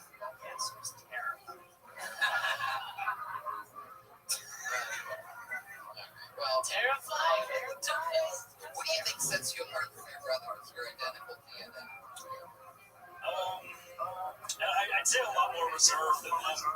They're pretty. Alex is pretty outspoken. I think Mitchell is more artsy and wants to be an individual. Like, so, other than reserve, anything else, any other ways you describe yourself? So, No, we're pretty similar. I mean, I'm sorry. I know Mitchell's laughing about it. Tell chicks. There's chicks in here. My dick tastes better. Okay? But I have to Do taste something. it. Okay. Oh my god. oh, Brian's playing the Colgate commercial. The Russian version. I like the American version more. That's the Russian version. Why wasn't sure I was Russian? Sorry, there's. They hacked Kill Tony. Yeah. Now, I mean, here's the thing. This is the positive thing I want to say is there's nothing wrong with if you, the three of you vibe and that's how it works. There's no rules saying you have to be separate. You know what I mean? No. I don't mean that to be shitty. I'm saying like if that's what works for you, then great. Then you don't have to pursue the solo. Did you learn anything today? We get up a lot more, obviously. I think we're gonna allot a solo day each week for all of us, just to step in. All right. Stop fucking being team brother. Okay? Fucking stop it. Okay? Because one of you is not gonna have enough talent to fucking carry it. Then you're gonna drag the other two down. Then you're all quitting comedy. You fucking make money on commercials. You go down to that place in Brentwood and you fucking audition your ass off.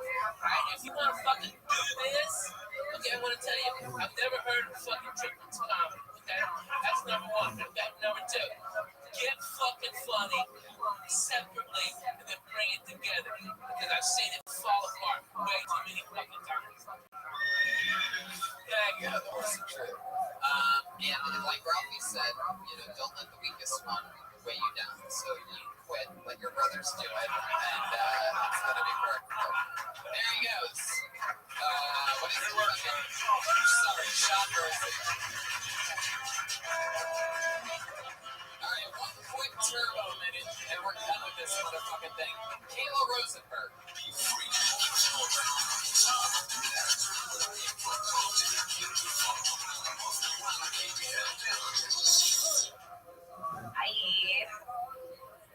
Hey, you ever get assaulted so much you you start to wonder if you're on some hilarious Japanese prank show? I just hope we're getting good ratings at this point. Because it feels like overkill. Because they all look the same, you know? Not Japanese people, right? They all look the same. I got catcalled the other day. It was a good one. He called me Cum Raggedy Ann. It was a good one. But I can't imagine a time where I walk away from a catcall like a better person. Like, oh, I needed to hear that. Maybe that's on me. And I haven't taken it the right way. Because it's usually something like dad ass. But what if I was just like, you know what? You're wrong. This ass. And who knows, maybe I would leave this town and get an education and love what was wrong. This ass is going to be a chef. Okay, that's the night. Very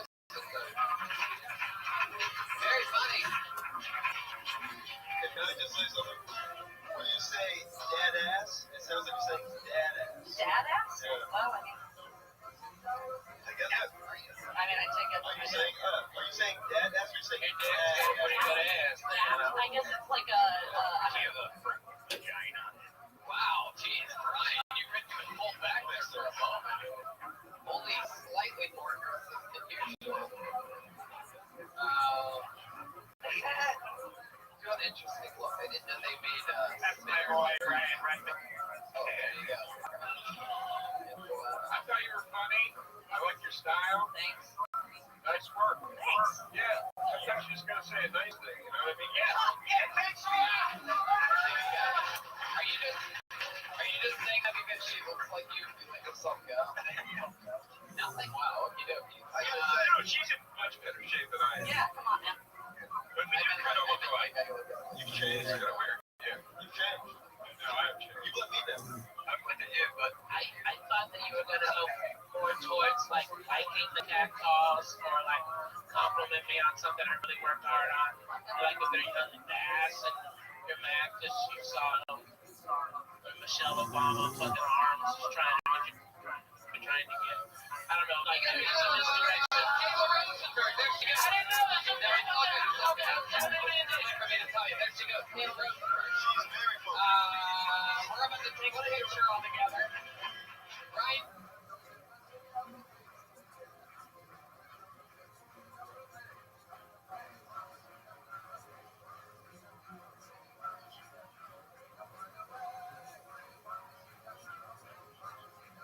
Shayido, look what he drew, everybody, while you sat there and your lazy ass is featured tonight's episode.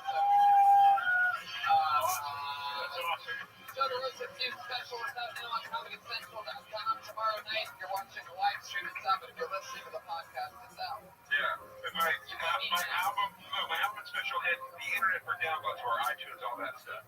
Right, most enormous battle, ladies and gentlemen. It's available on ComedyCentral.com. It's a live show in the world every single Tuesday at the night at the Comedy Store.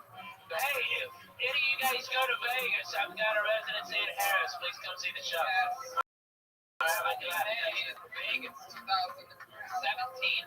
Jeremiah Watkins, go ahead. Reach out to my best friend, Jeremiah Watkins, at my stand-up on social media. And go to Stand Up on Club February 21st with Joe Rogan, Eric Andre, Neil Brennan, Jeremiah Watkins, and more. There you go. Matt Reagan has the new album out.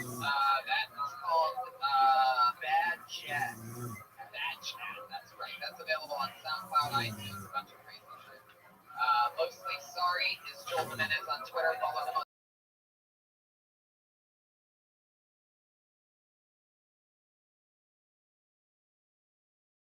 social media.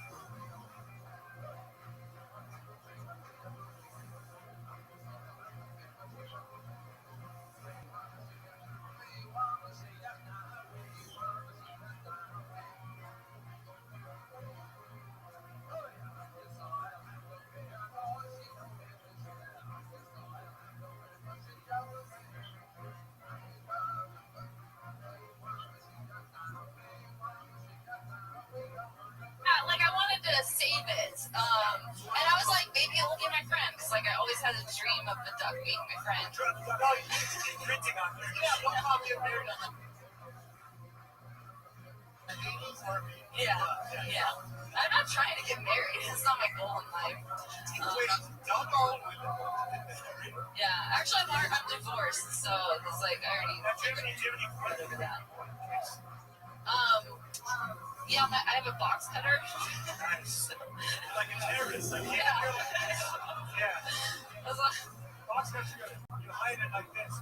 Yeah. I think I'm gonna get a gun now. That's probably it. You think you're gonna get a what? I think I'm gonna get a gun. Yeah, you should get a 30-foot gun. Yeah. How far did this duck make it back to your RV? How what? Did the duck make it to the RV? Yeah. How long did you have the duck in the RV for? Like a couple hours, and then I was like, man, I'm freaking out. Because I walked through like Chinatown with it or something, and all these Asian people were scared of me, and I was When like, you were picking up which duck you wanted, were you all like, duck? I was like, man, whichever one you can grab out of there. They have like 20 of them in a cage. Yeah, and all the people were scared of me, and I was like, why am I the weird one in New York City right now? Is this weird what I'm doing? This marriage is pretty bad. Is that why you're living in an RV? The marriage ended like 7 years ago, so I've like rebuilt myself and fallen apart since then. So why the marriage end?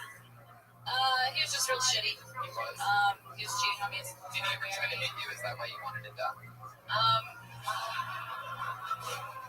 Motherfuckers. Don't you ever forget. He never hit me, but he like I accidentally get hurt a lot, like around him. That makes me super sad. Yeah. When you divorced him, did he even go to the other side of the RV? This sounds like a real loser baby, you know what I mean? Yeah, it was. So, how much longer are you in LA for? What's your next move? I'm here for like 3 weeks, consistently, but then I'm going to Florida for a bit, and then to Texas for a bit. And then no, it needs repairs right now, so I'm probably gonna fly. Yeah. It's got some brake issues, and the shocks and springs need to be worked on. So. Well, Jessica, interesting as fuck. Great set. Nice. Thanks. Best wishes for you and your RV. I want your RV to have a Twitter account too. I want to follow up on this. Jessica's on Twitter at Jessie Marie, JESSIEMARIE. You can follow her.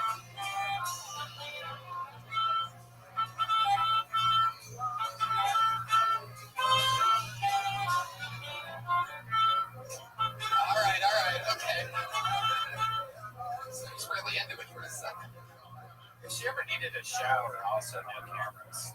I have to have a shower. Oh, you're talking to the RV girl? Yeah. Oh, there you go. Then, man, you can take a Greek gratitude back in 2 months.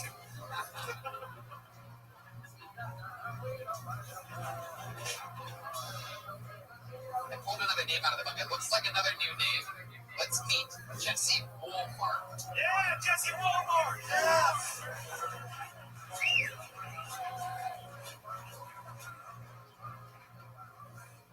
So, America's awkward, man. I've been living in America. It's been I'm maybe 4 truck.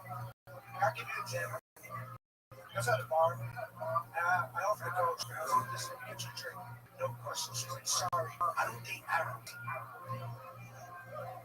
I'm Puerto Rican. Well, like, I know my face says otherwise, you know? Like, I know I got like a crayon rug face, you know? Yeah. Again, I know I look like a casual terrorist. Like I'm on chapter 6 on how to join ISIS for dummies. I get it. I always try to tell people I'm Hispanic, but they never believe me. It's like, the only way I can bring it up if you're Hispanic, you can understand is this. Everybody in a Hispanic household always has 2 siblings like me. It's always 2 siblings, right?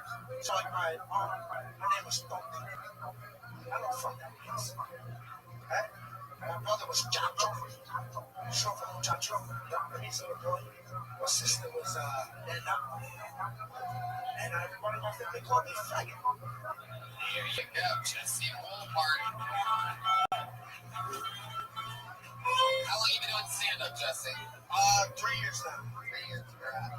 I'm from New York, the Bronx, so city. I feel like I look so. A little bit. You guys look like a before and after. Where are you from? From Denver. Okay. Okay. You're like a before and after of a product that works on wonders. Walmart? Is Walmart really your last name? This is the thing about my last name. This is no sports. It's just how it makes. I guess I don't know where it's from. Walmart. Yeah. It's apparently German. And there's nothing German about me. Yeah. No, it's just a German. No, that's not that race. Yeah, I mean, like, the only German thing I've ever done is just oven. Oh, Jesus, Jesse. I know, I just figured, Jesse. I'll sneak another joke in, and I'm gonna have to do it. No, that wasn't a joke. Don't say that was a joke. That joke got me fired, by the way. What? Restaurant. From Walmart. From Walmart. What restaurant were you working at? I worked at Del Frisco, that's just like a steakhouse, essentially. Yeah, no, girl. So good, what do you do? How long have you been unemployed for? It's been a few months now. So, yeah. I got to find out here early morning, so Where are you going? back to here. Yeah. Yeah. Yeah. How long have you been out here? For a week now. Anything fun happening? Experience anything you're not expecting? This. Other than this. Other than this, I had ramen. You had ramen. Yeah, totally. Crazy. I mean, honestly, I've just been like the worst thing that happened to me. I'll tell you that. Yeah, sure. Anything. Anything My other than ramen, really. and this is disgusting, but like I feel like a criminal because I'm staying with my cousin and he has a niece. This is the most Puerto Rican start of a story I've ever heard. But like, I'm not even gonna go into it. No, you are. Anyway, I got caught masturbating in my niece's bathroom. Well, there you go. By who? By my cousin. They put their hands up like they're on a roll. And it's like he's cool. Like he's a really cool guy. He was like, if you bring a girl over, just change the sheets because I'm like sleeping on a Barbie bed. You fucking. But no, I mean I didn't bring anybody back. You were sleeping on a Barbie bed? Yeah, I'm still sleeping. Jacking off. You were masturbating? No, not in the bed. Were you facing the Barbie side while masturbating? No. Yeah. What is this that you're It's this like alright. So creepy. Were there any like toys going off or anything like that? No, thank God. Yeah, he knew what he wanted. He was just like, dude, close the door. But that was it. The door was open? Why would you do that? I got caught masturbating on the lobby of a hotel. They totally busted me. They're like, look at that. That's what I call porno ski. I need a casual audience. Like, I thought that. Didn't catch you masturbating. You let him see you masturbating. That's so creepy. He's a coffee program. I don't even leave the door open when I masturbate.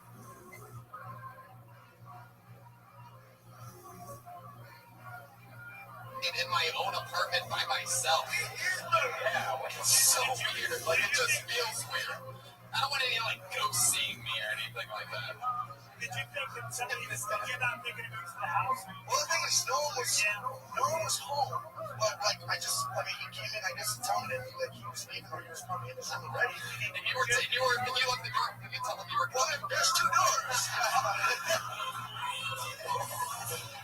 Did he sneak? Did he tiptoe in? Does he tiptoe around his house? So there's two doors. There's a door to the bedroom and then a door. It's the bathroom inside the bedroom. So by the time I heard the first door open, it was too late. You were like, give me another door. I I tried to turn around, but you can't. The fact that matters. Is that why you go back to New York? Yes. That's way worse. What was your masturbation like setup? Like, what did you have going on? You naked, underwear around the knees, laying down, Stand up, Charmin's Ultra. That's it. you were wait, Charmin's Ultra? I just Charmin's Ultra. Multiple flies? Yeah. That means he's gonna catch his book. Right? This is a man and he shoots heavy arms with fucking I was just afraid of, like, see somebody in my touch. You're standing next to the bed. No, I'm in the bathroom. It's in the bedroom. Oh. So you open the window. In the mirror, the sink, your shower. You're looking at yourself, right? I was looking at myself. You're looking at yourself. That's the second most important you can think of.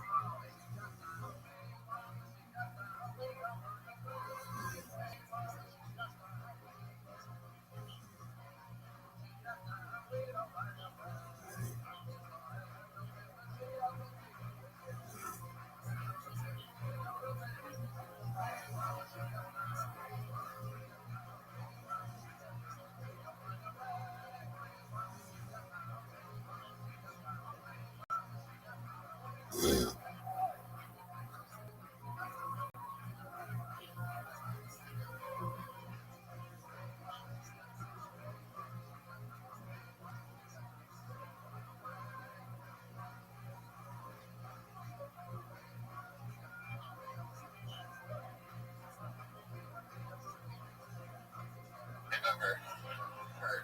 Now, did he hear something? That's basically. Did he hear something? Like somebody told him. Yeah. So what I did is, so there's like two lights. There's a light for the light, and then there's a light for like the air conditioner sound, so it like covers the sound. It also covers the sound of your cousin walking in. Yeah, so ultimately He's never gonna hear me masturbating, but I'll leave the door open though. Let me turn the air conditioner on and leave this door open. They'll never catch me. Might as well just fucking jerking off with an air horn. Nothing going on here. I can't come unless I get the sweet sound of a. Yeah, that motherfucking party started. So you're facing yourself in the mirror. You said Charmin Ultra Ply? Yeah. All right. How much do you roll the Charmin up, or do you have it still on the you already have it taken off? But I mean, I know it's already on a roll. I mean, you took some off to be able to, what you predicted, to be able to hold the load that you weren't going to inevitably shoot. Yes, sir. And did you have lotion? Were you using baby lotion? No, I can't shit out the shower stuff. Straight out of the shower. Just straight out of the shower. Why would you do that? Because I felt awful doing it in the shower. It's my niece's shower. Yeah, but that's the cleanest place. It's Puerto Rican, Brian. They don't do anything clean. Oh, I'm in that sanitary masturbating business. Tony, you made fun of my gay joke at the beginning of the podcast. Can you continue this man for 7 minutes about how he does it? So again, when I find something interesting about someone, I mean, we found out that he left the fucking door open for my questions, by the way. Yes, 14 minutes ago. Remember that? Son of a bitch. 6 minutes ago. Did you?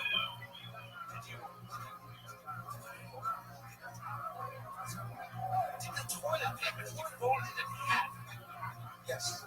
Wow, what the fuck you shit. So when he saw you're mid-stroke, what does he say? What do you say? I mean, he was just like, come on, man. Just close the door. Like, I guess he was cool with me. Just close the door? He was like, no, just like, be more like, serious. He said, be more mysterious. No. That's like, he didn't say that. He was like, put on this mask. I don't know. Keep doing what you're doing. Put on this mask, and I'll totally walk out of the room. Please slowly demonstrate chiefly how you did it with your hand. I think the audience would like it. All right, Jess. That is definitely the most interesting thing that happened to you this week. Getting caught masturbating with your cousin. How old's the niece? 6. Yeah, no, I asked that question for a reason. Well, there you go. Well, give it a little partying gift. Call back all the way to the San Francisco. Anything else for Jesse, guys? What's your favorite type of route?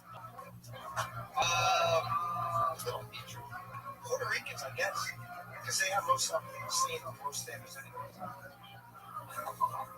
know what? I heard Puerto Rico's the next crowd. Yeah, it's a hard time. Yeah, good question. What's your favorite type of crowd?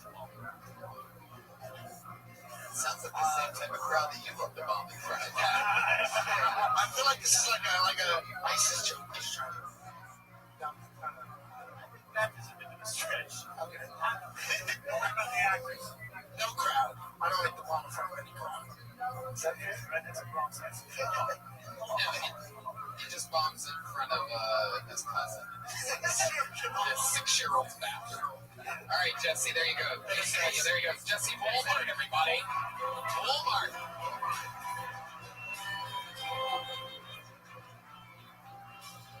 Walmart. He's on Twitter at Walmart. WOLMART. Walmart.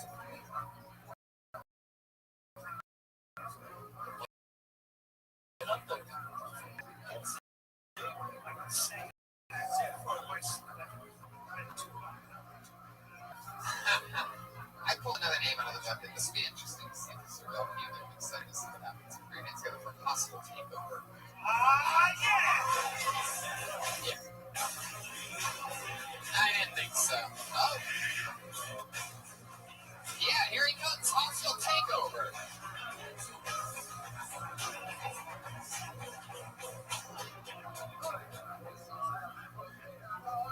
Yo, what up? Man, I'm in an interracial relationship and shit, and I'm finding out shit about white people I didn't know. Like Christmas just passed, like a couple months ago. White people really do read the night before Christmas, the night before fucking Christmas. I thought that shit was an urban myth, like Rothschild. And you know, there's just differences between white people, black people, not better, worse, just different. Like white girls suck the fuck out of a dick. Black girls do too. Niggas ain't a payoff in that motherfucker. White girls would be like, here, it's like protein. Black girls, nah, don't treat this shit like protein. They treat it like acid. They be like, oh, baby, I'm about to nigga. Oh, shit, is that a mini yet or what? I don't know. It's 48 seconds. It was 48 seconds when the band started playing, so I guess you're safe. Right. So, I was super excited. Right? Where the fuck is she? She's gone now. Hostile takeover. How are you? Welcome to the show. Hey, what's up, man? How you doing? I'm good. Nice to meet you. How long have you been on stand-up? Like 6 years. Very cool. Where at? Mostly in the Empire from Shepherton. Awesome. This white girl you're hooking up with, is that your first white girl? No. Okay, you've been with a few? Yeah, no. But this white girl that you're with literally read Nightmare Before Christmas. Actually, I was a white girl before her, but, you know, for comedy's sake, I had to. How many Christmases ago was this? Shit, like, yeah. And you think because she read A Night Before Christmas on The Night Before Christmas that all white people do that? Well, shit. Because that's one of our biggest kept secrets that we don't want you knowing about. That's the real whitest tradition we have that we hold on to. I'm surprised she shared it with you. Right. We have a bond. No. Sometimes you go back and forth. Sometimes you're like, you know what? I want a girl to feel. I don't discriminate.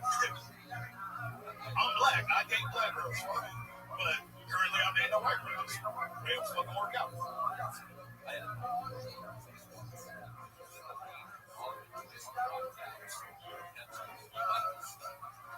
Oh my god. Shit, I'm having a nightmare about the fucking leggings. What the fuck did you have on, nigga? Oh shit. Calm down. Oh shit. The hostile takeover.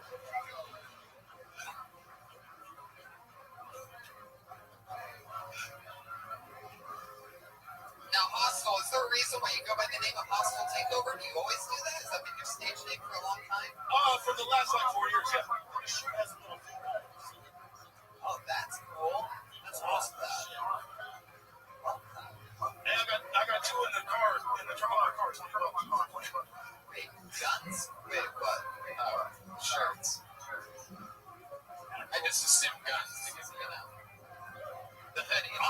Bernardino, of course, there's a fucking gun in the car. Oh shit.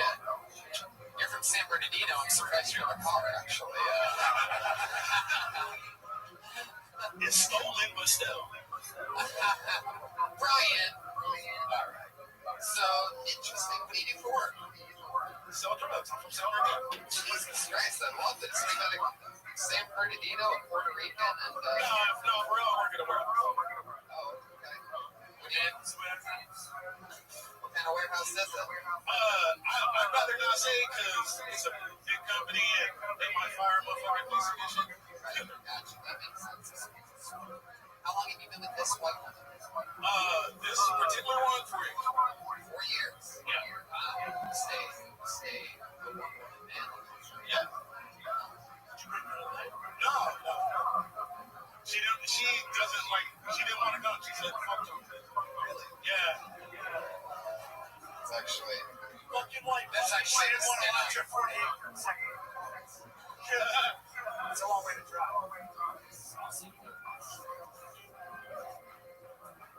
No, for real, it's not a lot of time. She comes to see me, like she comes to my shows, but I mean, 1 minute, it's an hour drive. Dude, What is she? She works at a furniture store. Very hostile. Well, I mean, what's your favorite category of car? That's a good question. And is it black or white? Color doesn't matter. I'm an ass-man, so if a porn star has a nice ass, good chance of watching it. Is that what you type in a search bar? Big booty bitches. I didn't say big. I said nice, motherfucker. Yeah, I like the BBW. We talked about this in you mentioned hogs. Yeah. And the hogs? What the fuck is a hog? I heard a hog in a girl's butt. It's white people currency.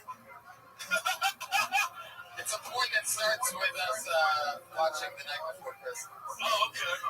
No, I didn't do that shit. How often do you get to perform living in San Bernardino? Out here, probably like 2, maybe 3 times a month if I'm lucky. It's tough out there, right? Yeah, it's just a long drive, and a lot of the shows, they don't pay for shit, so it's like, if I can get a gas money show, I'm good. Well, since you mentioned it, we're not going to give you gas money. Oh, I know. Yeah, right? We were giving everybody gas money, but now we're going to talk about it. Especially with the rest of the 30-foot RV. $700 gas bill. Yeah, interesting. Anything else interesting, Hostel? Do you have any special hobbies? Do you like fly airplanes or anything like that? Yeah. No, honestly, besides that, I'm actually like a really dedicated dad. Like, I love hanging out with my daughter. If I'm not How's your daughter? 7. Wow, just 1 year older than the person who got their bathroom jerked off into. What would you have done if you walked into your 7-year-old's bathroom and saw that last guy masturbating in it?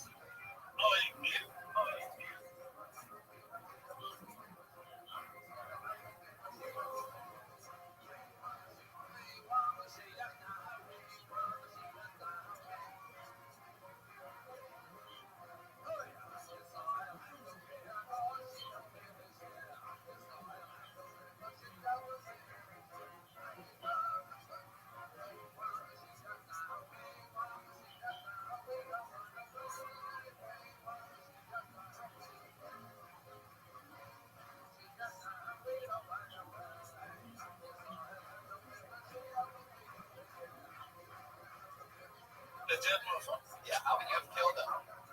I'm from 7.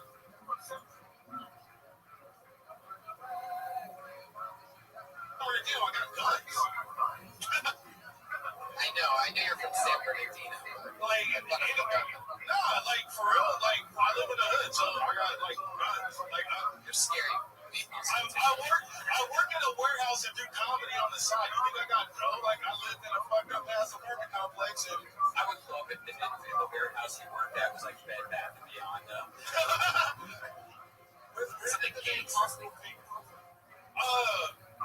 it just came from like when I first, after the first couple years I was doing comedy, it seemed like nobody would like even let me get any stage time, or I had to like go out of my way to get stage time. So I said, fuck it. Instead of trying to fit in, I'm gonna take this shit over. Ryan, I have a question for you.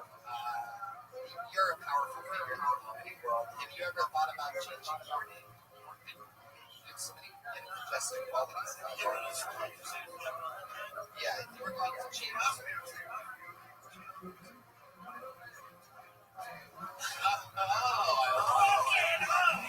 My stock just went up.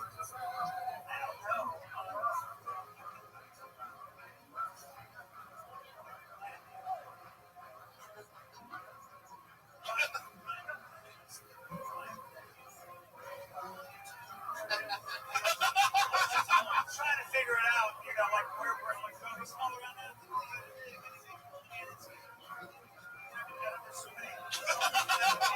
Maybe a longer, instead of longer, somebody. You know what I mean? So that, yeah, that's right.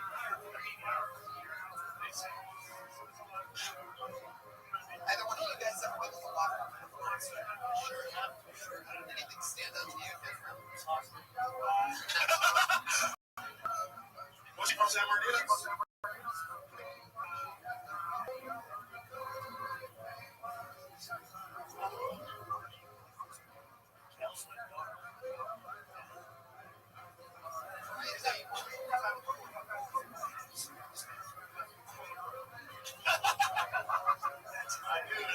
I'll tell you, not to be too bad.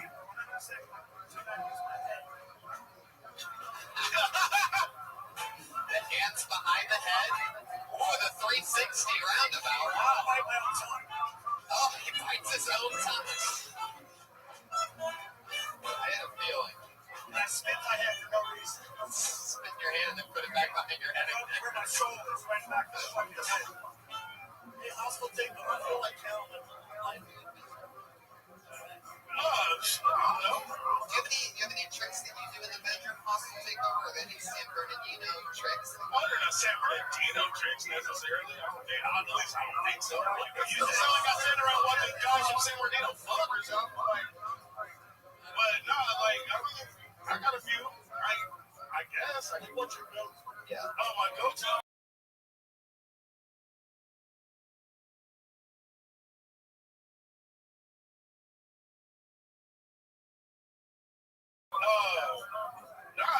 Handful of go.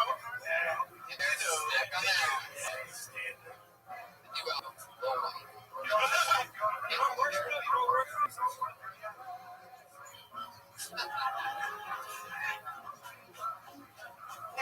Shopping after this, motherfucker. Why you talking like that?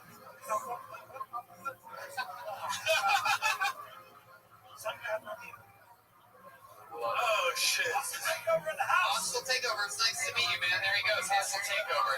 Fun stuff. Stringing the big beer. He's got the big beer.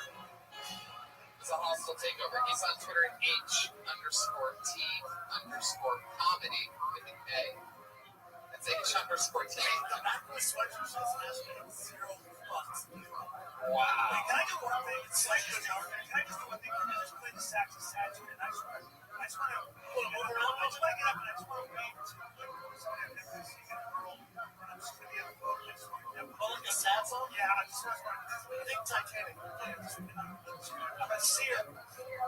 She knows I love her, but she's sounding very old. Yeah, everything's fucking taken off. I want tears now.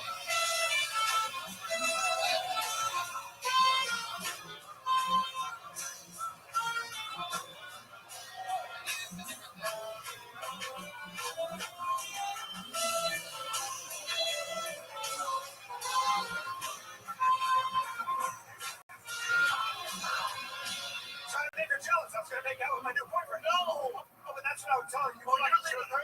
Yeah, I chose him, and I'm coming and drinking up. That was amazing. And it plays a mean sax. He's got a Troy Conrad, one of the best photographers in Los Angeles, getting special pictures of us tonight. You can see his gallery in the main main room up here, leaving the main room. Yeah, those are all Troy Conrad pictures. He's also the creator of one of my favorite shows, Segments.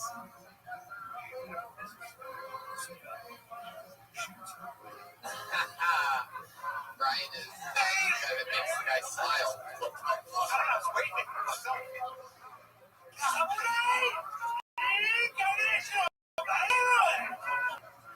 I love it.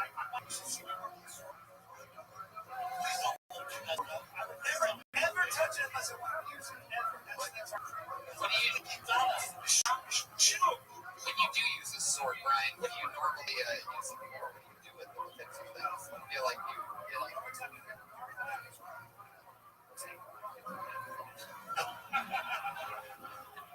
That's the only time I use it. Hey, no, last thing you saw here, not to be a dick, I won't hear it. Never fucking.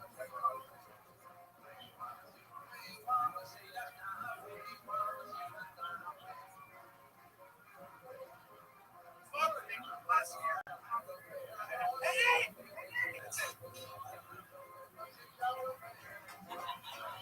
Brian motherfucking Cowan. I pulled another name out of the bucket. This looks like another new name. Your hand's gonna Coleman Cox, everybody. Here we go.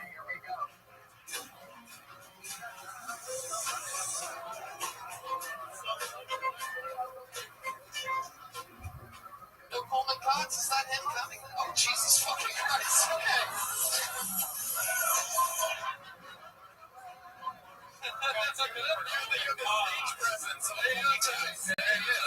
One more time for Coleman Cox, everybody.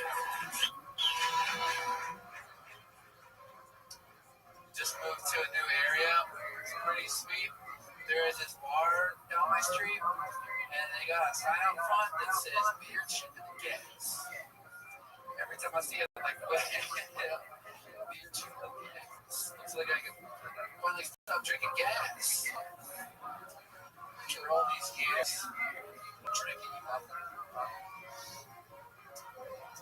I had a really bad set last night. And I was trying to tell my girlfriend about it, and she had multiple sclerosis, and I was like, I had a really bad set last night, and she was like, I'm dying.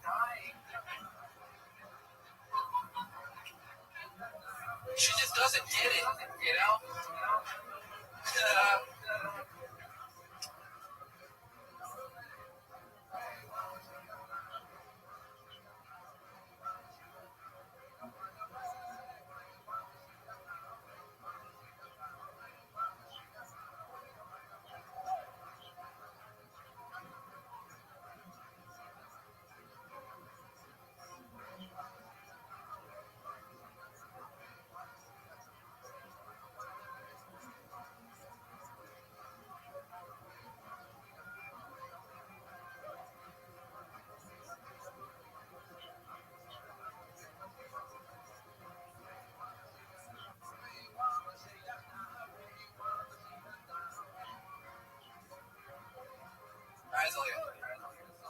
Fuck it. Nothing.